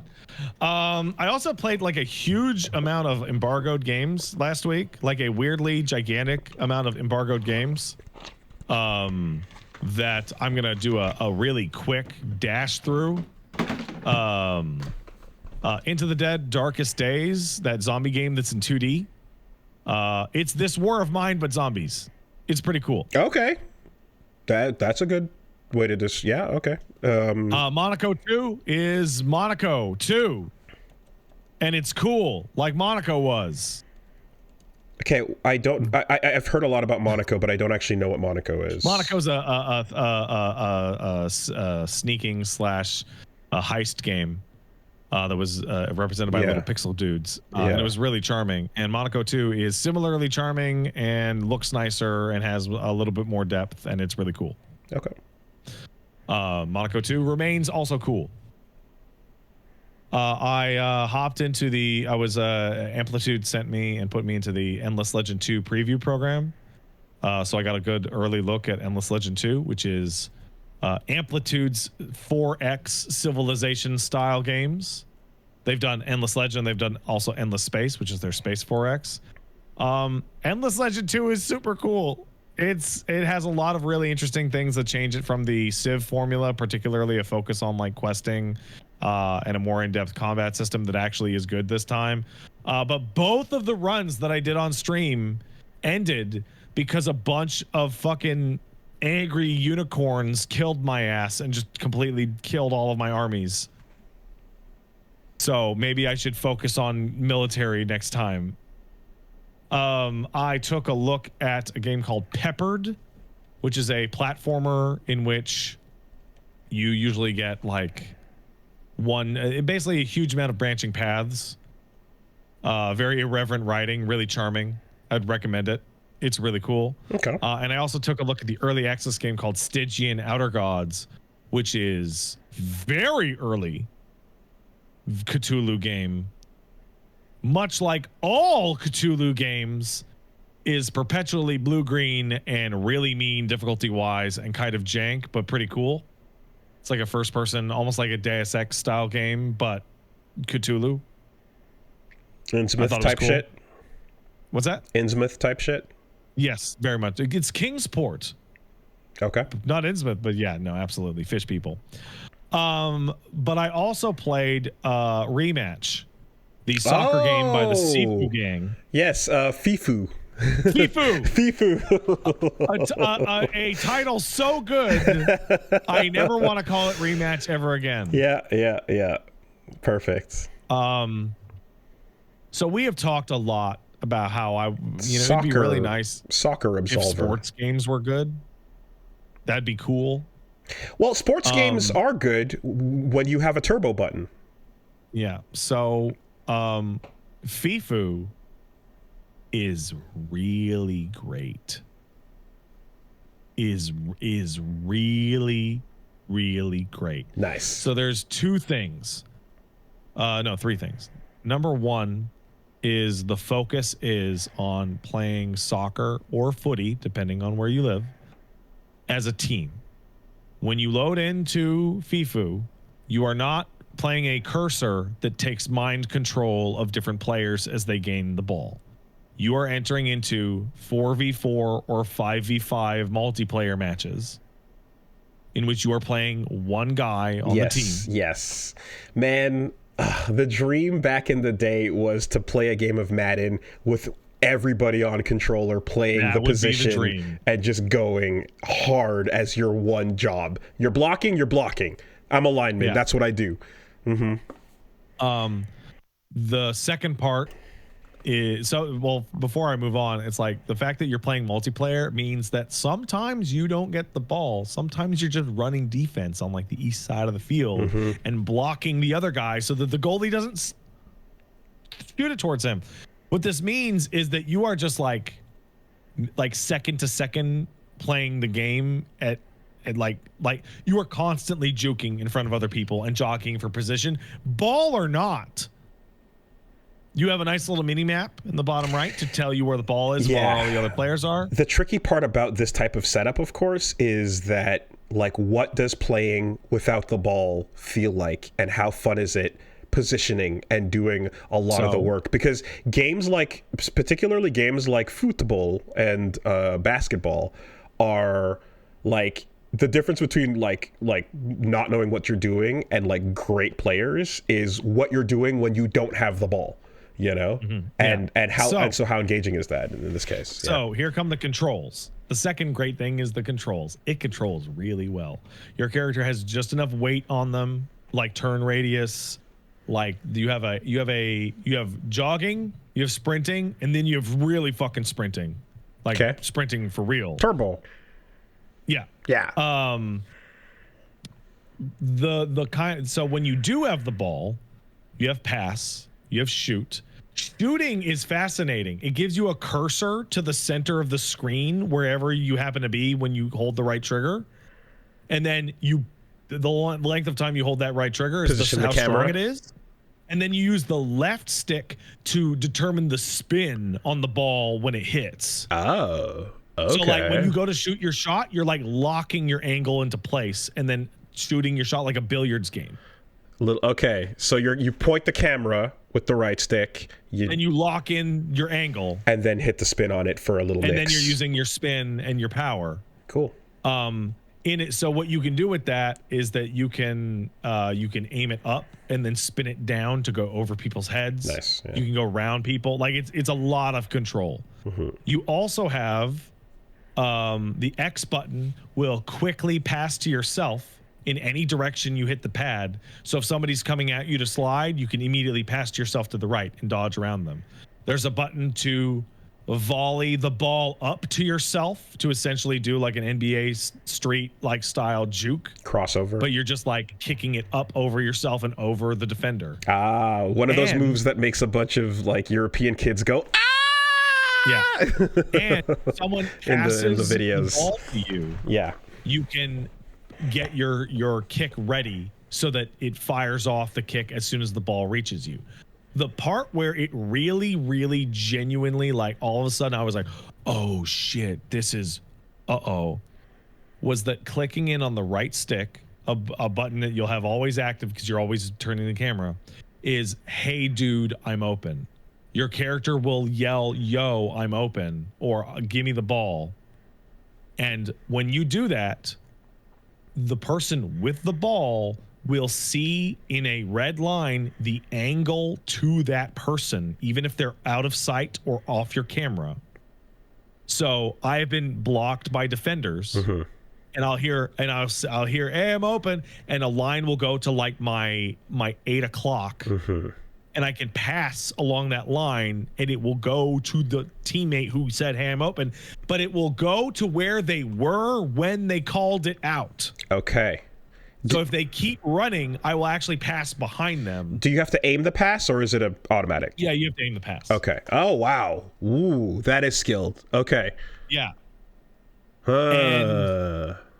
Interesting. Like, as a result, with all of these things, it just plays and controls really well. You're not like doing crazy styles and dunks, but like genuinely in terms of game feel, NBA Street is the closest I could compare it to. So that's genuinely. So that's interesting, because it's rethinking a sports game from the ground up, I guess, because a lot of sports games, admittedly, each genre has like had a take at it at this point, and there's a solidified way that it goes, right?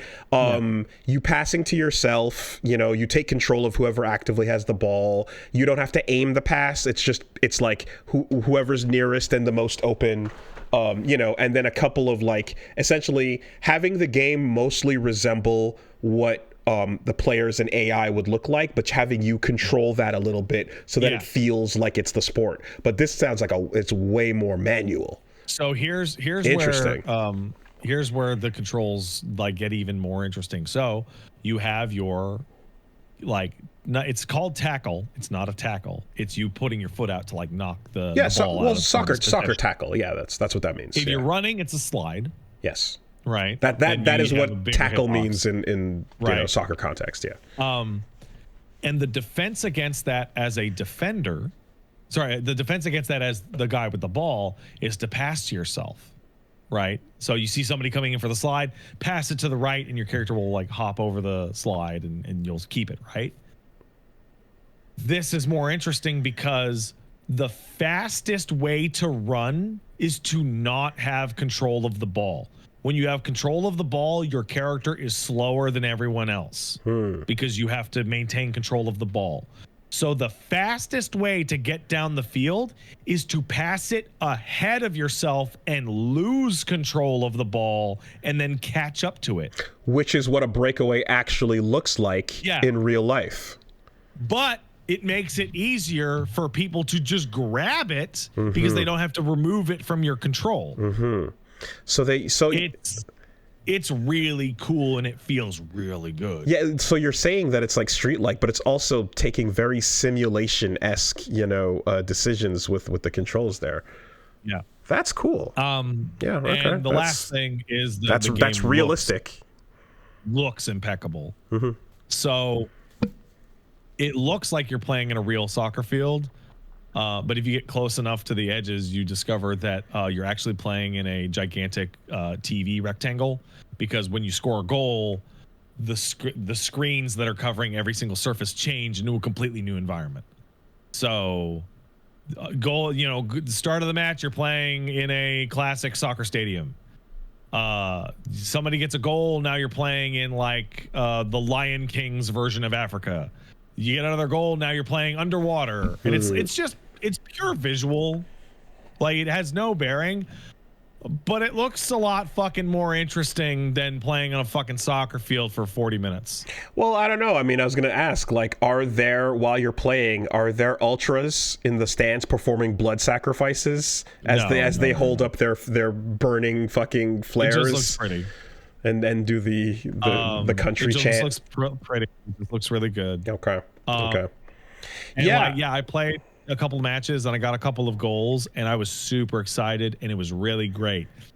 So I've except for one match, in which I encountered your friend and mine, bad rollback. In which the ball's location did not match the ball's actual location. And the match just completely fucking fell apart and made no sense at all. Okay. Yeah. All right, netcode. I mean, look, Sifu didn't have to deal with it. Absolver did. So, you know, they do have experience. Slow Co-op does have experience with that, but yeah, I'm always. It is interesting because I don't find I don't think it happens too often that, like, well, again, not really fully paying attention to a lot of sports games, obviously, neither of us, but you go back to the ground level and, like, reinvent how the video game version of a sport is played. Because when you play a soccer game, the same soccer game you played on the NES, we're playing evolved versions of that all the way through to today in a lot of cases, you know? Tennis games are just evolved versions of the same thing from way back in the day, but just, you know, more realistic, more better features and quality of life things and all that. A lot of boxing games were the same thing. And then Fight Night 3 was like, yo, let's try some crazy shit. Let's put the gestures on the stick, you know, and lean and move and dodge and put the swings with the arc of your arms. And I was like, ooh, okay. You said let's throw out the video game version of this and, like, say, what if we had to dodge and swing from the ground up, you know? And yeah, this is a respectable thing for sure. Is overall I guess the pacing of this, while it's being more realistic and simulatory about soccer, because what you're describing is just fucking, that's real soccer, is there an arcadey element to, like, the size of the field or how fast the games go? There's no fouls and the field size is small. Okay, and it's teams of 4, right? 4 or 5. Yeah, okay. So it is a more arcadey. It looks like indoor soccer. Faster paced version. Awesome. Which cool. is way more exciting. Yeah, that's better paced for more There's more no engagement. referee, there's no cards. Solid. Good call. Yep. I'm sure, like, and I remember having this discussion with who was I talking to? I think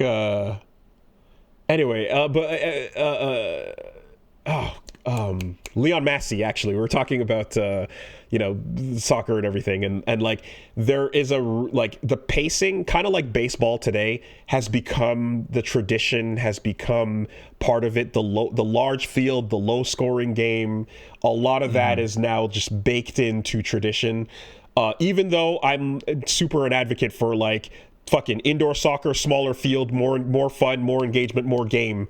Like, at this point, people are fans of more than just those things. They're attached to the history of it. So if they did have, like, a simulatory mode of this game, I'm sure that would do really well with people that were, like, looking for that experience as well. Sounds like something they could do. But if the main experience is about, like, you know, just, yeah, jump online and fucking, you know, get some games in and have fun in a short period of time, then they picked the right idea for that. Yeah, I was incredibly impressed. I was super impressed. I had a great time, and I am eagerly awaiting its full release, because, like, I think part of the reason the netcode was bad, it's like, it's a very limited, like, alpha test. Okay. That is, like, only for content creators. So, like, the distances I'm probably dealing with in an 8-man game is probably, like, fairly extreme. Okay. Yeah. It would be really nice if, after all these decades, someone made one good soccer game. Well, I mean, Rocket League's fine. Well, that's a car game, Willie. That's for cars. I hope that, like, Rocket League inspires a lot of, like, game makers to, like, go back to sports and, like, think about them in a completely different way. You know, that would be interesting if they did that. I would think it would be actually even better if people who play and watch soccer understand what fun is like. Sorry, I can't. I'm pushing it too far. I will always love the Mario Strikers 1 art style, and I played some Mega Man Soccer back in the day, and ISS, International Superstar Soccer. Yeah. Anyway. But yeah, no, that game's fucking great. That game's super great. I worry, though, because it's like, it requires like 4v4 at minimum. I worry that if the game doesn't, like, do really well, that it will immediately die. Yeah, well, that's their last online attempt, right? Like, the whole bit with Absolver was like, this game lives and dies based on the online community and people making their own dojos and being engaged enough with the idea of the game to play it actively often. And then Sifu was like, how about we just make a really good action game and we don't... How about we make a fucking killer action game, man? And don't let the population of its online fan base have to determine whether it lives or dies, you know? But the gamble is, with an online game, is, again, Rocket League. You fucking succeed with that, and you have a massive platform for your company to move forward and become a much bigger... Like, it's everything, right? If you blow up with this kind of game... And like you can go. This game is soccer. The wide appeal on it is everyone but the U.S. Literally everyone, everywhere. It's you know. So yeah, it is a smart play to go for this as opposed to the third person fighting game where you can do focus attacks, parries, and dodges, which I think is rad, but the rest of planet Earth is not exactly locked in on. You know, so good for them. I'm glad this is fun. I also watched the marathon gameplay reveal event. That's on the docket. News? Yeah, that's news. Good. So we'll talk. So yeah, I'll talk about that when we get there. Okay. As for me this week, I'm gonna stream slightly less, but Paige is gonna be streaming slightly more. Paige is gonna be streaming tonight. That's April 15th. But mainly I'm doing I'm dicking around in Monster Hunter. I'm dicking around in Hollow Knight. I've been doing late night Hollow Knight streams, like it's 10 p.m. and the baby and Paige are in bed and I've taken the dog out to pee and I'm just gonna play games until 2 a.m. anyway, so fuck it, let's go back to Hallow Nest, right? I'm just dicking around with some of these old classics because next week Expedition 33 comes out. Mm-hmm. And that is going to be what's going on my show from that week onwards for a while, because that is a French RPG with the Daredevil and the Ben Star and the Jen English in it. Yeah, that thing looks really cool. Fuck the schedule. Okay. Oh, also baby update: the baby can now give props. Nice. Hell yeah. We also encountered a completely developmentally appropriate series of situations, which are heartwarming and good, but also hurt your heart a little bit. My little man was at the park and he saw a car he liked drive by, and then the car drove by and drove away, and he lost his fucking mind. Oh. Because he liked that car. Oh. And then the car left. I don't suppose you caught the make of it. No. Okay. The other thing, he'll high five the dog now, which is awesome. I'll hold the dog up and I'll be like, give Boos a high five, and he goes, yeah, on the dog's fucked up little paw. Nice. Which is awesome. All right. Props are in play. But the other day he did something that was really important, and I'm proud of him, even though it made me want to cry. You know, I got up in the morning and I changed his diaper and I got him dressed and I got him his breakfast and I got him his early milk, right? He wants his milk in the morning. He goes, meh, meh, meh, right? And then I'm like, all right, buddy, good, all right. And, all that. I'm like, can you give Dada a hug? And he went, no. And I went, anyway, and I'm like, are you sure you don't want to give Dada a hug? He went, no. And then he took his milk and he went into the living room. And I'm like, that is super important. He's not even 2. He knows if he doesn't want to hug, he doesn't have to hug people. Okay. And he's gaining bodily autonomy. Okay. But I almost fucking cried. But fuck you. Eat shit, old man. And then I told that to Paige when Paige came downstairs, and she's like, oh wow, that's really good. That's okay. That's good. That's appropriate, and that's good. And then she's like, hey, can Mama get a hug? And he went, no. And then ran away. And then she went, oh. like it's so intense. Oh, violence. It's so violence. Damn. Okay. All right. Yeah. Oh, he did that for one day and now that's over. that was 2-3 days ago, and now it's right back to normal. Yeah. Give Dad a hug. Important lessons. There you go. Important lessons. But that's why when you have your toddler, you get yourself a fucked up little dog. Yes. So that when you take it out, baby is like, I don't want hugs. You snuggle the dog hey, buddy, instead. Do you want hugs? You don't get a say in the matter. No, you don't. Oh, you can't even get away. Oh, hugs on doggy. Oh, there you go. and I believe I saw a study recently that said something to the effect of dogs will choose humans over other dogs. Oh, absolutely. In most situations when it comes down to it. Like, like it is locked in. That dog got like fucking eye boogers on my fucking beard. That's disgusting. You're disgusting. I love you. They're cooked. That is it. Fuck another dog. That human. Well, I now look back on me being like, Mom, why are you like hugging the dog so tight?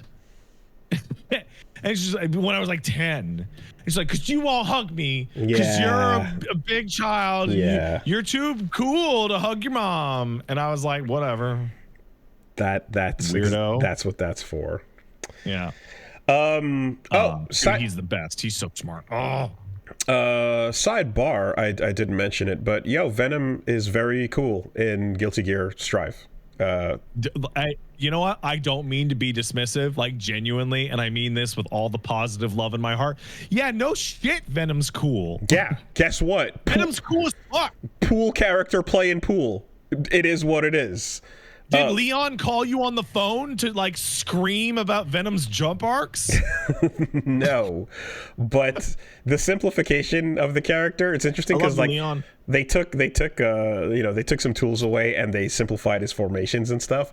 But at the same time, it's like, yeah, you better get ready for ball physics. He's such a freak. You can take half of his shit away and he'd still be fucked up. Get ready for set play, get ready for just what I love about Guilty Gear is when you've got a character that is fighting you, but they're paying attention to their own game, and you are like, you're in the way while Venom is trying to play pool. Just like how Asuka, it's like you're in the way while he's playing his own game of Yu-Gi-Oh! He's playing cards, and you just need to fucking just stay over there while I fucking go through my deck. And like, he's like, I'm setting up my formations, and you need to leave me alone, all right? Now break. They're just the shit. I'm gonna set up my bullshit, and you're gonna have to guess right, and I'm just gonna keep doing my bullshit until you break out of this nonsense. It's like when Tupac got stuck inside that glass dodecahedron, that whack ass crystal prison. Yes, and. No, that I did not make that up. Okay. Well, I mean, is that like when Busta Rhymes got stuck in the cheese grater? I don't know. I'm not familiar with that one. Because like, if you zoom in on the inside of a cheese grater and you light it from the outside, it looks like the background of various hip hop videos. Fuck. Like, it looks exactly like, I mean, it's shiny. It's got the silver coming through the light. It's incredible. You should see zoomed in cheese graters. They look like fucking hip hop sets. They're amazing. Oh my God. You know what's super fucked up? Like insanely fucked up and Ouroboros shit? I typed in the phrase whack ass crystal prison into Google so I could send you a link that's the video of Tupac in the whack ass crystal prison. And what do I find? A thread from the Best Friends Play subreddit going, hey, here's that whack ass crystal prison Pat mentioned on stream from over a year ago. Okay. Okay, I see here. We have a screenshot of what game is this? Not a real game. Not a real game. That is obviously not a real game at all. Oh, well, the gun is not from something? Okay, all right. Thanks. That's probably from Counter-Strike. Thanks, Gilliam Yeager, for allowing me to show people this bullshit. Gotcha. Okay. It's a 14-year-old post? That's really funny. Huh. See, I was gonna Hail Mary that there was a chance you were talking about just like hologram Tupac.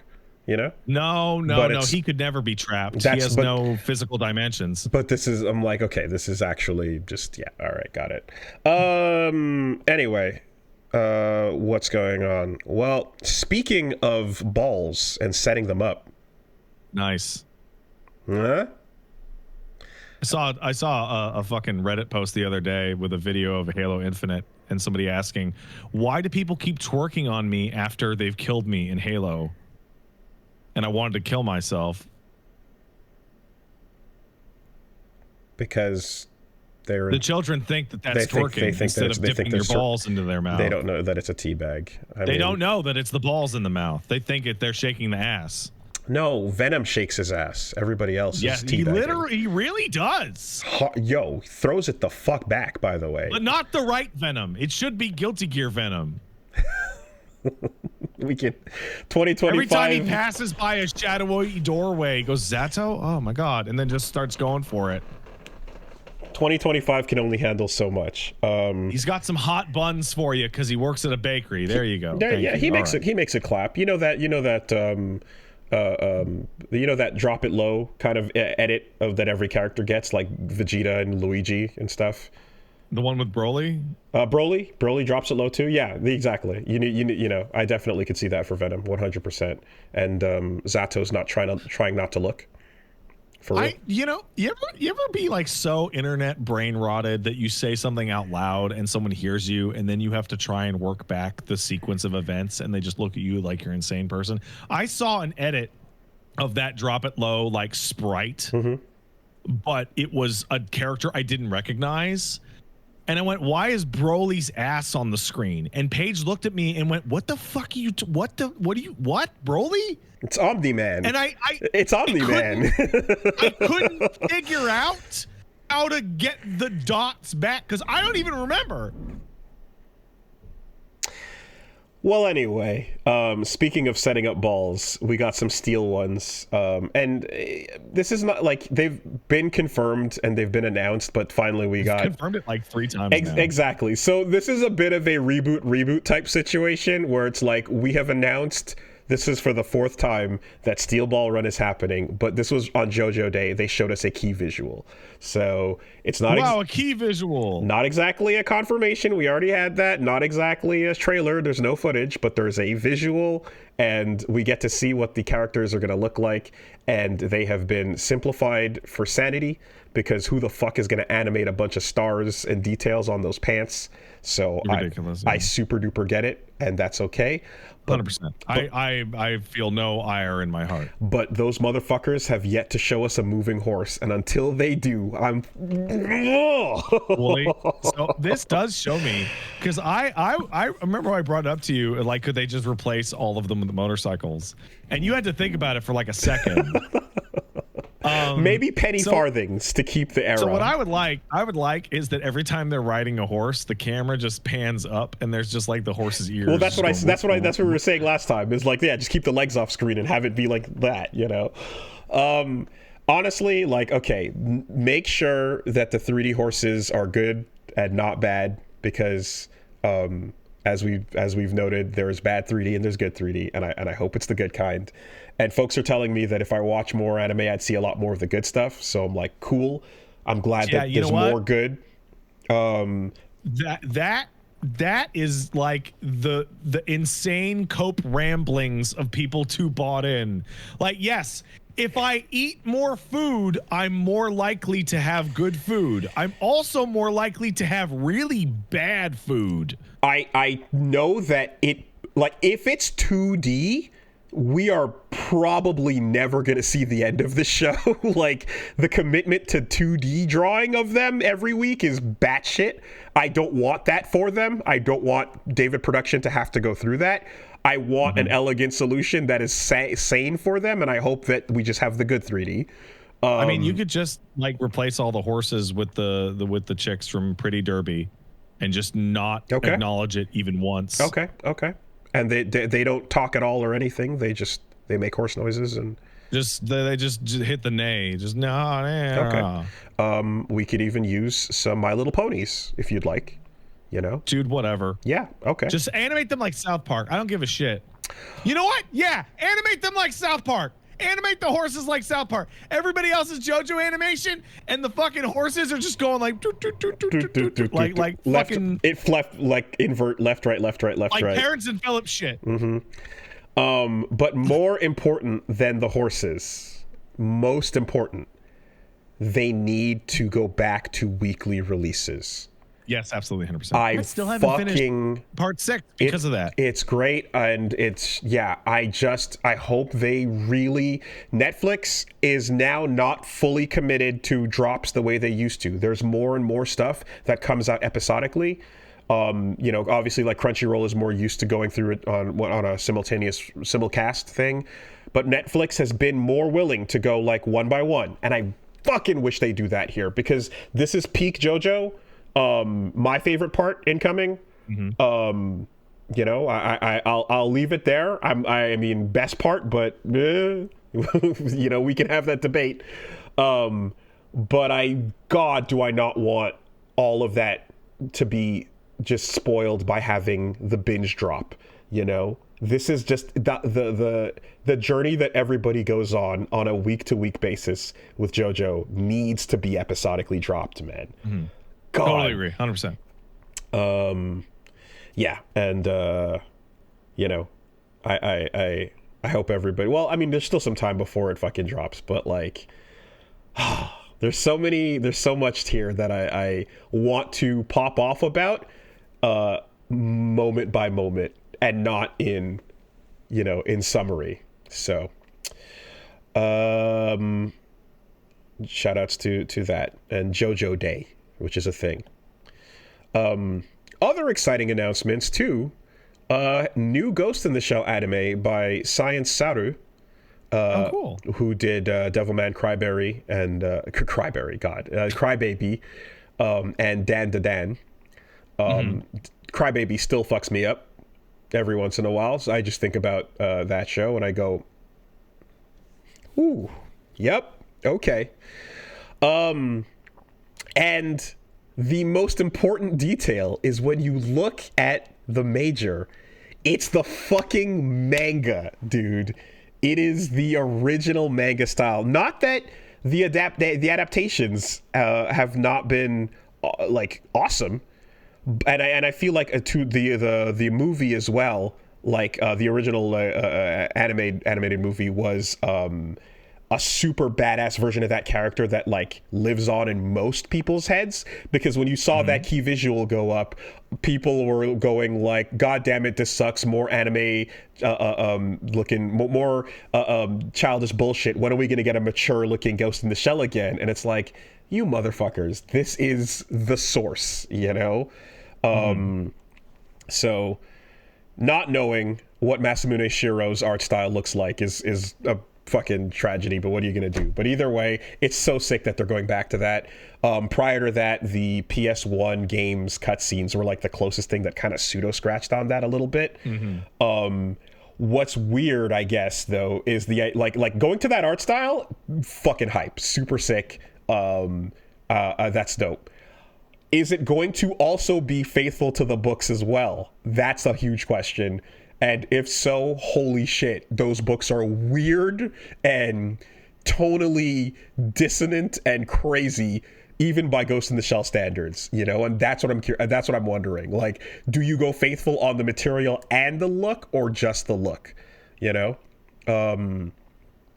but it also is like, there's something that kind of like, I guess, kind of makes sense too a little bit, because this is the first series that's happening after the voice actor passed away, right? So the Major's voice for years, like died recently, and so there's a bit of a like, yeah, if we're gonna go back and move on without her, then going back to the roots kind of like feels appropriate,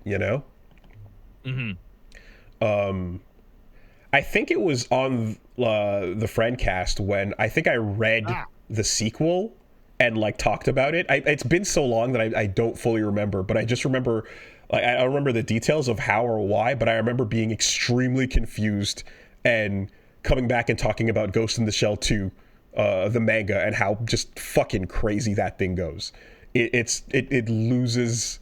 Anyway, like the thing that you kind of think of, which is like Togusa and Bato and, the whole, the section and Saru and everybody doing these cool missions. And, there's going to be a philosophical villain that makes everybody think about the lines what between. What if I was a robot, but not really a robot? Transhumanism, though. Yeah, whether it's your puppet master or your laughing man, you know, or whatever the case is, there's going to be some fun Asimov food for thought. And then Bato's going to like pet his dog and everything's going to be like, fuck all that shit. I'm going to pet my dog. And you're like, no, but the fact that you pet your dog is why that shit's so important. What if your mom ran on batteries? Your mom. Black Mirror's back too. Yeah. Love Ghost in the Shell, love Standalone Complex and all that shit. But yeah, let's go back to the source material and see how this goes, you know? And maybe they'll even animate the big old lesbian bort orgy to keep it true and real. I don't know if they'll do that. To Masamune Shiro. I think if we get the major that is making goofy faces and like sticking her tongue out behind Saru's back and shit, like going boo, bee, you know, like being like right. You're under arrest or Dominion Tank Police type of thing, Pat LaBar, like if you're being that type of goofball ass like you know protag, then I assume all the rest is gonna come with it. That cyber lesbian boat orgy is crucial to the plot. It might be. I don't know. I haven't read it. Is it? Mm-hmm. I don't believe you. I don't believe you. All right. What else is going on? Well, Oblivion leak. This is the stupidest fucking thing. Is a thing. Oblivion. Hey, I can okay, so Oblivion's coming back and it's coming back soon and it kind of looks like shit and that's funny. They've probably just they've updated the graphics to more look like Skyrim and apparently they've updated the systems in it to look like and play like Skyrim, which is that makes sense. It's so do you remember what? You remember when Fallout came out, the TV show? Mm-hmm. I don't know if I mentioned it, but I was saying that like that reason that Fallout 4 patch came out and fucked up everybody's mods was because Microsoft was really, really mad that Bethesda did not have a game to release at the same time alongside the Fallout TV show, mm-hmm. which is insane mm-hmm. because those games take like 6 years to make. Mm-hmm. Oblivion remake that is not made by Bethesda at all says to me that Elder Scrolls 6 is way over there, man. Holy shit. Is that thing not coming out forever? We gotta have one of Elder Scrolls games out, guy. Can you guys do it? No? All right, get somebody else to do one of the old ones again, I guess. Is there a reason why you think they chose this and not Morrowind? Yes. Why is that? Because Morrowind would require way more work and be way more interesting and cool. Oh. I see. Morrowind is dramatically larger and more ambitious than Oblivion is. It just plays like shit. Oblivion is just way worse Skyrim in scope and technology. Huh. So you could just like transmit all of Skyrim's gameplay improvements and general look to Oblivion and it'd be easy. You would have to do a lot more to do this to Morrowind. Morrowind is bigger than those two? Morrowind is bigger in scope. Ah, I always thought that like that was like almost like a trilogy of development that just what we built on it and then we built on it and then we built on it. No. Oh yeah, okay, interesting. So like when I say Morrowind is larger in scope, people are yelling at me that the game map isn't quite as large. That's not what I mean. What I mean is in Morrowind you can make a bunch of potions to let yourself jump infinitely. Okay, the things you can do. like you can do more weirder stuff. Okay. In Morrowind. Oblivion is very streamlined. Did any of them feel like basically taking old Elder Scrolls into the third dimension and keeping the rest more or less the way it was? Or no, because even Daggerfall, which is in 2D, is actually in the third dimension, and it's like the size of England, the country. Wow. Okay. Daggerfall is like the largest game world ever. I believe it is literally the size of the country of England. Jesus. Okay. But it also sucks. Well, how much of that is like empty forest, I guess, is always my question. A bunch, but like they have like these enormous like multiple square kilometer towns made of identical houses. Okay. Because I remember when we were like testing like Just Cause 2 back in the day, and it's like, yo, look, it's Cuba. And you're like, is it? I'm like, no. But it's big. Yeah. Does it feel big? Yes. Okay. That's what she said anyway. Okay. So to that also, it's easy to remaster Oblivion to look nicer because Oblivion might be the shittiest, most poorly aged game in terms of visuals of all time. Well, you know what? I don't know. But I feel like ask away. They all look ugly to me. Oh, but yeah, when's the last time you saw Oblivion? I don't know. Oblivion looks special ugly. Like I feel like they all kind of look pretty ugly. Oblivion, this might not hit for you, but it'll hit for at least one person in the audience. Oblivion looks like the game that Abby is trying to figure out where the secret to the Marines murderer is on NCIS.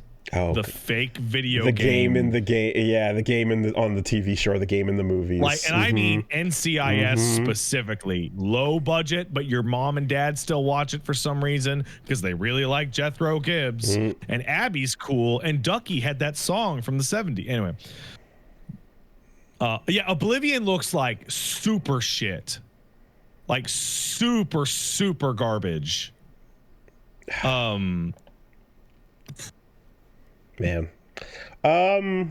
Okay.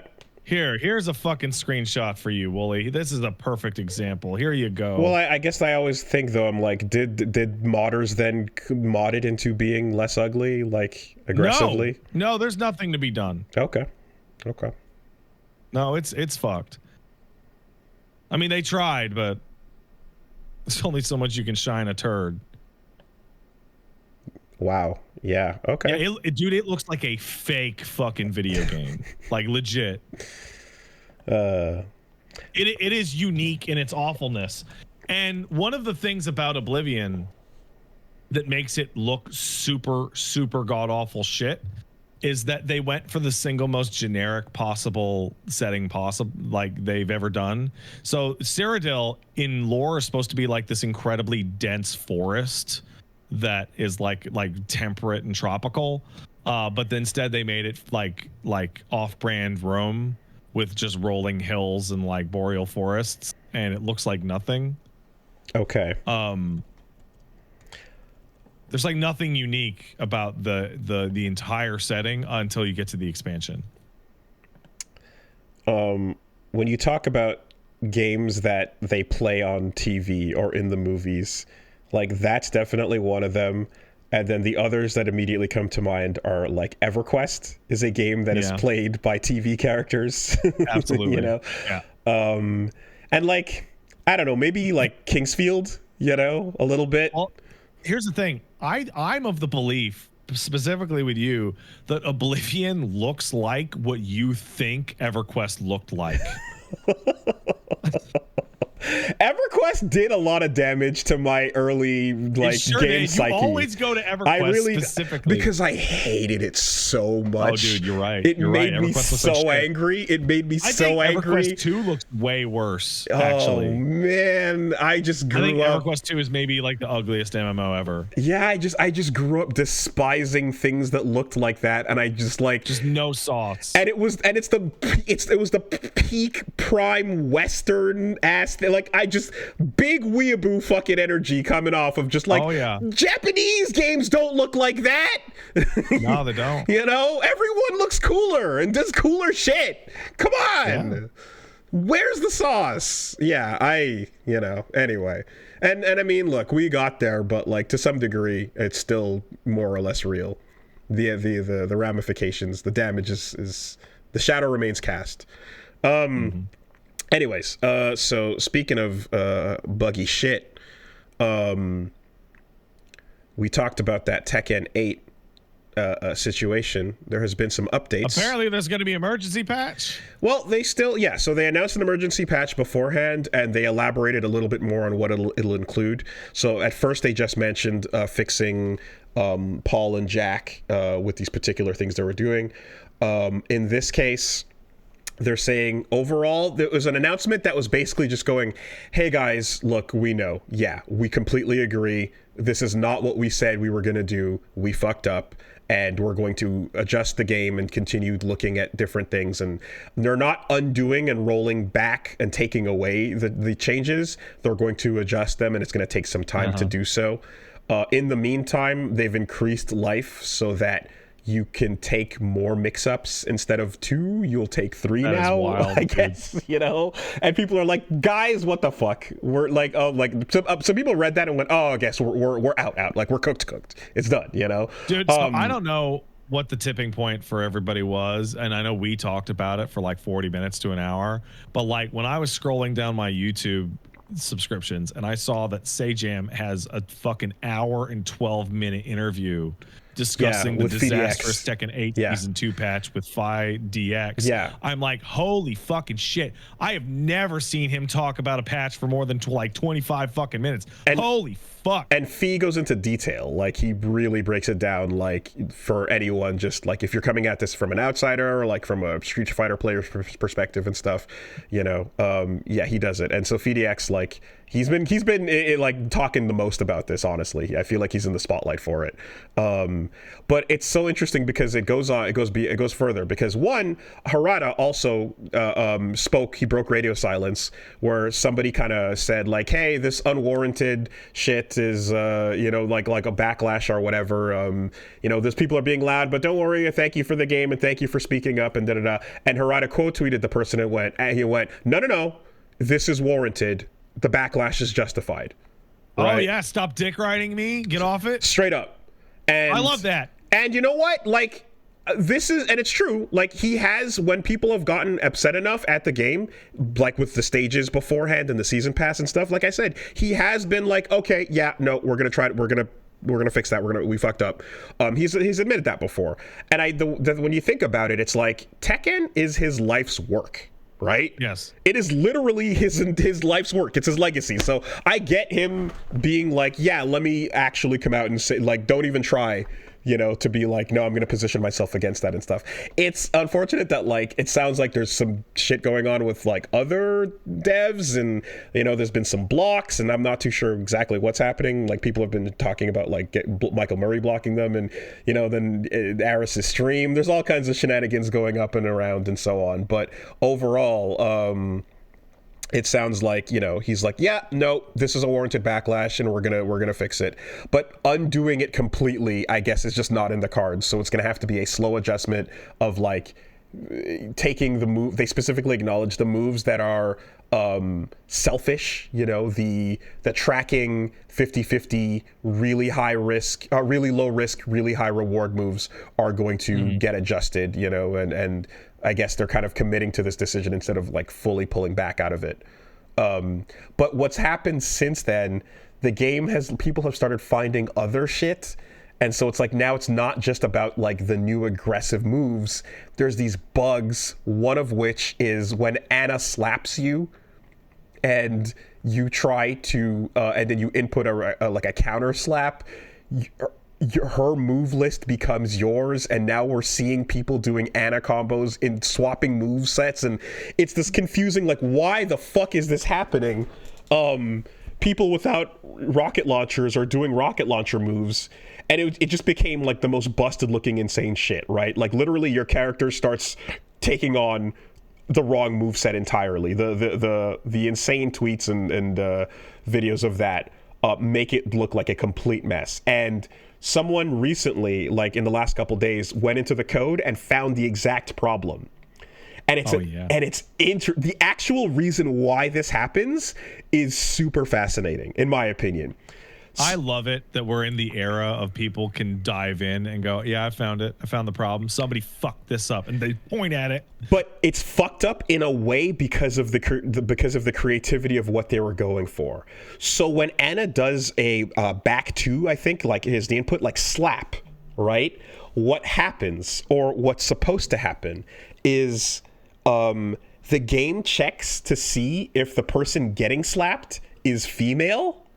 And then if you input a back two counter, you tech the slap and slap them back. So there's a system of essentially there being, you like, if she smacks you, a girl on the cast will slap you back, and you have a slapping match as a return thing. That's really funny, right? And so it does a gender check on the character that's getting slapped, but that breaks. And then what it does is, as well, is there are characters that have the way that they respond to getting hit is not baked into it's baked into the character that's doing the move, right? So if Paul does, like, you know, his God Fist to you and like you get hit a certain way, the way you respond to that is a part of Paul, not a part of the character getting hit. The you know, and so getting slapped and then slapping back is a part of Anna's moveset, not the specific character who's getting slapped. So when it transfers her moveset onto onto the character that's slapping back, it bugs out and checks the wrong thing. And it basically, like, instead of checking to see who's getting slapped, it checks Anna to see if she's there, and she's always there, and then drops her move list for the slap back, but then you don't get your own move set back. So that's what the game is doing, because there's supposed to be a slap you and then no slap you system to that move, right? And that's what the coder figured out. It's crazy. Yeah. You know who would never do this? Virtua Fighter would never put out a patch like this. Well, no, because Virtua Fighter wouldn't put out any patch. No. Virtua Fighter would put out nothing, actually. No. Or it might put out a patch that has racist netcode. I mean, it's like hard to improve on perfection. Yeah. Yes. The location that you live in chooses how good your online it will be. Yeah, they'll release a game and then pretend it wasn't released and then try again. So, you know. Listen. I find the why behind this bug so interesting. Weird. I love that shit. That's so interesting, right? And then I guess simultaneous to this, some folks have been, you know, returning to Tekken 7, returning to Tekken 6. Some motherfuckers booted up Tekken Tag Tournament 2 and put it to 1v1 mode and started going in on that. Oh man.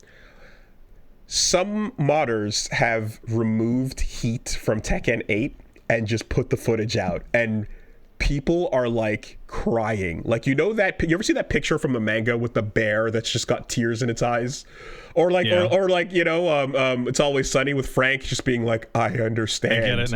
I get it now. Like, it is like, oh, it's beautiful. This is what I wanted, you know? And instead what we have is the manga panel of that dude in the theater going, this shit is so ass.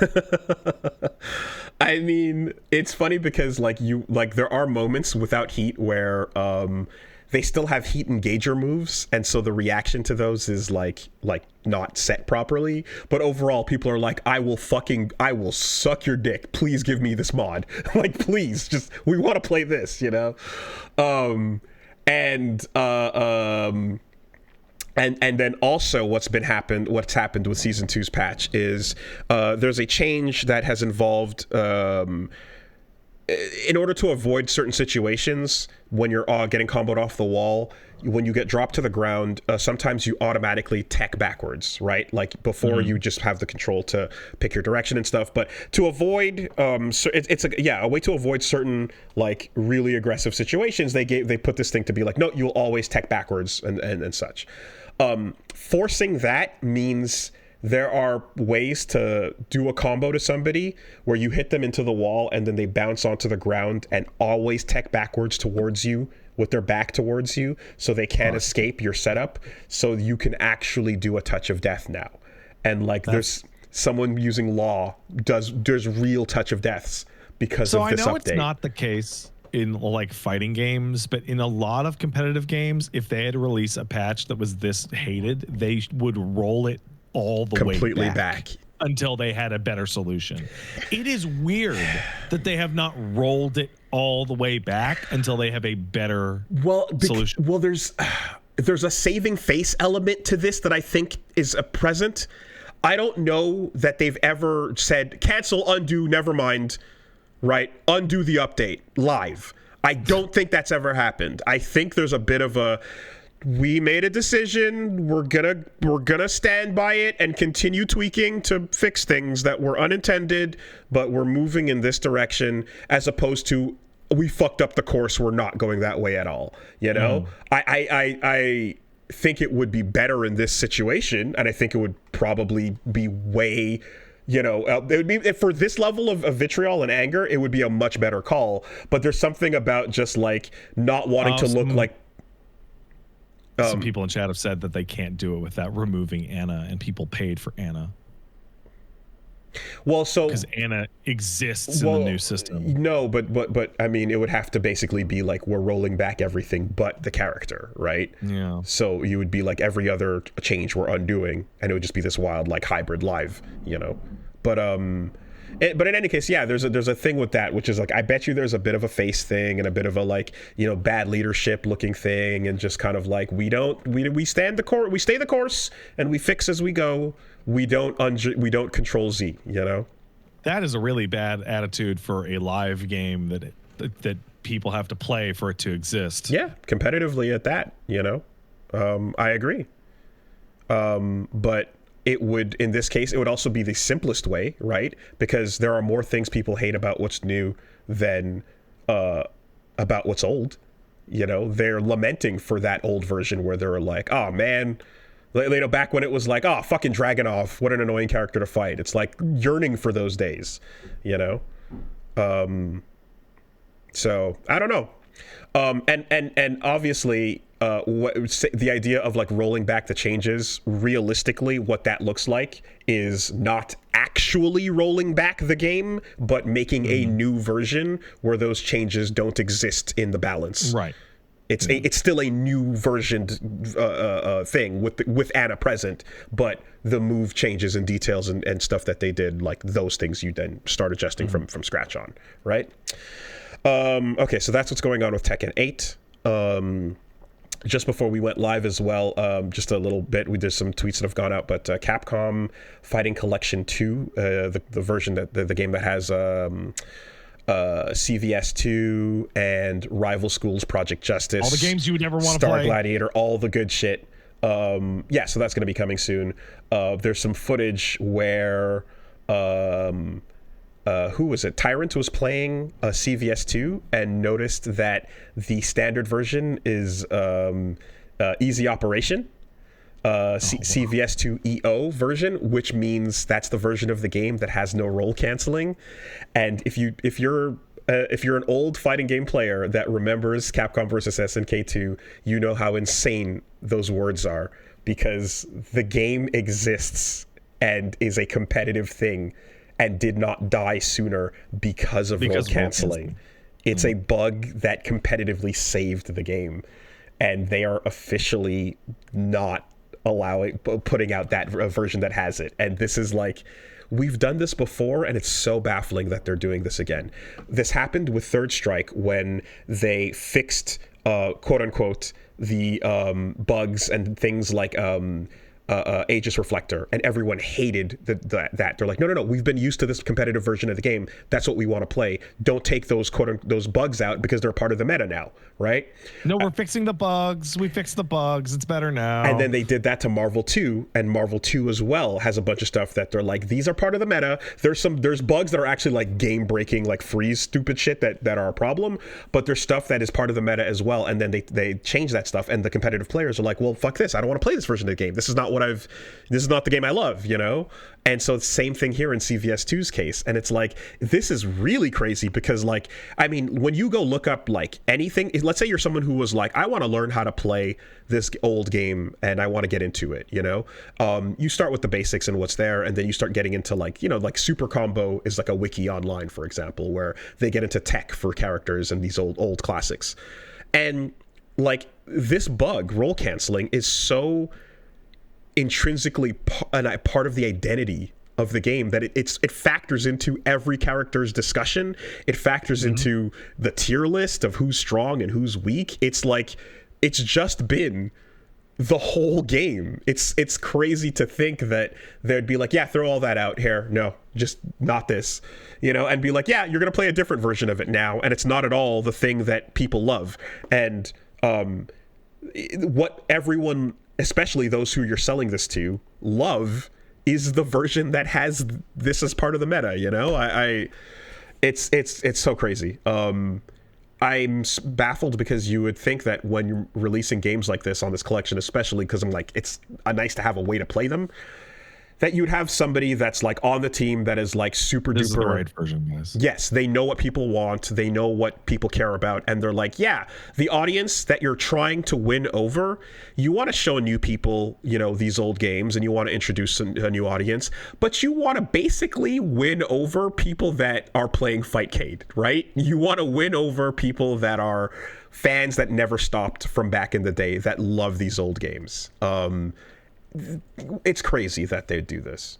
Hey man, just it's all just a ploy to make people crave CVS3. Yeah. I mean, I like I said, I feel like this is a harder time to release a new game in. It's like seasons of guest characters feel like, you know, the way to not fuck up your bag, instead of telling people to go buy a new thing. But the one copium gas huff I'll take here is they also just announced a massive update to the Marvel vs. Capcom collection, which included some big changes to multiple games in that, and they put a trailer out because it's like a whole bunch of stuff is changing. Version select. Exactly. And that might mean for this game that the same thing. They might release the original versions of this included, because if it's just easy operation for ranked, that's the problem.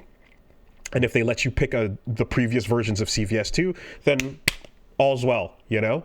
Problem solved. Put the older versions of the game in there, not the GameCube one, please. So we'll see. But like, it's always possible that they can just release that bigger update that lets you do version select as well. Woo, you're getting blessed by praise the sun. Okay. Hey, I gotta take a break and take this dog out and feed him. BRB. Because I'm half hour over his food time. Okay. But we still have plenty to talk about, so I guess we'll go long today. I'll be right back. Devil May Cry anime. We'll do that.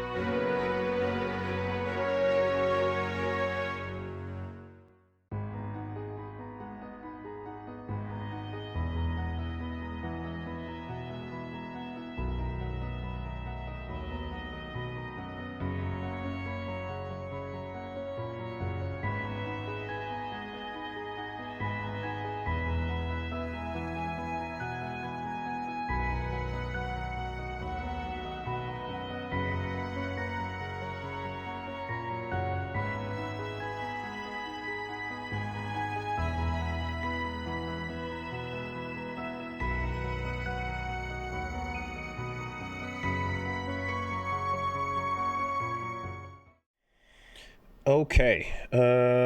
So yeah, let's God has retreated from my camera. Only other things to touch on were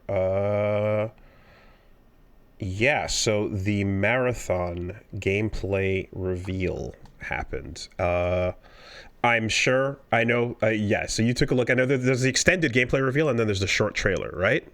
Yeah. So I watched the short trailer. I didn't watch the full thing.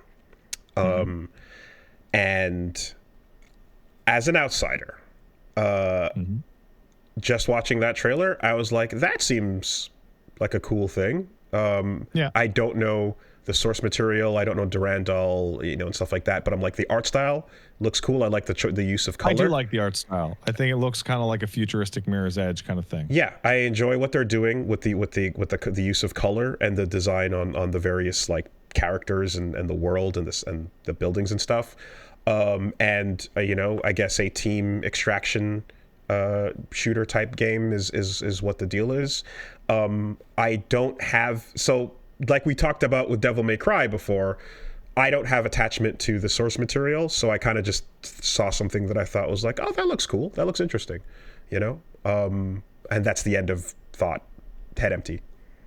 Okay, so my exposure to Marathon is exclusively watching the Mandalore's retrospective on those game stories. Like I have absolutely no I don't know shit about shit when it comes to Marathon. Oh, okay. I know that it's the thing they made before Halo. Right? And it's got the cool logo with the circle and then the other smaller circle. Yeah, I like the logo. It's nice. So I got contacted by Bungie like 2 months ago asking me to please co-stream that event. And then they sent me a package of doodads that I have not shown on stream because they're not that cool. And if I did, I would have to put #ad in it. They're all just sitting in the box. The thing of value in the box. Why won't they send me more doodads, says Pat. I don't care about doodads. No, I don't. The thing of value in there was basically a metal plate with the website that I had to go to join their Discord, which was like way too many steps to join the creator Discord. What's in the Discord? And the reason for joining that Discord was so that if you co-streamed the event, you would get alpha codes to give away to your audience. Okay. So I co-streamed the event, and then I gave the alpha codes away to my audience. And the alpha's going to be like the 23rd or 24th or something. It's going to be in a couple weeks. And then I watched the event, and I have some experience with Destiny 2, and I've also played them Halo games, and Bungie makes really incredible shooters. Any Tarkov? Did you play any Tarkov? No, sir. Okay. The Bungie makes incredible games where you shoot guns. Like shooting is fantastic. And I would say that their particular skill set is way better suited to a full-scale multiplayer extraction shooter than it is to a live service MMO. Like it's more focused on getting into a map and shooting people than it is to long-term content delivery plans and shit like that. I guess the thought is PvE stuff they've done for the Halo single-player stuff has also been pretty fun. And also for the raids and Destiny and stuff like that. And all the problems with Destiny was always about how it was run as a live service game. Playing Destiny fucking kicked ass. It was just all the large scale decisions were always god awful. And that's why people still play Destiny now, is because playing Destiny rules. Playing Destiny regularly sucks. If that distinction like hits. Keeping up with it. Right. That little short trailer, when you say the short trailer that you saw, you're talking about like the filmic like tone trailer that's like CG and all the different robot bodies? Not the first reveal. The one that the gameplay overview where there's a narrator breaking down the planet, the mode, the characters, the stuff that's going on, and how the game works as a team. So, talking about Marathon is kind of linked to talking about the event in which they showed Marathon, because the Marathon live event was super weird. It was really fucking weird. So, it was on a stage inside, I believe, like Bungie's studio or like a place that Bungie rented. And the first half hour of the pre-show was them putting a camera on a robot that would then walk around their offices. And like, look, you're like in the Bungie office. And it was super strange. And then the robot, like near the end, like rolled up to the stage. And there was like kind of like they had their own E3 presentation just for themselves. Mm-hmm.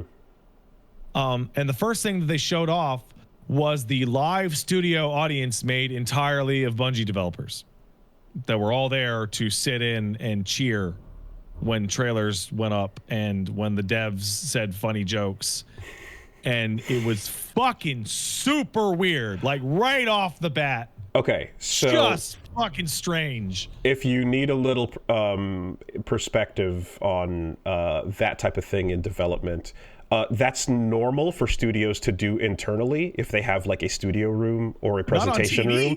Well, just internally, what'll happen is there'll be presentations where they'll show off stuff, and then like the studio will be the audience watching, you know, the compiled footage of what everybody has worked on together and seeing the final implementation, you know. But typically that's not what gets filmed and put out as promotion, certainly, or so where announcements the strangest happen. Part was that like you have all these devs who are essentially watching their bosses put on a presentation to clap for them. Like it felt really odd.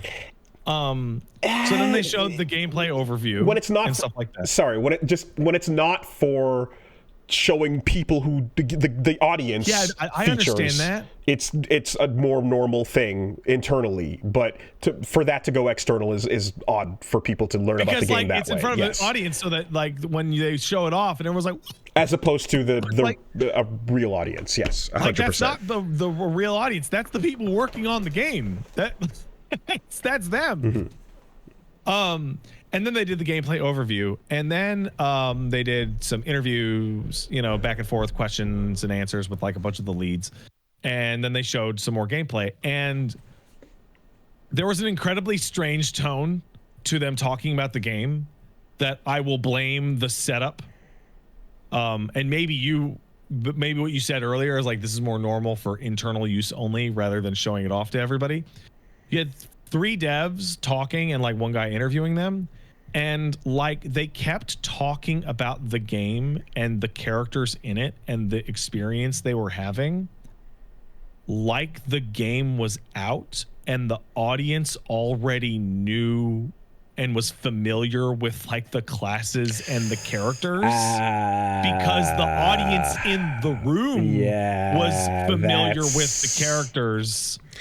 That's a flub. I've seen that before with like E3 stuff as well. I can't think of specific examples, but I've seen that before in promotion where like the people talking about it are too inside making cracks about like, oh well, there's this person, and like almost like there's at one point somebody's like, oh, any glitch mains in here? Yeah, and like and I'm like, I don't know what who glitch that is exactly. Is. Yeah, that's a miss. Don't do that. That's bad. Was it For Honor? I forget, but I feel like there was a game that kind of had a bit of that. The like the treehouse style discussion where but it's just between treehouse members. Super internal. And I was like, people who are more familiar with Bungie's presentations is like, actually Bungie presents a lot of this stuff in this way fairly often. I didn't know that. But it was like a lot of weird in-house like inside baseball talking in between gameplay presentations. And Marathon is a Bungie shooter, first-person shooter extraction game. Then they showed off a couple of the classes, and playing the game looks pretty good. Yeah. I have no doubt that it will play well and all that. But there were a couple of details that came out that were like, no. And there were a couple of details that they like very intentionally did not put out that were also like, oh. So the first thing that happens is they go, we're going to bring you characters and progression and faction, the spiel, right? And one of the things that they mentioned was seasonal storytelling, which for me just sucked every ounce of wind out of me and just completely killed any desire I will literally have to play this game ever. Well, isn't that just live service, like storytelling, like Destiny and games like that? So Destiny has the worst seasonal thing of any game, which is they will build levels and encounters and gear out to last 90 days and then delete them after that 90 days is over. Delete them? So you know how Destiny vaults content? Yeah. So what absolutely killed my love of Destiny was not just the sunsetting of the guns. There was what we called the Season of the Worthy, which was focused around saving a very famous character in Destiny called Saint 14. And what you had to do was dive into an area called the Infinite Forest, and you would do these randomized dungeons, and you would go on quests, and you would earn gear, and then you would eventually essentially travel back in time to save Saint 14, and then he would appear in the live game, and then he had quests for you, right? And it was really good. It was a really good quest line that was genuinely excellent. And after the Season of the Worthy, all of those quests disappeared, and now Saint 14 is just in the hub. And the idea is like, hey, how'd Saint 14 come back to life? Isn't he dead? And the answer was supposed to be, you had to be there. And then you would go, oh, I guess I should really, really follow the seasons more closely. Okay. And it's the worst. FOMO based like plot progression. So shit, what was the thing? And so when I hear that Marathon will have seasonal storytelling, my stomach just went, ugh, like just terrible. I guess the second of which. Well, the other thought, I guess, is just so a game like Helldivers that can have like events occur, but there's not much story. Yeah, I mean the Illuminator here. Yeah, they're here. They're being evil. I would imagine that Marathon used to be a single player full on adventure, story, first person, thing. There are two of them. So switching it up to a live service extraction shooter means that like story will be minimal, but I guess exist for like little. Who knows? But I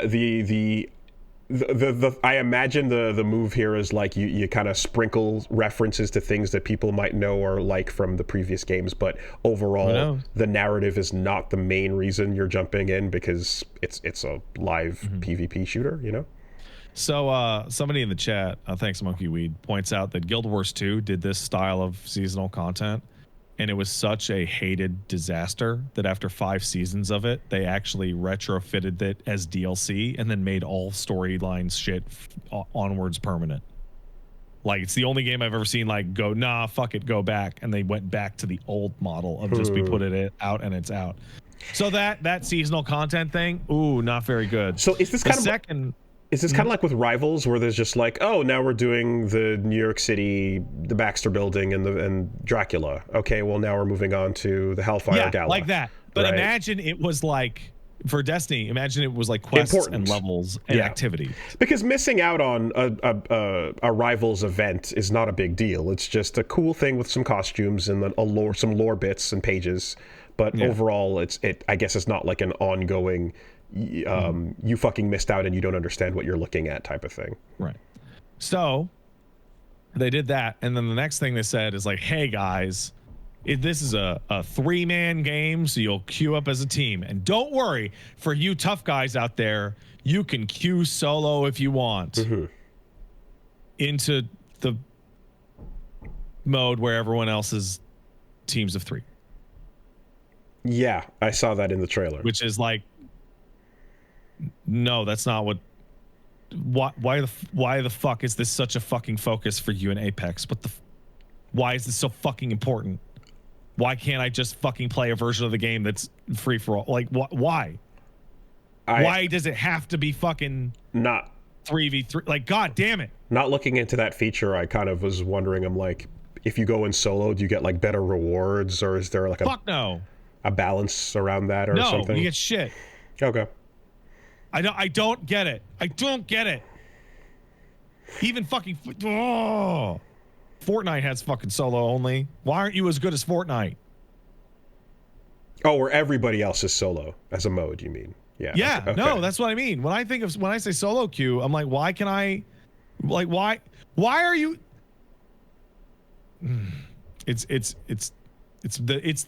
Okay, someone who's listening to this, go back to a podcast where me and Wooly complained about Apex and just listen to that 30-minute rant and just transplant the word marathon onto it, because it's the same exact discussion. Mm-hmm. It's the same discussion. And then something happened that did not give me a lot of really good faith in this game. So, the way that they wanted to give out the alpha codes was that they wanted to have one guy at Bungie check to see if you were co-streaming the game and then send you the codes on Discord. But they invited too many people to do it, and the event ended before most of those codes had gone out. So that guy had to then bust his ass and like go through VODs and shit. And then I got an email at a later date after asking for it that was the Excel spreadsheet copy pasted into an email. Oh my God. Okay. And I was like, man, is this not a good sign for this live service game? Okay, so the event itself was a fucking mess, right? It sounds like. And I guess the doodads and thingamabobs, not much to them. But I mean, yeah, I guess gameplay wise, if you are somebody that is a fan of the franchise that's wanted a sequel to that for a long time, I can imagine that there's nothing here for you. I can imagine the immense disappointment and being like, fuck, you're using the name, but we're not getting, Marathon 3. I'm gonna send you a screenshot of that email, and you're gonna see what I mean. Like this was I see. Just dropping this was like a fucking, the XLS file, hurrying his ass off to get those fucking codes out. That is raw. But but just again, as an an unaware like outsider just kind of looking at it, I was like, oh, that looks like it could be a fun like team thing that totally. And in particular, like I have to say that I'm somebody where like, you'll draw me in with your aesthetic. I'll stick my head around and just be like, oh, what's going on with this? Because like the style looks cool, and then it's like, are there other things that I find cool about that? Are there any other fun that I could have with it? And I did enjoy some Apex for a period of time. Mm-hmm.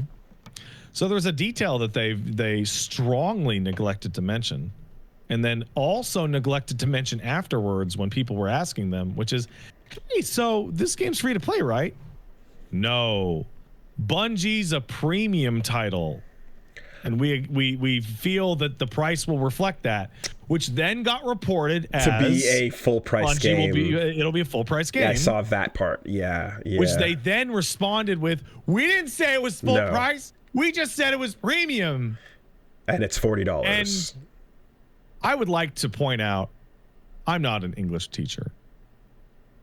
The word premium has come to mean literally full means price. The top of the expected price range. Yeah. That literally means full price or higher. Connotatively, we've come to use it as full price. That's what premium gas is the expensive gas. Mm-hmm. Premium cheese is the expensive cheese. Premium means full price or more. Bad word. It feels like they wanted to say This is going to be so much value. It's like such a good game. Oh, you'd be begging to pay us more when it's like $40. But instead, everyone took the word to what it fucking means, which is full price. I think it is crazy this game is not free.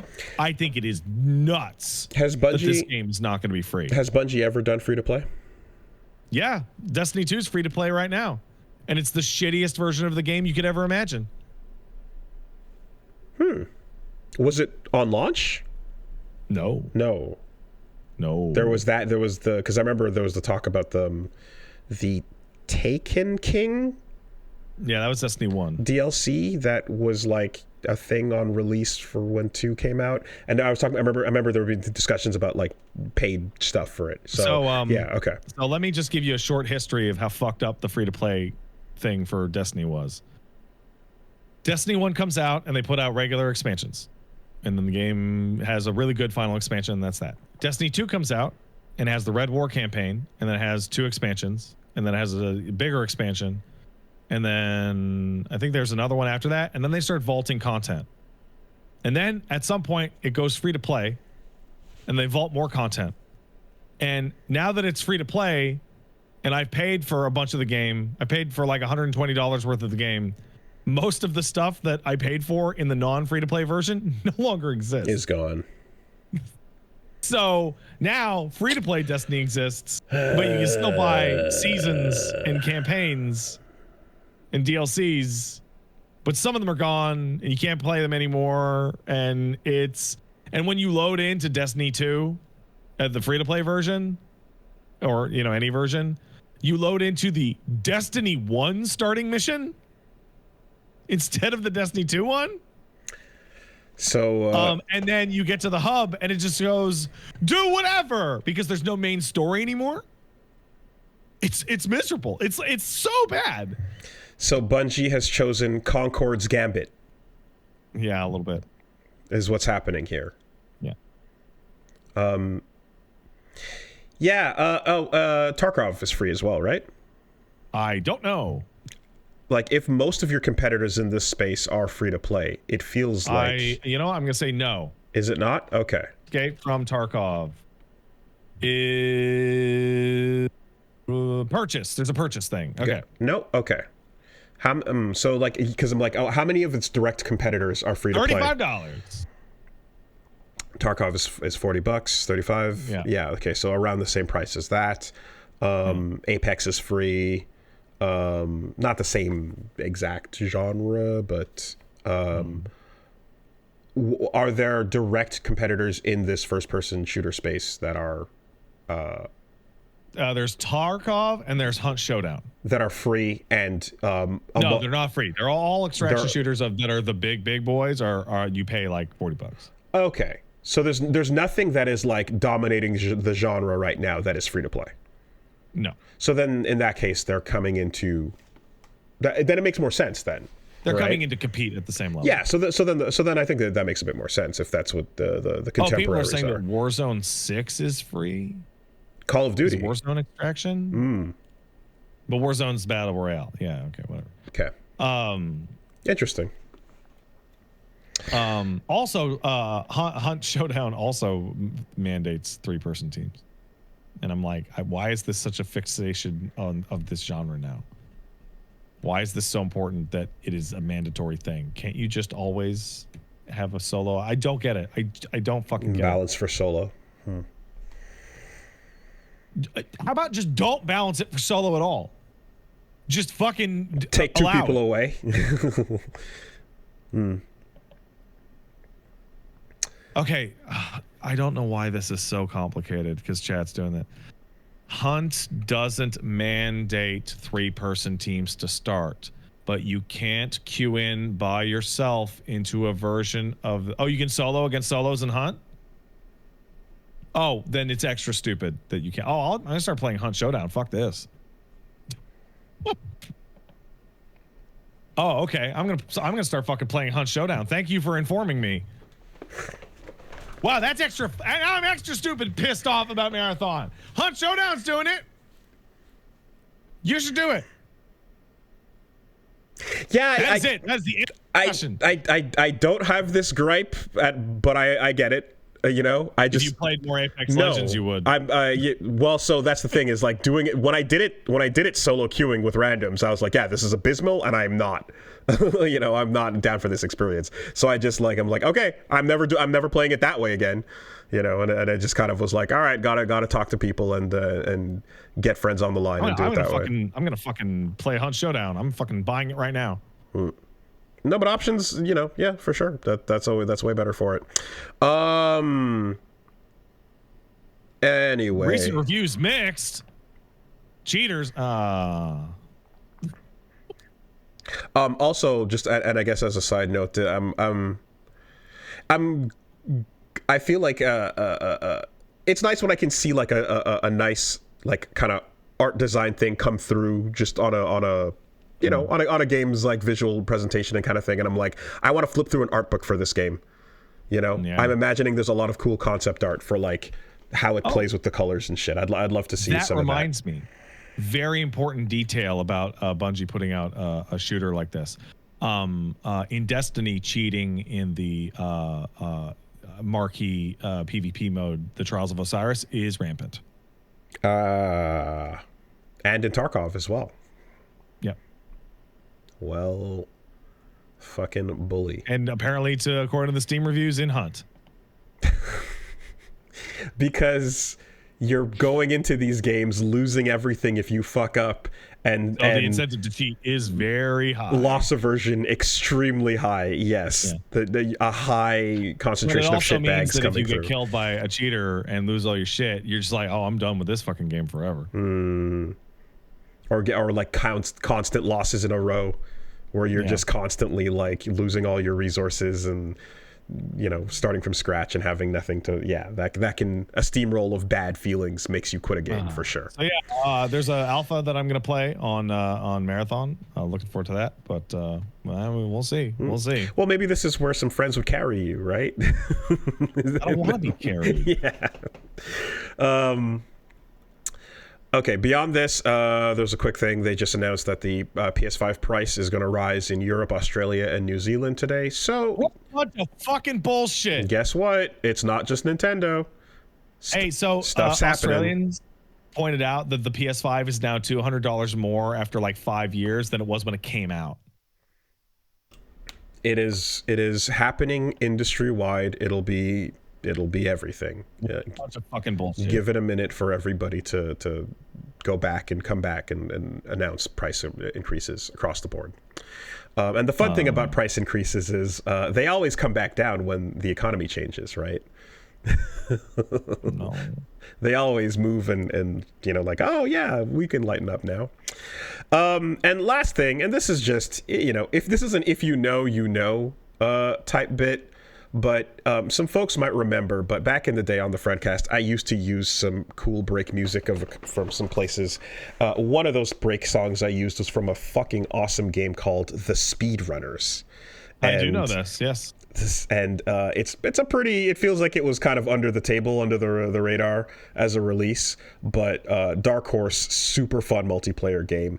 The SpeedRunners 2 has been fucking announced, and a trailer for it came out this week, and it did the thing that's exactly what I want in specific, which is showing off the new version of the game, which is like a proper, pretty new 3D version of it. It was a sprite-based racing around the track. It was okay. Remember versus mode in Sonic 2 or Sonic and Knuckles, right? Where you're like split screening, except you're doing that on one screen together and you're racing around the track with power-ups and Mario Kart style things and grappling hooks and shit on foot. It's super fun. Love it.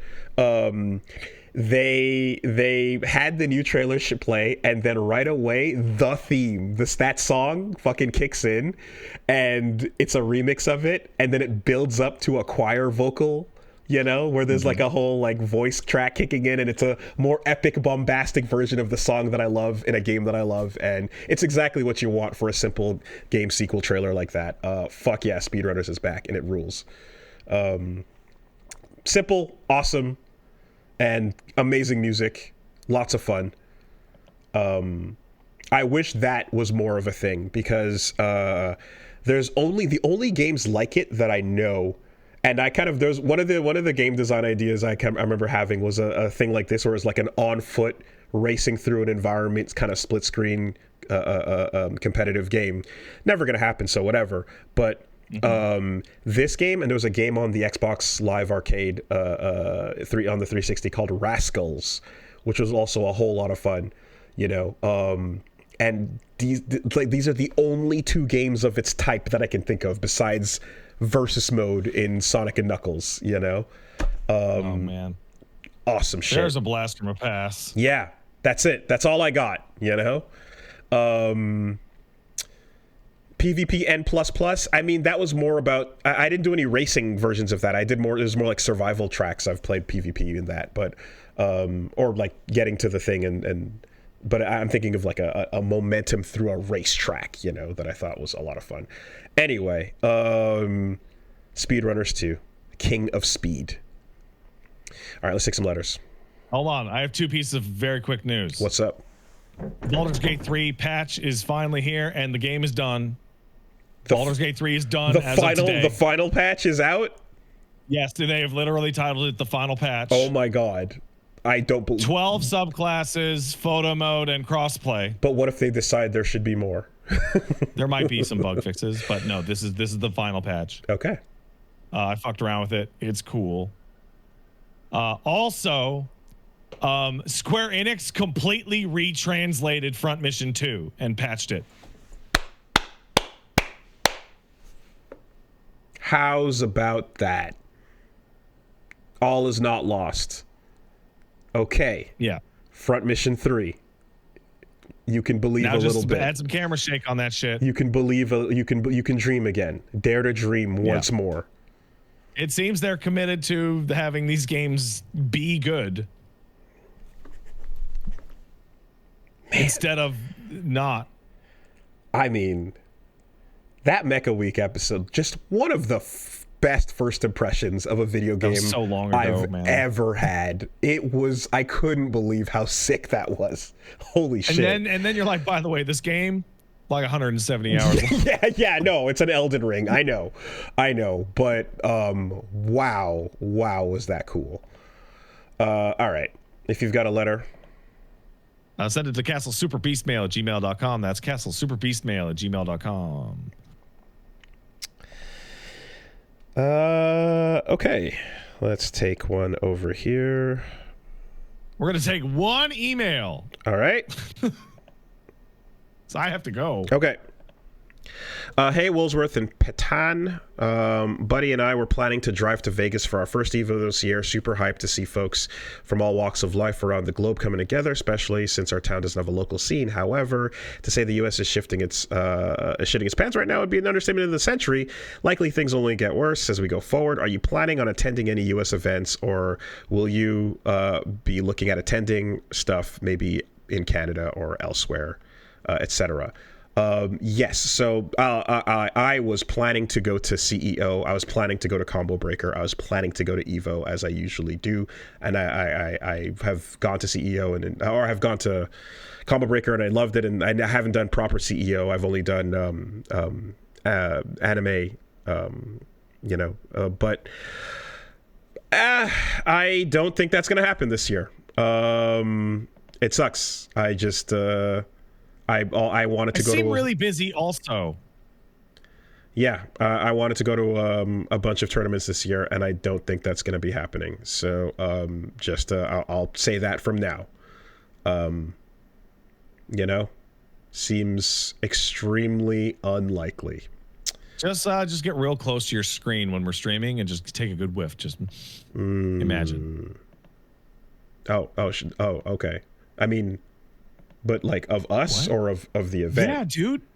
Oh, okay. So like if I hold up my armpit and just like get it. Yeah. Get that snoof on. Just get it all up in there. Yeah. Yeah. There you go. Yeah. All right. Snoof. Breathe deep. Have a good week, everybody.